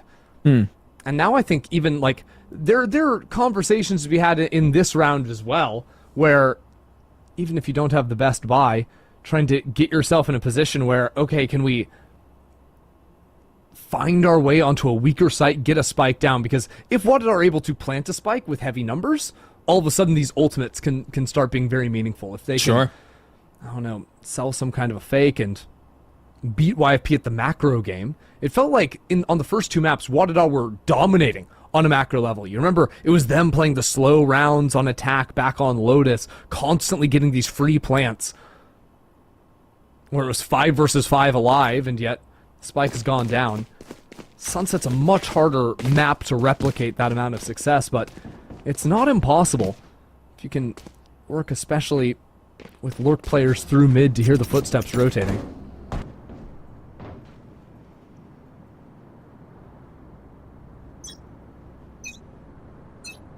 Heavy presence towards A here. There's that light pipe from WADA that we talked about. Deployed. Tune suppressed. They were a map away. Abyss got away from them. Sunset seemingly getting away from them as well. Obviously still in the fight, but YFP knocking on the door at 10. I'm out of here. Well, that mid play isn't going to cut it for WADA. No, it sure won't. Neither will that one. Nope.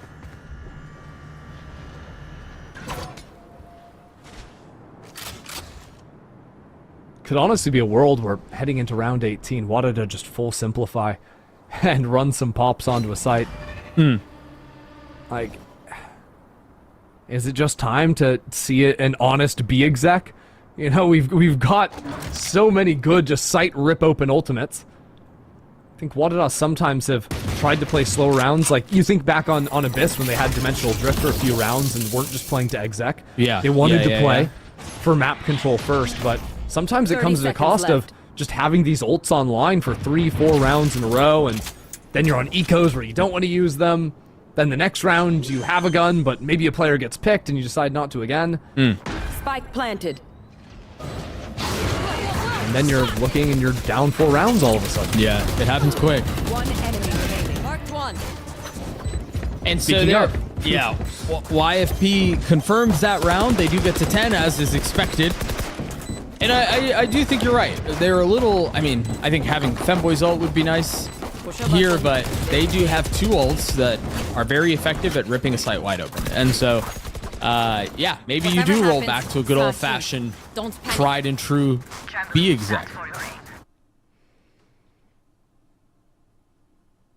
At this point, I just kind of hope we see something at all. Although with Starbound choosing to save up and buy the op, maybe that just isn't going to be the plan. Certainly not. Spreading out, putting some utility perhaps into mid with a haunt to threaten that space. They can always reset back into hit later on. Sure. Maybe get a pick, try to give numbers your way. Ooh. Nora trying to get the crossover. And the thing about that flash confirming, though, is there's no real idea what side it was on. Starbound expects it. But how much? Because it hasn't fully been cleared. What a mess. Nora's gonna get the freest 2 kills of her life. There. Gun here. Just as easy as that. I suppose the A side is left open. YFP choose to play a retake idea with a null command. But these rounds, WADA playing slower, playing the map, even with these ults online. Something's got to give. Something's got to change now. But I'm just worried it's going to happen too late. That's exactly right. It's just too late. It should have happened rounds ago. Spike planted. I digress. They did manage to get the spike down. They're still in a 3v5 situation. Femboy's playing in the exact same spot from a round ago, but 2 kills found. Remaining. Again, these trades, they don't add up when you're down in numbers, and now Power's left alone in this 1v2. Position and given revealed. away. And revealed, yeah. I mean, the cage won't allow the cross. That's... Oh, I thought they lined up. I really did. Somehow, even after the disaster at the start of the round, it still comes close. This is no problem. But close just isn't going to matter for WADA. I really think they've missed their window.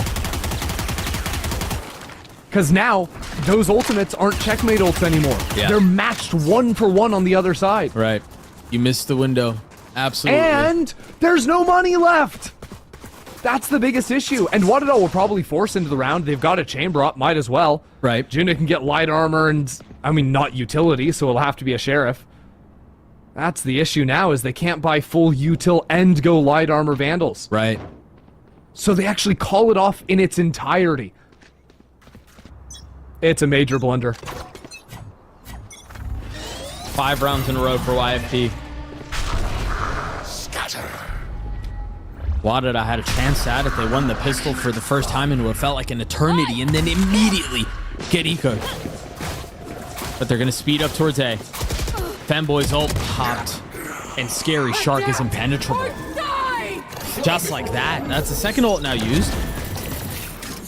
And just like that, the second ult's now down. And the counter on the other side. A huge flank coming in as well. Zoriantel speeding in. With the stuns and the finger guns. Another kill found. Because they can't hear anything. Right. The nightfall shut off their ears, so Zoriantel goes mowing into the site. It is just devastation on A. Nothing Starbound can do. I am genuinely... I think there's a real possibility of this reverse sweep taking place here. WADA look like the shell of the team that they were in maps 1 and 2.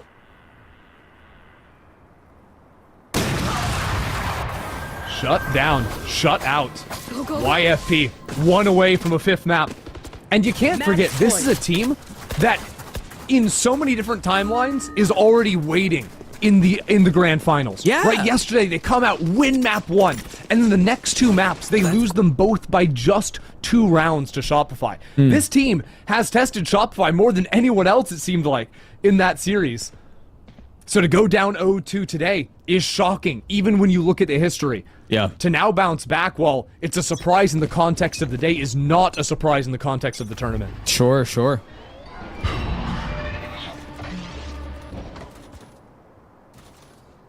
Map point. What? What happened there? Rumor has it the bullet's still traveling. Meanwhile, Starbound That's one way to stay alive. Yeah. Sherrod's down, but close tick, waiting on the other side. There's not enough neon movement in the world for that. It's close to another one out of the sky. 3 on the round for the fade. And the numbers advantage quickly dissipates. All of a sudden, we've got a cheeky little 2v2. The Spike's still in a position to go down. WADA still not out of it. Right back spawn is everything. Gun spotted. Yep, Astralis there to clean it up. Between Juna and Astralis, Oriental's the last one standing to try to put this map away, to try to take us the distance, to try to take us to Ascent. Looking for both. One found. It's just Juna now. Juna waiting on the other side and stands tall. WADA get to 8.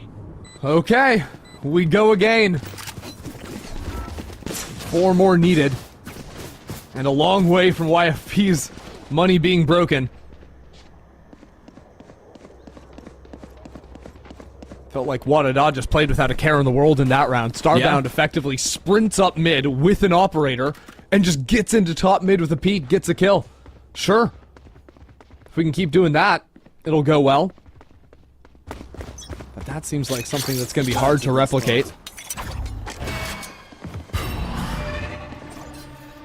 Strange spread at the start of this one. Femboy's got another judge on the attack this time with a top mid spoke. Maybe ideas to try and walk up and play around that. You mentioned that they played like they had no care in the world in the previous round. Yeah. Very different story.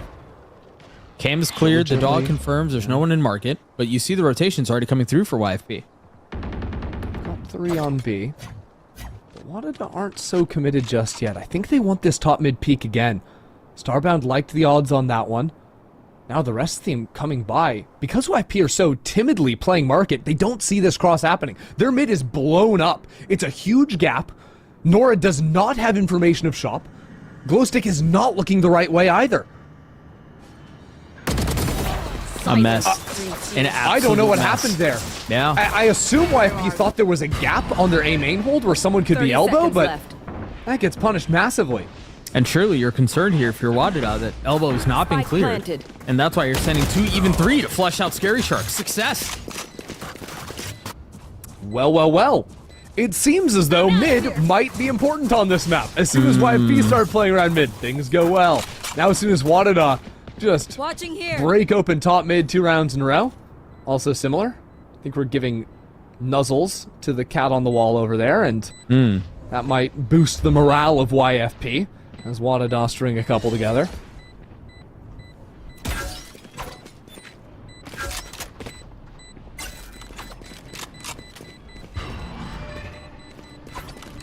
Is there a real possibility here, or are YFP sitting on something that should put this map away? Well, checking in on things, Ultimate's not so much. I mean, eventually Glowstick's gonna have one. Right. I also do think that because they're gonna be maxing out the loss bonus, I mean, you assume they lose this round, they'll have maxed it out. I don't think they'll have a round where they'll have to save ever. Like, maybe there's a round like 23 or 24 where someone has like a Guardian or light armor, but I genuinely think they have 3 full-on shots at winning this one. And I also think it shouldn't be so hard to adjust how they play around mid, you know? I think even just one round where they set up a trap idea or refight idea, and they can swing things right back for themselves. Because while WADA have won the last 2 rounds with differences in pace, the overall idea has been the same. They've been seeking out a top mid fight. It was just last round they didn't find one, so they kept going. And YFP's macro had some very clear gaps in it. I don't think this is something that WADA should be easily able to do 3 rounds in a row by any means.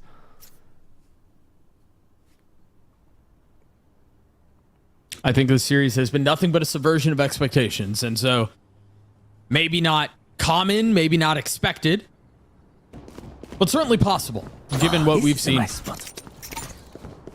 That goes there. Yes, this should. WADA once again poised to show presence in mid, but I like the adjustment to actually send Starbound B main. Zoriental also having ideas to play around B behind this forward tripwire. But with this hard crossfire setup from at YFP. Oh, they need to be patient here. I don't want to see them snap the trigger too quickly. You can tell they're getting antsy. There's no, like, damaging util to flush Oriental out of the corner. Yeah, you could stun or flash or whatever, but then there's the factor of the trade in from behind. Right, you still got to go get that kill. That wall will help. Oh, Star hits that shot? What? I guess. And now Sight belongs to WADA. Yeah, they push all the way through. The paranoia's already been invested from Scary Shark from backside. Do you save here if you're... No, I mean... Actually, the money's kind of weird. It's not so... Again, they are maxed out on the loss, so... Yeah, sure. I don't think it's a disaster, although I didn't see Zoriental actually forced down to 0 in the previous round, so... I think, yeah, a save here, and that'll guarantee them the next 2 rounds. They should be okay. Yeah, I don't hate that. What it does mean, though, the negative effect of this, Glowstick doesn't have a chance to play for kills. And Glowstick is 2 off of the Nightfall, so... Round 23, probably not an option. We're looking at round 24 for that. And that's going to be the only big one they can play for.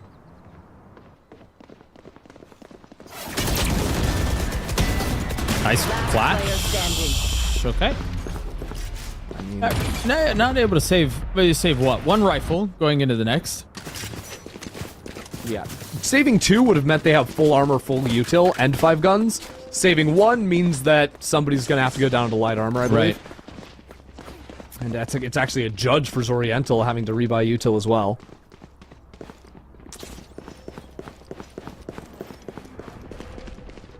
So a little bit challenging. Going for the more aggressive hold of those players leaving. I think that was actually a big mistake in hindsight. Now YFP are looking for maybe some ideas to fight around mid with that forward knife spotting out the chamber. Gives them some info to work off of.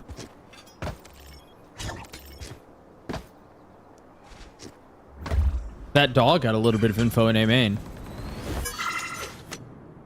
Wow, we're just sticking that? Fearless. Okay. Flash. Whatever works, I guess. Aggro. Fight into B main. Holy, Zoriental's not slowing down. That's crazy. Yep. I'm out of here. Off Shot of the does flash. almost no damage because it's a judge, but it gives WADA the indication to speed up into A. Scary Shark has a lot to do here. And Scary Shark will deliver. 2 found. Corrupt now arrives. Deals a little bit of damage. And Zoriental, you mentioned, not slowing down. There it is with the judge. A 1v2. Can Judah keep this map alive? 90 HP, some armor to speak of. A little bit of utility. The jump spot will give position 30 away. seconds left. You've got to understand the flank is inevitable. It's likely, and it will come through. We're going the distance. YFP refused to relent. We're going 5 maps. We're going to Ascent. All the way. No chance to have an earlier night to get ready for tomorrow. No, these teams have to go the distance and playing for their years on the line as well. In YFP's case, everything is riding on the result of this next map. We wouldn't have it end any other way than Ascent either. So we're going to throw it to a break. The Dust will break down what they saw on Sunset, tee us up for Ascent, and get us to the very end of this road. We'll be right back.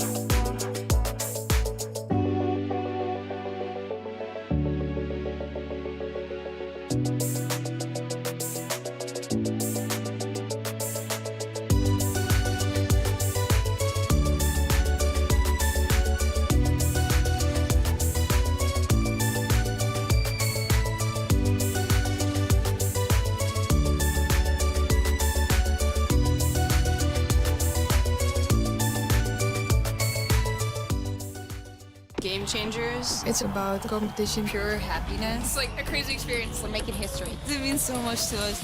It's good to be back. I guess you know what I've been looking for, success.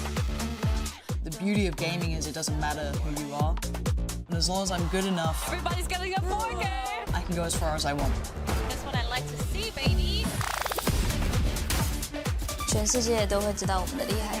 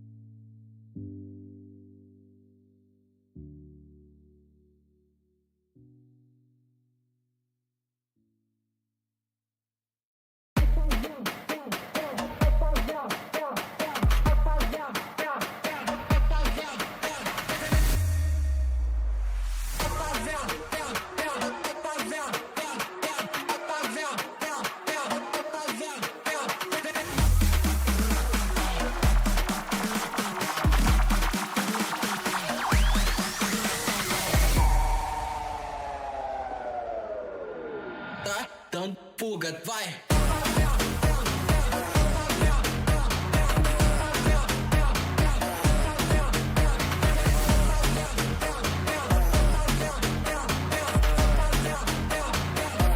Don't forget why. Não tenta bater de frente. Sabe que lá tá fazendo macete.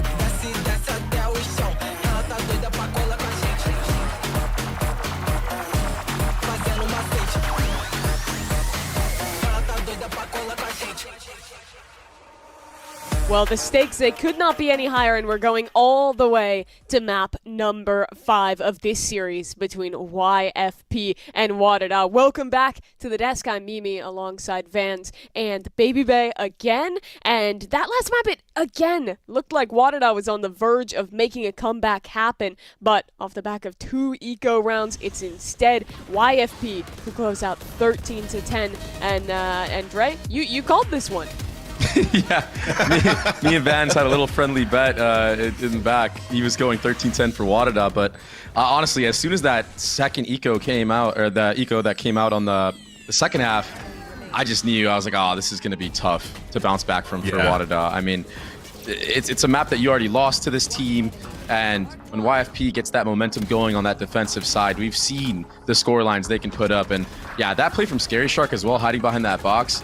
I mean, you're able to pull stuff like that out because of the desperation that WADA was feeling. All that pressure.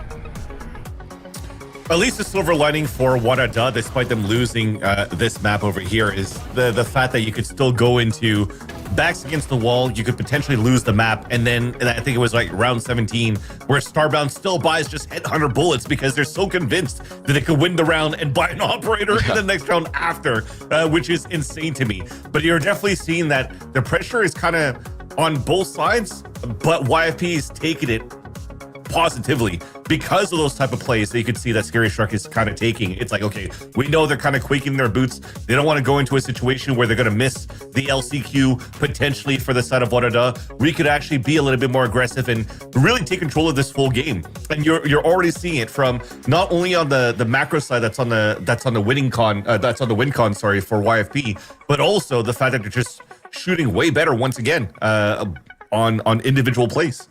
Yeah, I want to really big up all of YFP because if you were to look at the previous map, I think a lot of the credit has to go to Sherrod. Here, for the win on Sunset, I think a ton of the credit has to go to the initiator players. When we were hearing the video earlier from Sherrod, one of the players that they were really shouting out was Corrupt and the impact that player has had competing in Challengers and here in GC, being an IGL to lead the team. But Dre, alongside Glowstick, these two initiator players were the ones also leading the server in terms of fragging in this map 4. Yeah, ridiculous numbers. And when you have your initiator players playing at this caliber, it just makes the game feel so impossible to play against, especially as a chamber. I mean, Starbound ended up like still doing some damage, going even, but when there's a KO ult up almost like what, two times every 2-3 times a half, I mean, that just completely negates your headhunter, if you have your ult popped, everything of the sort, and you cannot TP away. So, I mean, job well done from both initiator players, because like you stated, we thought it was going to be Sherrod that was going to take over this map, but it was actually the duo of the initiators. Yeah, especially when it comes down to the first time that these two teams played against each other, you actually had both initiators and actually YFPX starting on the defensive side first. And what was a huge positive for that team was the double initiators be able to find early information when they're playing defensive line, because they're actually holding the Haunt and the Knife at the same time on the same side, so that Zoriental could rotate at the right spots and score those multi-frags against Sherrod ready. But this time they start off on the attack side, and a double util actually allows for so much space making for even your lurks to move forward right after that. So they macroed once again their attack side quite well, just based off the information early that they're gaining from these two players. So yeah, definitely still continuing a one-sided affair in terms of strong momentum and strong starts, especially here for the side of YFP in the last few maps. Yeah, I do want to give some credit to how they play with this Neon as well. For Zoriental, it wasn't a particularly amazing map from them, but they do a really good job of using both these initiators. It's a really great time util to just get that opening kill for Zoriental, and then are immediately in there to trade out the Neon. It all looked so well put together for this team. But on the side of YFP, they looked in control for most of this. But the few times where it started to slip, where we thought that maybe WADA could make a comeback happen, Dre, it was these eco rounds twice that shut them down. After winning the pistol and in the final round to win this game, they're going to have to shore up their anti-ecos if they want to close out this map 5. Yeah, and this is just what happens when the pressure gets to you. And WADA, I mean, they let it slip, right? They had 2 chances now to close out this series and kind of have fate be in their own hands and secure that LCQ spot no matter what, right? So now you're stuck going into a map 5, or even in this last match, you're stuck in weird scenarios where we're trying to pick up weapons on the floor, making mistakes that we otherwise wouldn't, like any other moment, right? And it's just something that we didn't expect, especially because of the experience that WADA has as a roster, right? But I mean, that just goes to show that it doesn't matter who you are, like given these dire circumstances and everything going on and the gravity of the situation, it can get to the best of us. Yeah, and now you're looking at the YFP team that they're going into this map 5 with so much confidence, because again, just before we were preferencing this series, they already had the biggest test playing against SRG yesterday, where they pushed it to a third map, where they should have won a 2-0 that went into OT, a map that they let it slip actually on Sunset just before. And when you saw WADA slowly coming back, I was like, oh crap, it might happen again. But finally, they're able to close it out. So you're going in through the ringer from that matchup previously against SRG. Now you're playing the comeback game from a BL5, and you could potentially reverse sweep.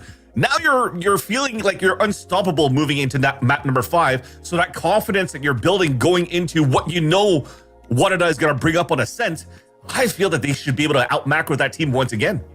Well, BO5 reverse sweeps, they are a rarity in Valorant, in the main circuit, in Game Changers. They don't happen often, but a huge opportunity here for YFP, a YFP that brought in 2 new fresh players at the beginning of Stage 2 to make something happen. It goes down to Ascent. That'll be map 5, the decider of this series. And Dre, looking ahead to this map, Vans is already setting up some of the macro. What should we be looking at to prepare for this map 5? YFP can change their comp. Like, they could run something different, but the last comp that they ran on this map was the same comp as WADA. So if it is the mirror, I truly believe it's going to go down to who can set up their chamber and put them in the best position to get those opening kills, right? And how you do that is with duo play with your Yoru and using the clone and using the Sova drone as well to secure these lines. It's going to be whoever can set them up the most. And yeah, I think this is going to be a banger map 5. I think in any other scenario, I would heavily lean towards WADA, given the fact that they kind of like innovated this comp and really brought it to light. They're basically the originators of the Chamber Vise, right? So I would normally lean towards them, but the momentum is such a factor right now. It's huge. I think in the Chamber head-to-head as well, it is really a stark contrast of the difference between these teams. It's Starbound, a veteran player who is attended and had opportunities to go to GCC in the past to represent North America at a global level. Now that opportunity could get ripped away if YFP can win this, if they can go to the final and do it again. And it would be done by a Chamber player on the other side, Vans, who is brand new to this scene, who is just coming up into Game Changers, into this level of competition at the perfect time to maybe propel their squad to the finals and a rematch against SRG.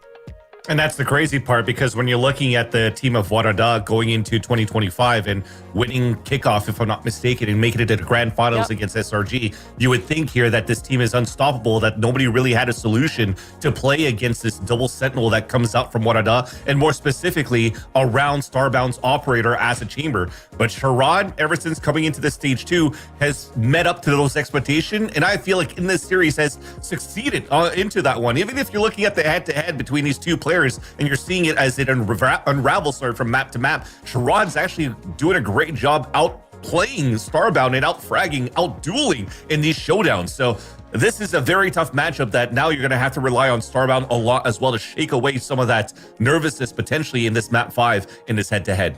Let's take a look at the agent select if there's any surprises going into map 5 of this lower final. As a reminder of the stakes, the winner of this goes to the grand finals. If it's WADA to win, they lock their spot in the LCQ at the very least. If YFP win, they keep those choices alive. We have a change though from YFP, guys. What do we make of this? Moving away from the chamber, Dre.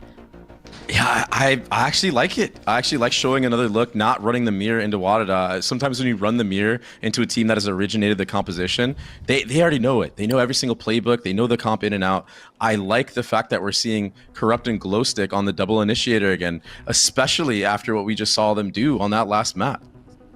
And an interesting part about this as well is that when they played this double senti for YFP, that's a mirror matchup for WADA, they actually got slapped by 100 Thieves. So they're actually pulling out the 100 Thieves comps that own them with the change of playing a Cypher instead of a Vise, because Sherrod is actually really good on a senti. So they probably learned how they kind of got countered by the comp that came out from 100 Thieves, and they could apply this straight onto WADA. Well, a new comp for YFP, their opportunity to make their first final of this year, to have a chance to represent North America at the LCQ, and for WADA, their last hope to keep fate in their hands, to make their third grand final this year. All of that comes down to Ascent, map 5 of the series with Doug and Ender. You know, I think one of the benefits to a map like this in a situation like this is that you can kind of forget about everything that's happened up until this point. You get a clean slate and go, okay, forget about everything else, Ender. It's one map, it's Ascent. We've played this for really, the entirety since the game has been out. And that kind of gives you a fresh perspective, no? I mean, yeah, absolutely. And I also think that WADA have had so much experience together as a team that you can look past the last 2 games. Even if a lot of teams would look at that and it would start to look dire, and the momentum is absolutely working against them. And yet WADA have been in these high pressure moments so many times before, both as players together next to each other, also on previous organizations as well. But so much is riding on the outcome of the game for them. If WADA lose this, their year might not be over, but their destiny would no longer be in their hands. It would require Shopify winning tomorrow. Of course, YFP's only shot at continuing their years to win both here today and tomorrow. They've got to be #1 out of North America to go to Korea. Revealing area. Look at that aggression, B main already, and a crunch across the middle of the map. There was a smoke, a paranoia through the knife and everything. They fully set to fight B main from the defensive side, and WADA was ready every step of the way. They certainly were, but mid is interesting now. I don't think this drone is going to see that Nora went all the way forward, even some shots from Glowstick to make sure it's not possible. And Nora, to me, could be the player to swing it back if it's not corrupt in main. I mean, surely you accelerate B after what you just saw, right? I mean, yeah. Corrupt gets cleaned up, and that, I mean, should tell you everything you need to know on what's happening elsewhere on the map. You should know that B is a vacant site, and that's exactly what WADA do. Yeah, flank might be coming in, but you're in such a tough position. Yeah. I mean, they're down in numbers. They are out of position.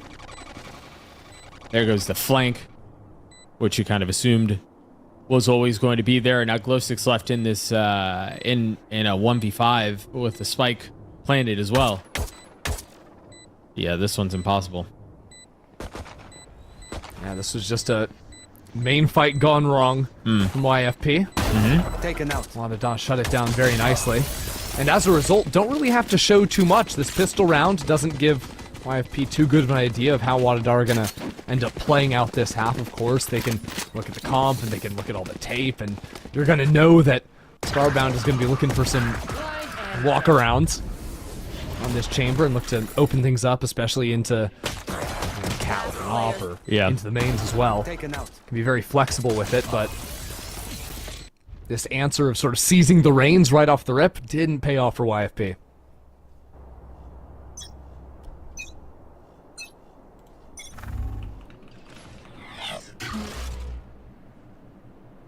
There's already a flash out towards A main. And a dart to clear wine. So WADA, even with this advantage, are being really diligent about making sure there are no traps set up. Even the pings towards that one way in A main. Like, they're doing the little things correctly here. Now a drone into mid. Standard stuff. Sees absolutely nothing. Interesting to me that June has decided to step back into B main, actually calling over some support as well. WADA are very spread, and there's opportunities if YFP, for example, were to go for a refight to actually outnumber. Pick up some guns from WADA, although YFP committing so much to the stack on B are not taking any of those opportunities themselves. Spike's going to make its way up towards mid, into the face of 4. If they fully commit to this B site, it's just classics only is the issue. Sure. And they're holding longer angles than you'd want from YFP because they're expecting the pressure to come in from main, not from mid. Right. Suboptimal situation for sure.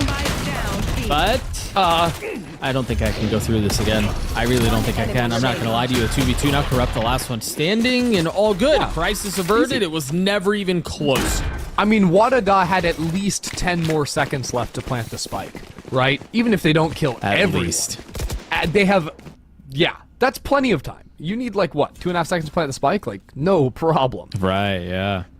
Yeah.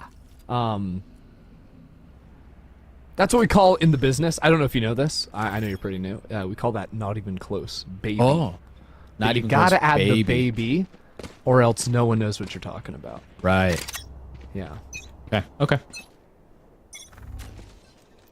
Hope this helps.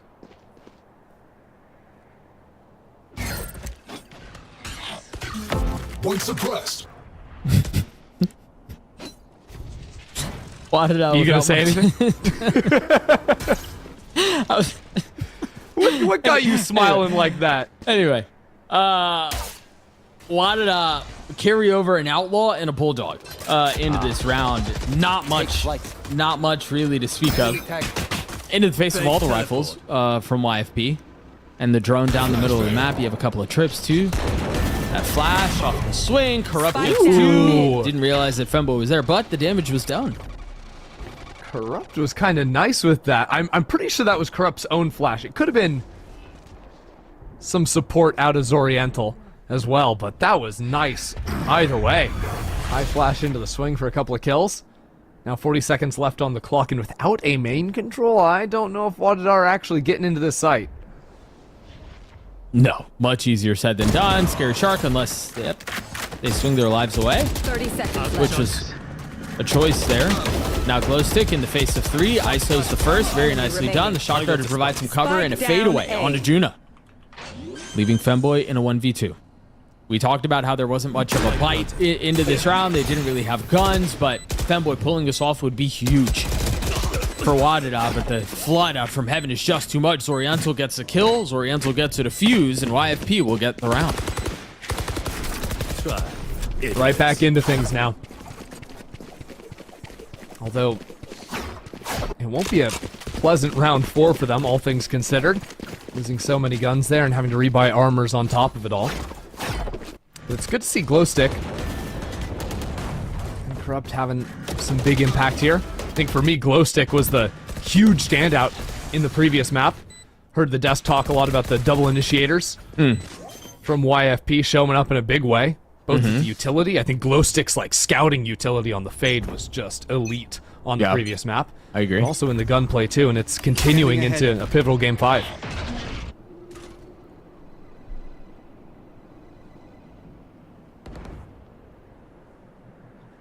WADA playing slow beginning to this round again. Placing wall trap. Aggro wall all the way up. You imagine the clone will immediately take care of that. And this little chess match continues in B main. There you go. Starbound loves to go for these fights. This time supported by the drone, but you'll see even with an operator online in previous rounds, Starbound can just walk down Cat, take that fight on their own. WADA also love to leave, usually Starbound there, but this time it'll be Juna instead, going for the jump peaks, putting even more pressure into Tree while the team works mid. They're going to split back B again. This time Zoriental's in a nice spot. That flash did not go as intended. 40 seconds left. You still have time to play the map out. Scary Shark is the only one back towards A. Juna is so far forward here with a chance to catch all the rotators from 30 YFP. seconds left. No, surely not. Juna has to play this patiently. Has to be careful not to overswing. Nicely done. More thorns. Beautiful. That one is plenty. In for one and out. And now Scary Shark can try to flood back out, re-clear Tree, but Juna's tucked tail. Juna's getting out of there. They're saving. Well, but Juna's gonna catch them still, trying to save the guns. Perhaps. Went for the lurk up Tree, now is back into mid. Here's everyone leaving. One. Take your gun out. Heard the footsteps, was like, oh, surely that's everyone. Surely they left together. Yeah. No, so, okay, YFP, hold on to 3 guns, whatever. That'll be alright for them. I think 3 was the minimum amount they needed to survive with, to have a buy for the next. Right.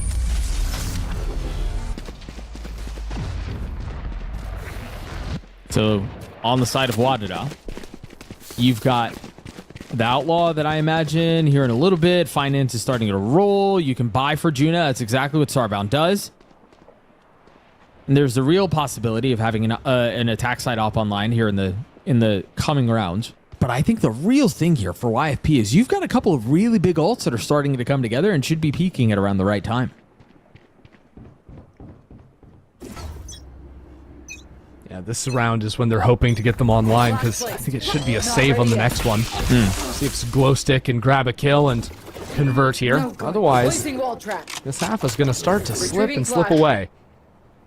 Similar defaults to previous rounds we've seen with the forward wall that June will place in B main. This stops a pesky operator player from posting up on the forward B line. It's one of the things you need to do when you're playing the Vise as opposed to the Killjoy that can just place the turret on top ticket.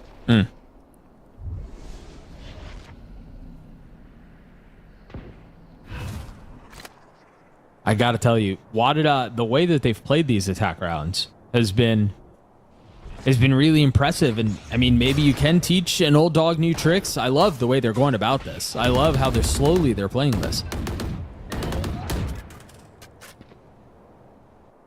It's all about Starbound creeping forward, trying to find something. But right now, YFP aren't really in positions to allow those picks to come in. Just waiting for this trip to be broken to pop the flash. Glowstick feeling all of that pressure. Meanwhile, the ult is spot they can fully send out onto B. Hello! That's very well done by Oriental. Yeah, a little TP over on the rotate into the pick, into continuing to look for these fights. And Sherrod's in a great spot, but PowerPixel just wins out the duel. We're going out. I don't know that they can really funnel their way in here. Corrupt still has 2 flashes, so there's certainly a shot at it. There's one smoke. There's the flash. There's the swing. Nicely done. Astralis left in a 1v3. Too many targets to find. Scary Shark arrives. YFP will get the round. Got sketchy for a second once the side anchor went down, but calm on the retake there. The flashes to support. I think YFP had just very good positions that entire round. Again, not giving these early fights to Starbound. I think that's going to be a mission for them on this defensive side, is to make it a drought of early engagements. Unless it is going to be a more grouped together forward fight. They can force WADA on these late round moments where they're committing into a site and then YFP can chop them down.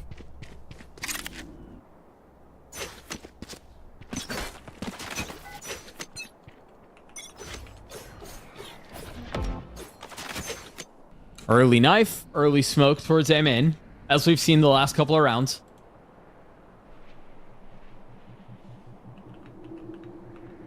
This time they have a trip to deal with up B. No real way to clear that out either. I mean,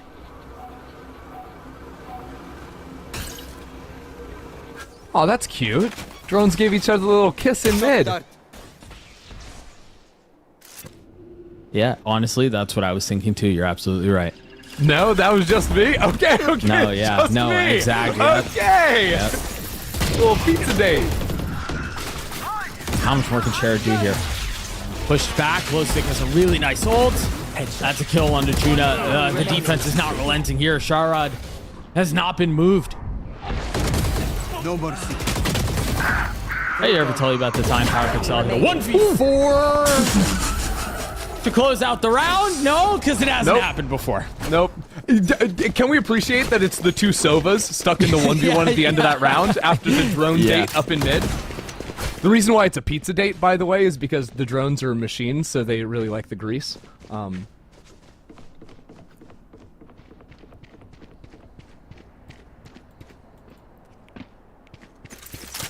Watching here.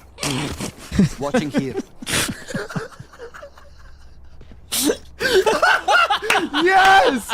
Yes! That's what I'm talking about! Oh, I love my job. W observing. Holy. Busted buyout from WADA here. And they've already gotten the numbers advantage. That they have. Oh, we're just walking out of A main. Wait, whoa, no one's looking the right way. As one does. We just walked through our own one way. Nora's crazy.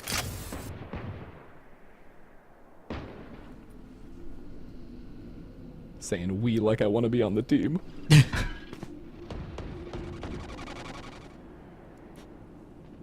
I mean, Juna's in a really aggro spot, and maybe you're able to get a pick. No bullet fired. They just invested the paranoia on the other side of the map as well, so they realize they don't have A main control. And the rotate back into B might be the play, but Corrupt is waiting there with a judge. And that thing will bark. Yeah, especially 4 light armors as well. WADA would just be melting. Revealing area. There's a dart. Tamale will help. Buy some time. 30 seconds left. Not fully committed out onto it yet. And there it is. Corrupt gets 2. What a slaughter. YFP hold the line once more. Yeah, I got the bark and the bite there with YFP's defensive B hold. Just locking it down on the anti-eco.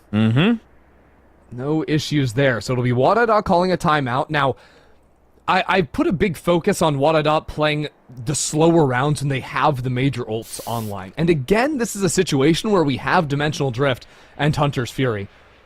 Right. So I almost feel like I have to bring it up again that they have been doing a lot of saving. I also think it's worth looking at their money is a bit scuffed. You've got to be buying here, surely, with the chamber op. Surely. Yeah, I think Starbound's going to be dropping for power, but I really hope we see them play a more exec style round. Even if they have the ideas to play for the op or whatnot, there's been too many times we've been in this exact situation where it's an econ swing round for them. They have 2 big ults up, and they play a slow round, lose the opportunity to use those ults, end up losing the round, and then they're on an eco for the next. So they just sit on these ults forever and miss opportunities to recharge them.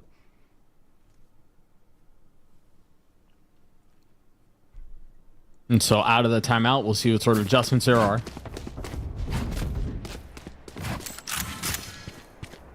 I still think, I mean, yeah, it's interesting to see a map still play like a We're not buying for power. Here.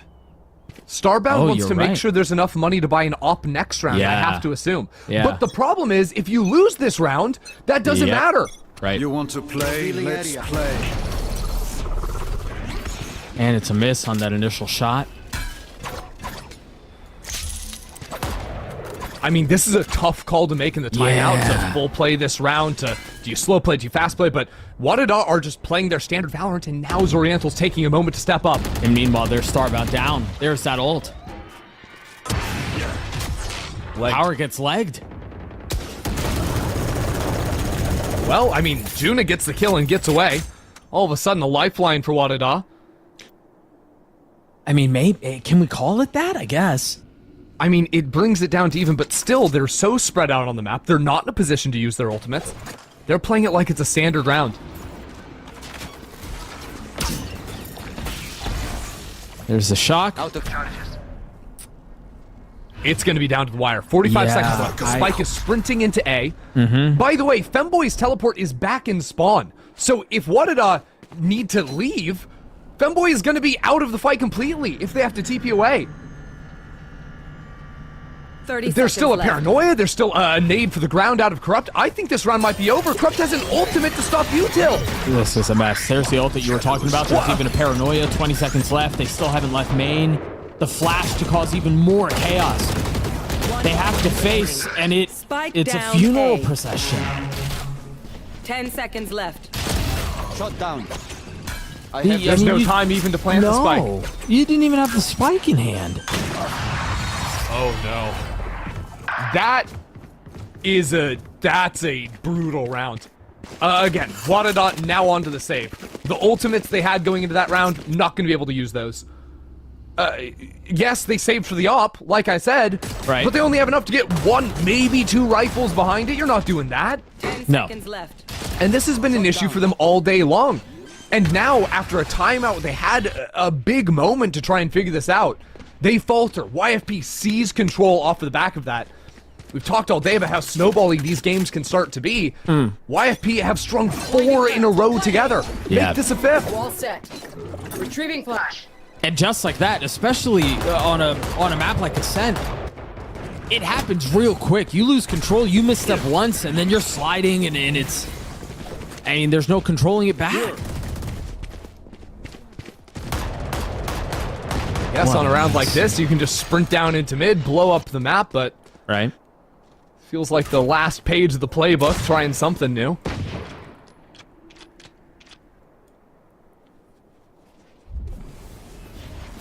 Zoriental holding the line back in spawn. Starbound, who again has been pretty quiet this map for, I mean, I hate to say it, really since the second map. Hasn't really had the same value. I'll handle this. And that's a pick. Oriental not even taking chances on the anti-eco, using the ultimate there, gets stuck behind the wall. At the same time, Glowstick lighting it up on backside. YFP just can't be stopped.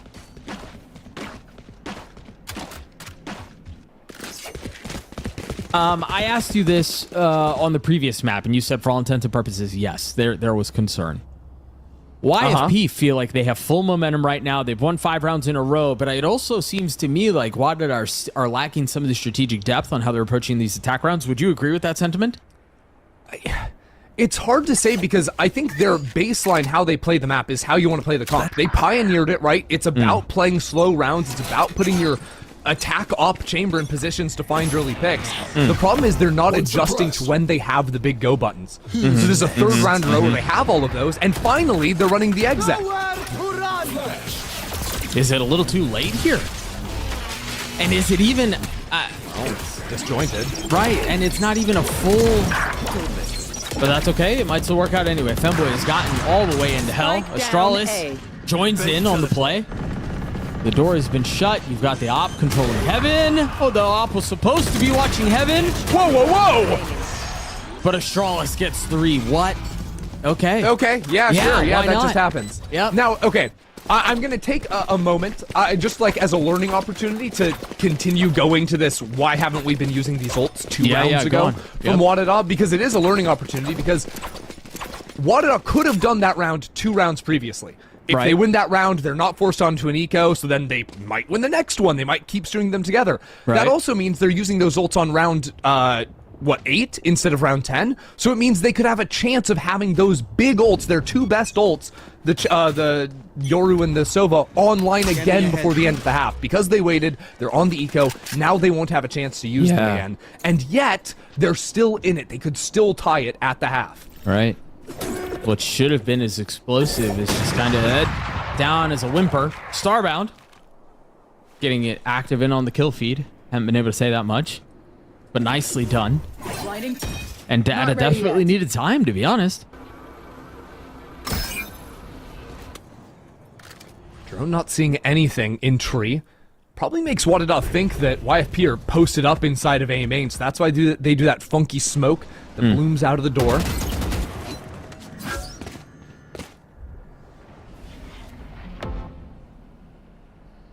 Knife and drone, both committed from YFP into B main, that spots the same player.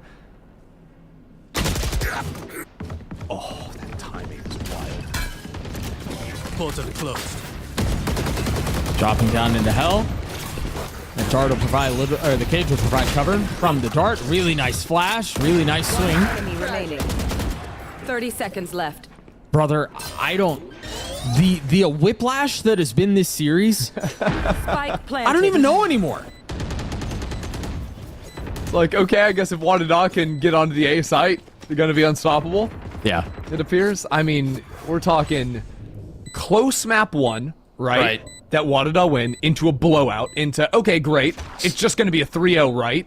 Right. No. No. Actually, it swings the other way. WADA might have even 3-0'd after coming back on map 3. Right. It's almost like a perfect mirror of a series. Yeah. This game's just been all over the place. Yeah, and then even for these last 2 rounds, it really has felt like YFP have had WADA by the collar. Like, WADA have seen loss more often than not, and they put together a couple of these rounds to where we go, okay, well, maybe, you know, I don't know, they're kind of going to figure it out, and then YFP immediately put it back down, and it's just been enough for WADA to keep it interesting. We've seen, I mean, the 13-8, the 13-10, even this. Like, wow, YFP won 5 rounds in a row, and then all of a sudden, okay, maybe WADA can figure it out, but it's just been so unpredictable this entire time. And to maintain that unpredictability, WADA 5 ready to go into B. Yeah. Sure, there's going to be the Viz ult online, take away the guns, but... Right here. See how much it matters. Right now, Glowstick's playing real close, so it's going to hurt. And those trips are there. I mean, it kind of hurts now to run a KO in a situation like this because you don't have that to take off utility. Woo! Wait, where's the Viz ult? I don't know. Where's the Viz ult? Were they hit by a knife? They may have been hit by a knife. I don't know. And still, the team is speeding up into it, now just getting mowed down. But they get a couple of kills on the way. Juna will... Fake teleport. obviously not be able to use that ult. Time to jump. The spike is kind of out of reach here too. If you're Astralis, you're trying to scale up. You get the pick, hoping, praying for the TP. And it's there. Oh, but the flash and Scary Shark gets a kill anyway. And now Starbound's Norris left in 1v2. spams that shot through the switch house off of the mini-map spot from the Yoru TP. Right. That's insane.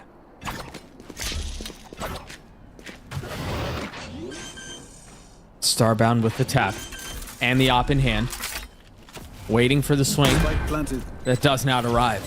At least not yet. Starbound now given a position, given the timing, given the window to take a step back and approach this from a different angle, a different perspective. Lands a shot on his Oriental. Just one more to be found, and it's Scary Shark on the other side. A shoulder given away. The headhunter fails. Starbound as Scary Shark stands tall. So YFP will head into the final half of this series with just a slight edge and a little BM on the back. Yeah. Letting them know about it. The tides have truly turned from how this series opened. Switching sides. And yet there's still more pressure on YFP. Their year guaranteed to end if they can't win today, and guaranteed to end still if they can't win again tomorrow. They have to run this gauntlet back-to-back best of 5 days. Very nearly, we're in a position on 2 maps versus Shopify where they could be the ones awaiting in the grand final. Fell by 2 rounds in maps 2 and 3 just the other day. But now with the chance to reset it and go back for the rematch and get their revenge.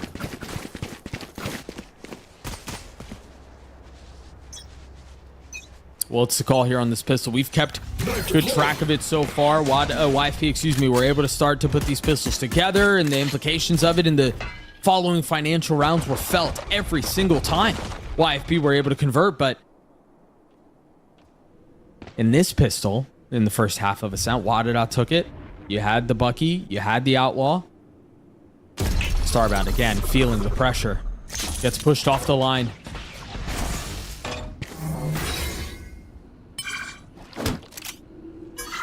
Just gonna eat up that wall. Secure an orb for glow stick. Themselves really crept up here, but no teleport to escape is just a sit and duck. Yeah. Shadows traveling. A little bit of utility Now trading. even, Astralis takes information of a step Astralis being there. YFP can run the map a little bit, faking going into tree only to cut back into a B split where June is the sole player. Maybe even the fake TP towards tree from the Yoru. Juno. A lot of pressure. Oh, and it's too much. It's overwhelming.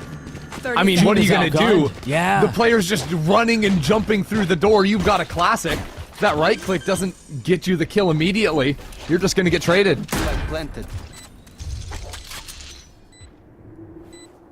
Where's the spark for WADA?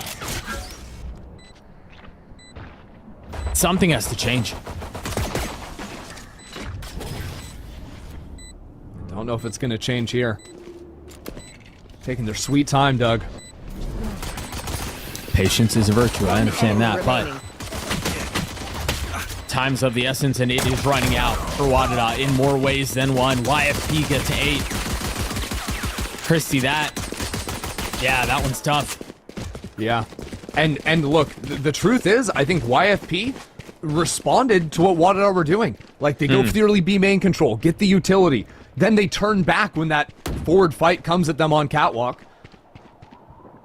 By getting that kill and by threatening to go back into mid, they completely shatter the map. WADA are forced to gamble on one site. YFP guessed correctly and move on in. And I think, really, what WADA always are going to be thinking about on this map is the forward walks. The beauty of having Chamber and Yoru is that this comp on defense from WADA gets to play whatever angle they want. Every single angle is an off angle, so it makes it very hard to flush them away. So you have to be very diligent, very ready, not even just with utility, but mainly just with your guns to respond and just win the fights. And even if that round it was the walkout on Cat and it was from a Sova, YFP were prepared. Cover going out. I know I touched on this earlier in the series, but astounded by how YFP have been able to show so many different looks on their attacking side. Right? What were they known for? Hold on 1 second for me, Doug, because I'm concerned about the off angle down in bot mid right now from Starbound. If these players cut back in, you never see this one. In range of the TP as well. But a double See, I down like the towards YP A. aren't giving the fight up. Sorry, Yeah. you can continue, because Well, and these that's guys just do well. That's kind of what I was getting at, too, is YFP were known for borderline reckless aggression on the attack. That was the pace they like to play. Think about this round. We're 30 seconds in. They're just now leaving A main. Yep. It's just been a complete Deal with A subversion. main beautifully. Yeah. Move on in. No problems whatsoever. Oh, except maybe what back in beauty. their own spawn. Yep, Femboy tucked in the smoke on the other side of the door, able to punish with 1. 13 seconds left, though. The spike will go down. Not much more opportunity for delay. Other than that, Starbound gets a free one. Still just pistols, though. And Starbound been spotted and gets the kill.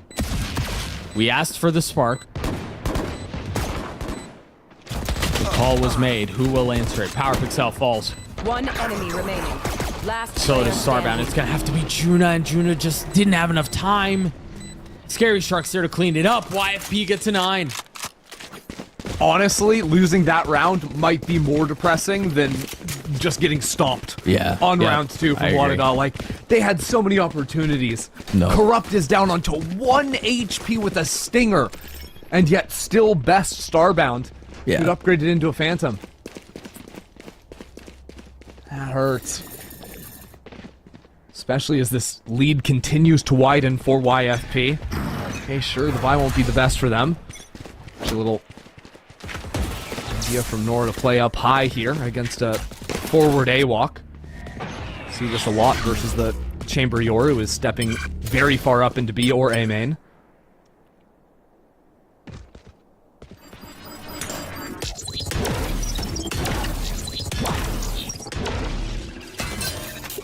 Aggro wall there, too. And so Shard spotted. Yeah, that's where some of this is headed. What? What's that from? I mean, Corrupt is down on 10 HP, but it doesn't matter. Kill secured, ult secured as well. Unreal.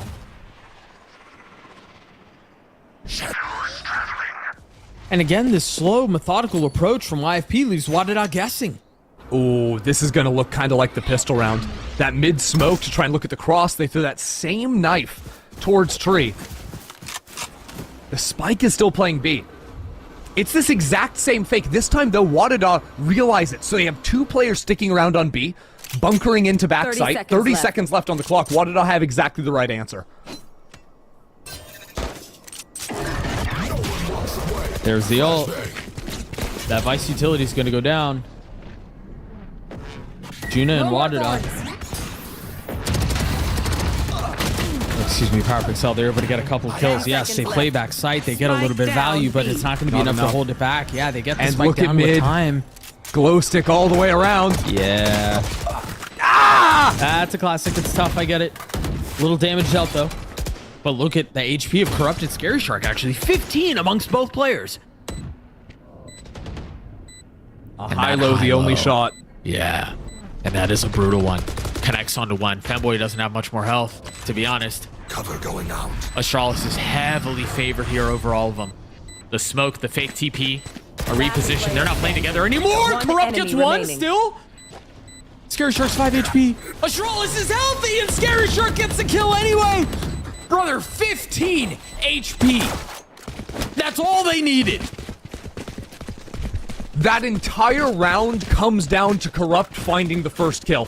By besting Starbound, not only do you take out the most consistent top performer from WADA, Corrupt also got the ultimate online, and that was the difference. Down to under 30 seconds to exec into the B site. Being able to shut off the Vise utility gives them the ability to get out of B main, to go in, fight just guns, get the trades in, even as players start to go down. And then playing back-to-back with Glow. Beautiful. That's as deflating as it can be, no? That could be the series. Yeah. Genuinely. WADA will have another shot in the next round. But now looking at just the momentum and the ultimates that are going to be coming online too, like winning that round is everything. Yeah. And yeah, maybe they're going to get another shot on even footing, but are you going to get an opportunity like that again? No. It's hard to imagine.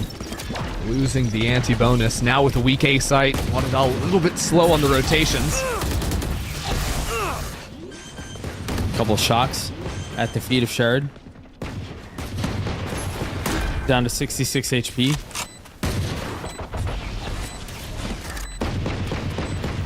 Cage triggered. How aggressive will you go? Flashbang. Oh, that aggressive. Waiting for the flash. Astralis has been spotted. Beautifully done. YFP are not playing to avoid losing. They're playing with such confidence and such aggression right now. Sherrod gets 4. YFP get to 11. And they are knocking on the door of eliminating WADA. Wow. Sherrod's Cypher just as lethal as the Chamber. Crushing it in that round. And this is the make or break now. It's time to show up from WADA. This team, one kickoff, right? Shopify weren't competing and then have been the number 2 team behind Shopify all year long. To now drop at the final hurdle, to lose control over their own fate. This is the round that has to go their way to maintain it. It is do or die. Starbound with the ult. And Odin in the hands of power.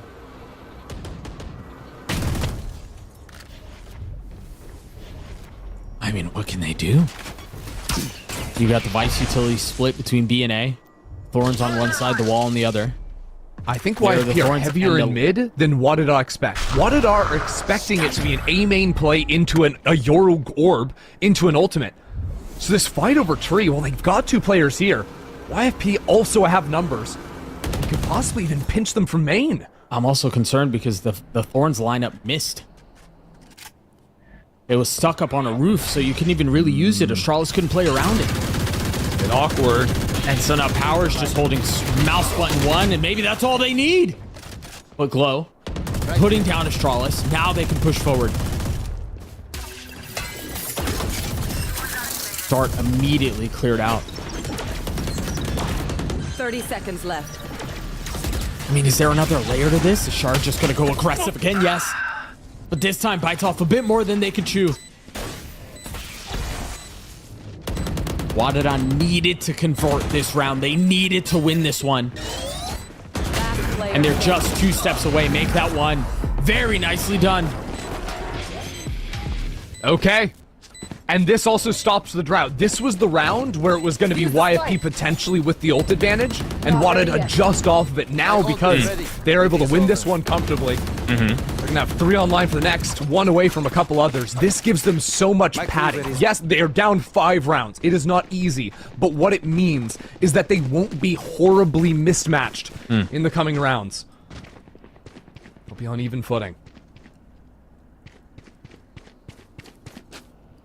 And Odin, the op once more. If you're corrupt, you okay, yeah. Good. Just making sure. You want the gun, yeah. Yeah. Zoriental's going Bucky mode with the ult. Dimensional drift, of course, yeah. Yeah. I think the question is here for YFP. When did they pull the trigger on that? All right, I guess the answer is now. A full split out onto B. Femboy spotted. What more info can they find? The flashport spawn. And there it is. The Bucky for Zoriental. June is dropped. And the weapon upgraded. I mean, they're kind of stalling out here. Not fully committing out to getting onto the site. Now WADA the smoke ran out. Yeah, that's why. You're absolutely right. Femboy gets B. 2. It's a 2v3. Starbound holds the line to swing into 3! And Zoriental gets away! Time to jump. A 1v1. Power with Odin. And another filthy shot from YFP. Ender, that's the dagger. Match point. What a save from Zoriental. They have just put YFP on the verge. YFP, one more round to have that rematch versus Shopify. WADA will slam the brakes because what on earth was that? The fact that Zoriental's teleport is on site after doing that cut through mid play is unbelievable. Like, there's no world in which PowerPixel should believe that that's where the Yoru will have slipped away to. Wait, no, there's no timeout. The clock is still ticking. We're playing. No time to think it over. No time to talk about what went wrong or how you want to approach this next round. What do they have? Femboy has ult. Power has ult. Juna does too. I mean, why did I have the tools? It's all about putting those together and hitting the recipe just right. Walking down tree is where it begins, but it could even be a refight with the paranoia. No one exactly here. Danger. Not over swinging. I don't want to see WADA get too antsy. They have such good retake ultimates. That was their real shot at looking for something aggressive in the mid-round. Now if they hold on to A main control, it shouldn't be easy for YFP to get in here. They're going to have to send multiple players back into A main if they want to push Astralis away. YFP have to clear this mid trip. They've got to do something to introduce a little bit of doubt in the minds of WADA. I know exactly. Astralis got too curious. Astralis was on no HP, so wanted to play for info, but A is tough. Now they know. Now they're committing Femboy and Starbound side by side. They've even invested the ult. The spike hits the ground. And the TP back site. Corrupt gets two. No time. No, they have to plant A. Femboy looking to keep WADA alive. 5 seconds left. Can the spike be scooped up? Can they commit to getting a spike down? I believe there might be enough time. Takes the fight, and Corrupt wins it out. A 3K to send WADA packing and book a ticket to the grand finals. Unbelievable back-to-back clutches from the heroes on YFP. Zoriental's 4K into Corrupt with 3, lurking through mid for 2 kills. And then having the guts to pull away from the plant. Had time to stick it, but chose to take the gunfight. YFP are right back up on top. I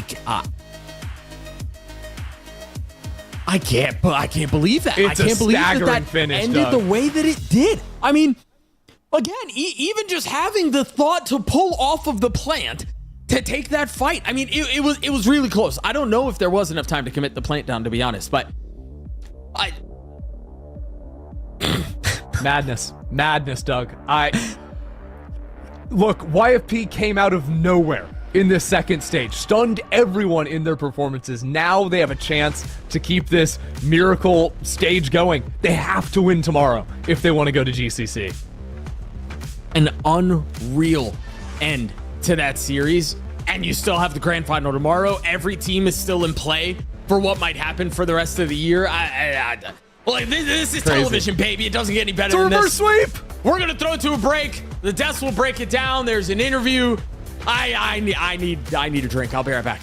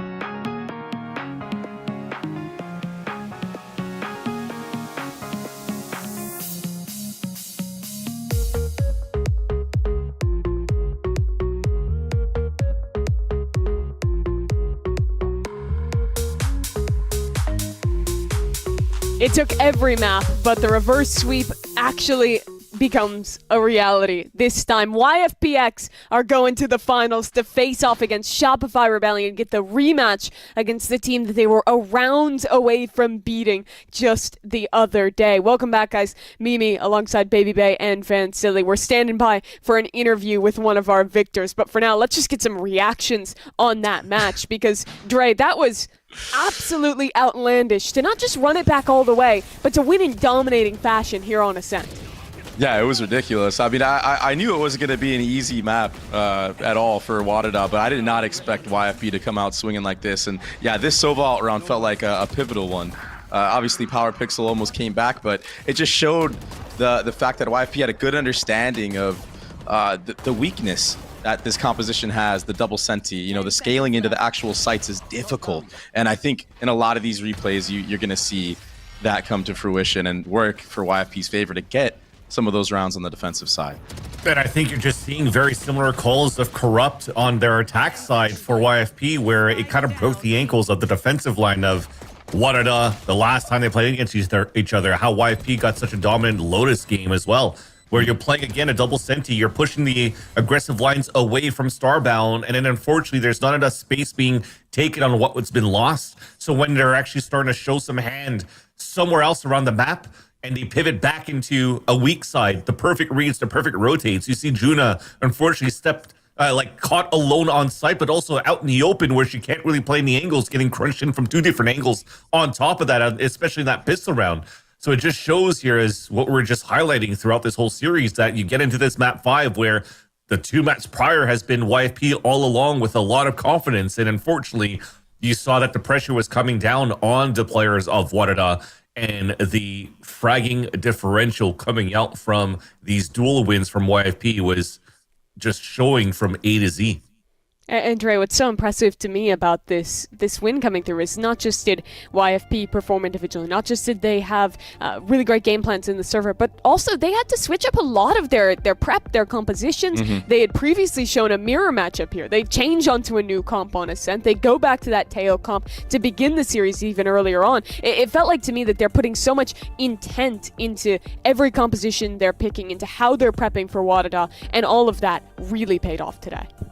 Yeah, and it's so difficult to be able to pull that off. Like, you really have to have the players to be able to do that, and the players that are flexible, that can play multiple different agents, but then also game IQ, right? Because you can't just pick up a new comp and change it and implement stuff in one day. It honestly reminds me of Heretic's run in Shanghai last year, where they copied 100 Thieves comp and run it against them and then end up beating them with it with like 1 day of preparation. The fact that you can do that and pull it off just shows like you found lightning in a bottle with this roster, and that's why they've made it so far into this tournament. And I have to say that there was a lot of those rounds from WADA that probably should have gone their way, but again, when YFP are feeling it, it just shows that they can make the best out of any scenario, whether that's a 1v4 or whatever it may be. And players at 1 HP, remember, like the 2 versus 3 or whatnot, where it was an eco from the side of WADA, and you had the perfect fight coming through from Starbound in the back, and then suddenly Corrupt has 1 HP, drops through with a stinger. The round after that, Scary Shark only has 15 HP on a 1v1, but they had 2 players very low HP, and they still win a 2 versus 2. So again, everything was working out quite well for YFP's side, because they felt they were untouchable with how the results came through in the last 2 maps that they won against WADA. Well, an incredible win here for the side of YFPX in 5 maps, taking the lower final, qualifying for their rematch against Shopify. We've got a guest standing by on the line. Let's bring Corrupt in here, one of our winners for our Verizon post-match interview. Corrupt, thanks so much for joining me. I just want to start with reactions, because for you, reverse sweep from 0-2 down to running it all the way back to make the first finals here for you in Game Changers. What are you feeling right now? I mean, I'm just happy. I'm excited we get to play more. Like, I mean, I'm not gonna pretend like I've been putting in a bunch of work with this roster. I mean, I was playing VCO for the most of the time, and I mean, they were just fragging without me for a month and a half, I think. So I mean, I'm just kind of coming in and pug IGLing. I mean, honestly, the most fun part about this to me was I mean, they're very linear with their comp style, but I mean, this is a very strong comp set, and they just run chamber every map. So I was I just want to abuse these comps, and I'll just run Teo or KO and like hard counter the chamber, and then like play like that. And I mean that to me, and like it working was like the most fun part, because I mean most of this is just like on the fly calling. So I mean I think that was really interesting, and like made these games really enjoyable and fun to me. So I mean I'm really happy we did it, and like I mean everyone showed up and played so well, and I mean I just can't do anything but love my teammates for that. I mean it was just a great experience. Yeah, talk to me about that, because you're having to balance a lot, right? Like playing your matches for VCL, coming back in for practice. How has the team managed to make that work with kind of that back and forth, and then still showing up here and playing so excellently despite that lack of practice? Yeah, I mean it's really thanks to our two subs, Oppie and Austin, or Milk Tea Boards. And I mean, yeah, they've been showing up, like, I mean, they basically replace me every day in the prac.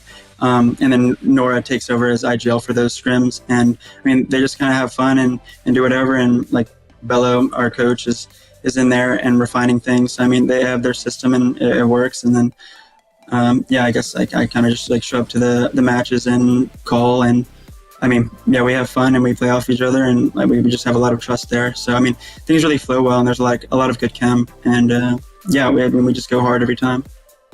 Yeah, talking about the chem and the prac, you had to build a lot of that very quickly, because you added 2 new players after stage 1, only had really that little 2 months of downtime to integrate them. But talk to me about how you feel about what Glowstick and Sherrod have brought to the roster, because both of them have showed up and just been playing incredible already here.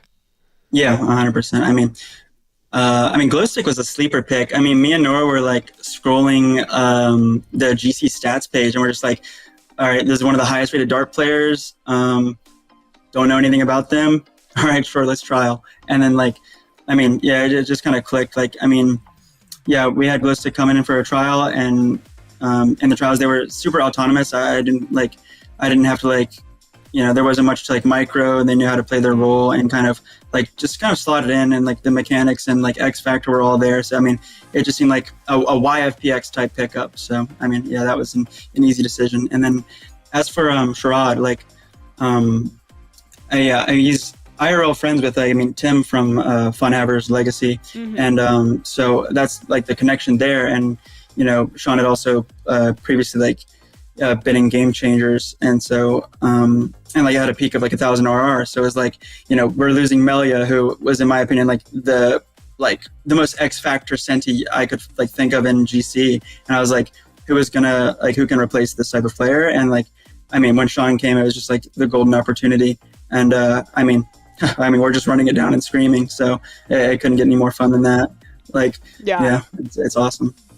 That's really amazing to see it working out with all these players. Well, you were so close to beating Shopify in the upper round game, a round away. It slips away from you. What is it going to take tomorrow, now playing a BO5 with that second chance to actually close it out and beat them? It'll just take us showing up for ourselves. Like, I mean, we just got like antsy. I mean, it was like, I think there's a couple of us, like it was our first time like playing Shopify. So, I mean, excluding Nora and I, obviously.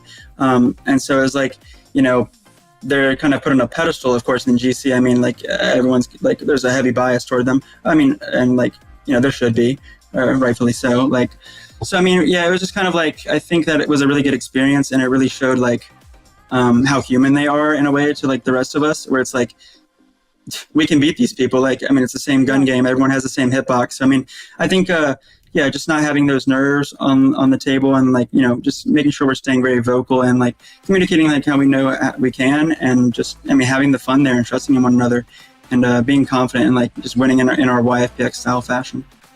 Yeah, sell those stakes for me then, because you're the one team that doesn't have the chance to fall back on LCQ. If you want to make Korea, you have to win the finals tomorrow. What would it mean for you and for the team to have that opportunity to represent North America in Seoul? Yeah, I mean, I'd love to go to Korea. I mean, I've never been. I'm not sure if any of us have ever been, actually, but I know we're all very eager to get in that match and serve and improve ourselves and go to Korea and take it that step further. And I mean, there's plenty of benefits with that. And we're all just really like optimistic and hopeful. And like, I mean, every round is like we're fighting for our lives, because I mean, we have nothing to lose. Shopify have everything to lose. They're like there's a GC golden child. So. For us, like FA, unsigned, like unpaid, like, I mean, there's nothing we can lose, and that would be like the ultimate like, I don't know. That's just aura. Like, we're trying to go to Korea. Yeah, teams have gone a long way on that mentality. Krupp, thank you so much for chatting with me. I wish you the best of luck tomorrow in that final. Go rest and have a good night prepping with the team. All right. Thank you so much. Have a good one. Yeah, thank you. A really good mentality to have, guys. I mean, a lot of teams have ran it far with that kind of underdog type of status, fans. Definitely, and you're already seeing it from Corrupt. I think still digesting this win that they just got against WADA. The reverse sweep, and on top of that, the first time that they play a BO5 and they're able to convert it. Again, I think this is going to ooze a lot of confidence going into tomorrow's game against Shopify Rebellion Gold, knowing that they could actually beat them. They were so close to beating them before, and now being able to reverse sweep a BO5. This is going to be a very tough game for GCC champs for 2 years in a row here for Shopify. Yeah, let's take a look at the bracket now and to remind you a bit of the stakes. Coming up tomorrow is the grand final. Shopify Rebellion Gold playing against YFPX for the guaranteed slot in Seoul, South Korea for the Game Changers Championship. A wild kind of turn of events here to see YFP running it through the upper bracket, almost beating Shopify dry, and now after winning a reverse sweep, having to go play another BO5 tomorrow with disadvantage for a chance to make Korea. If they could pull that off, it would be one of the most incredible runs I've seen.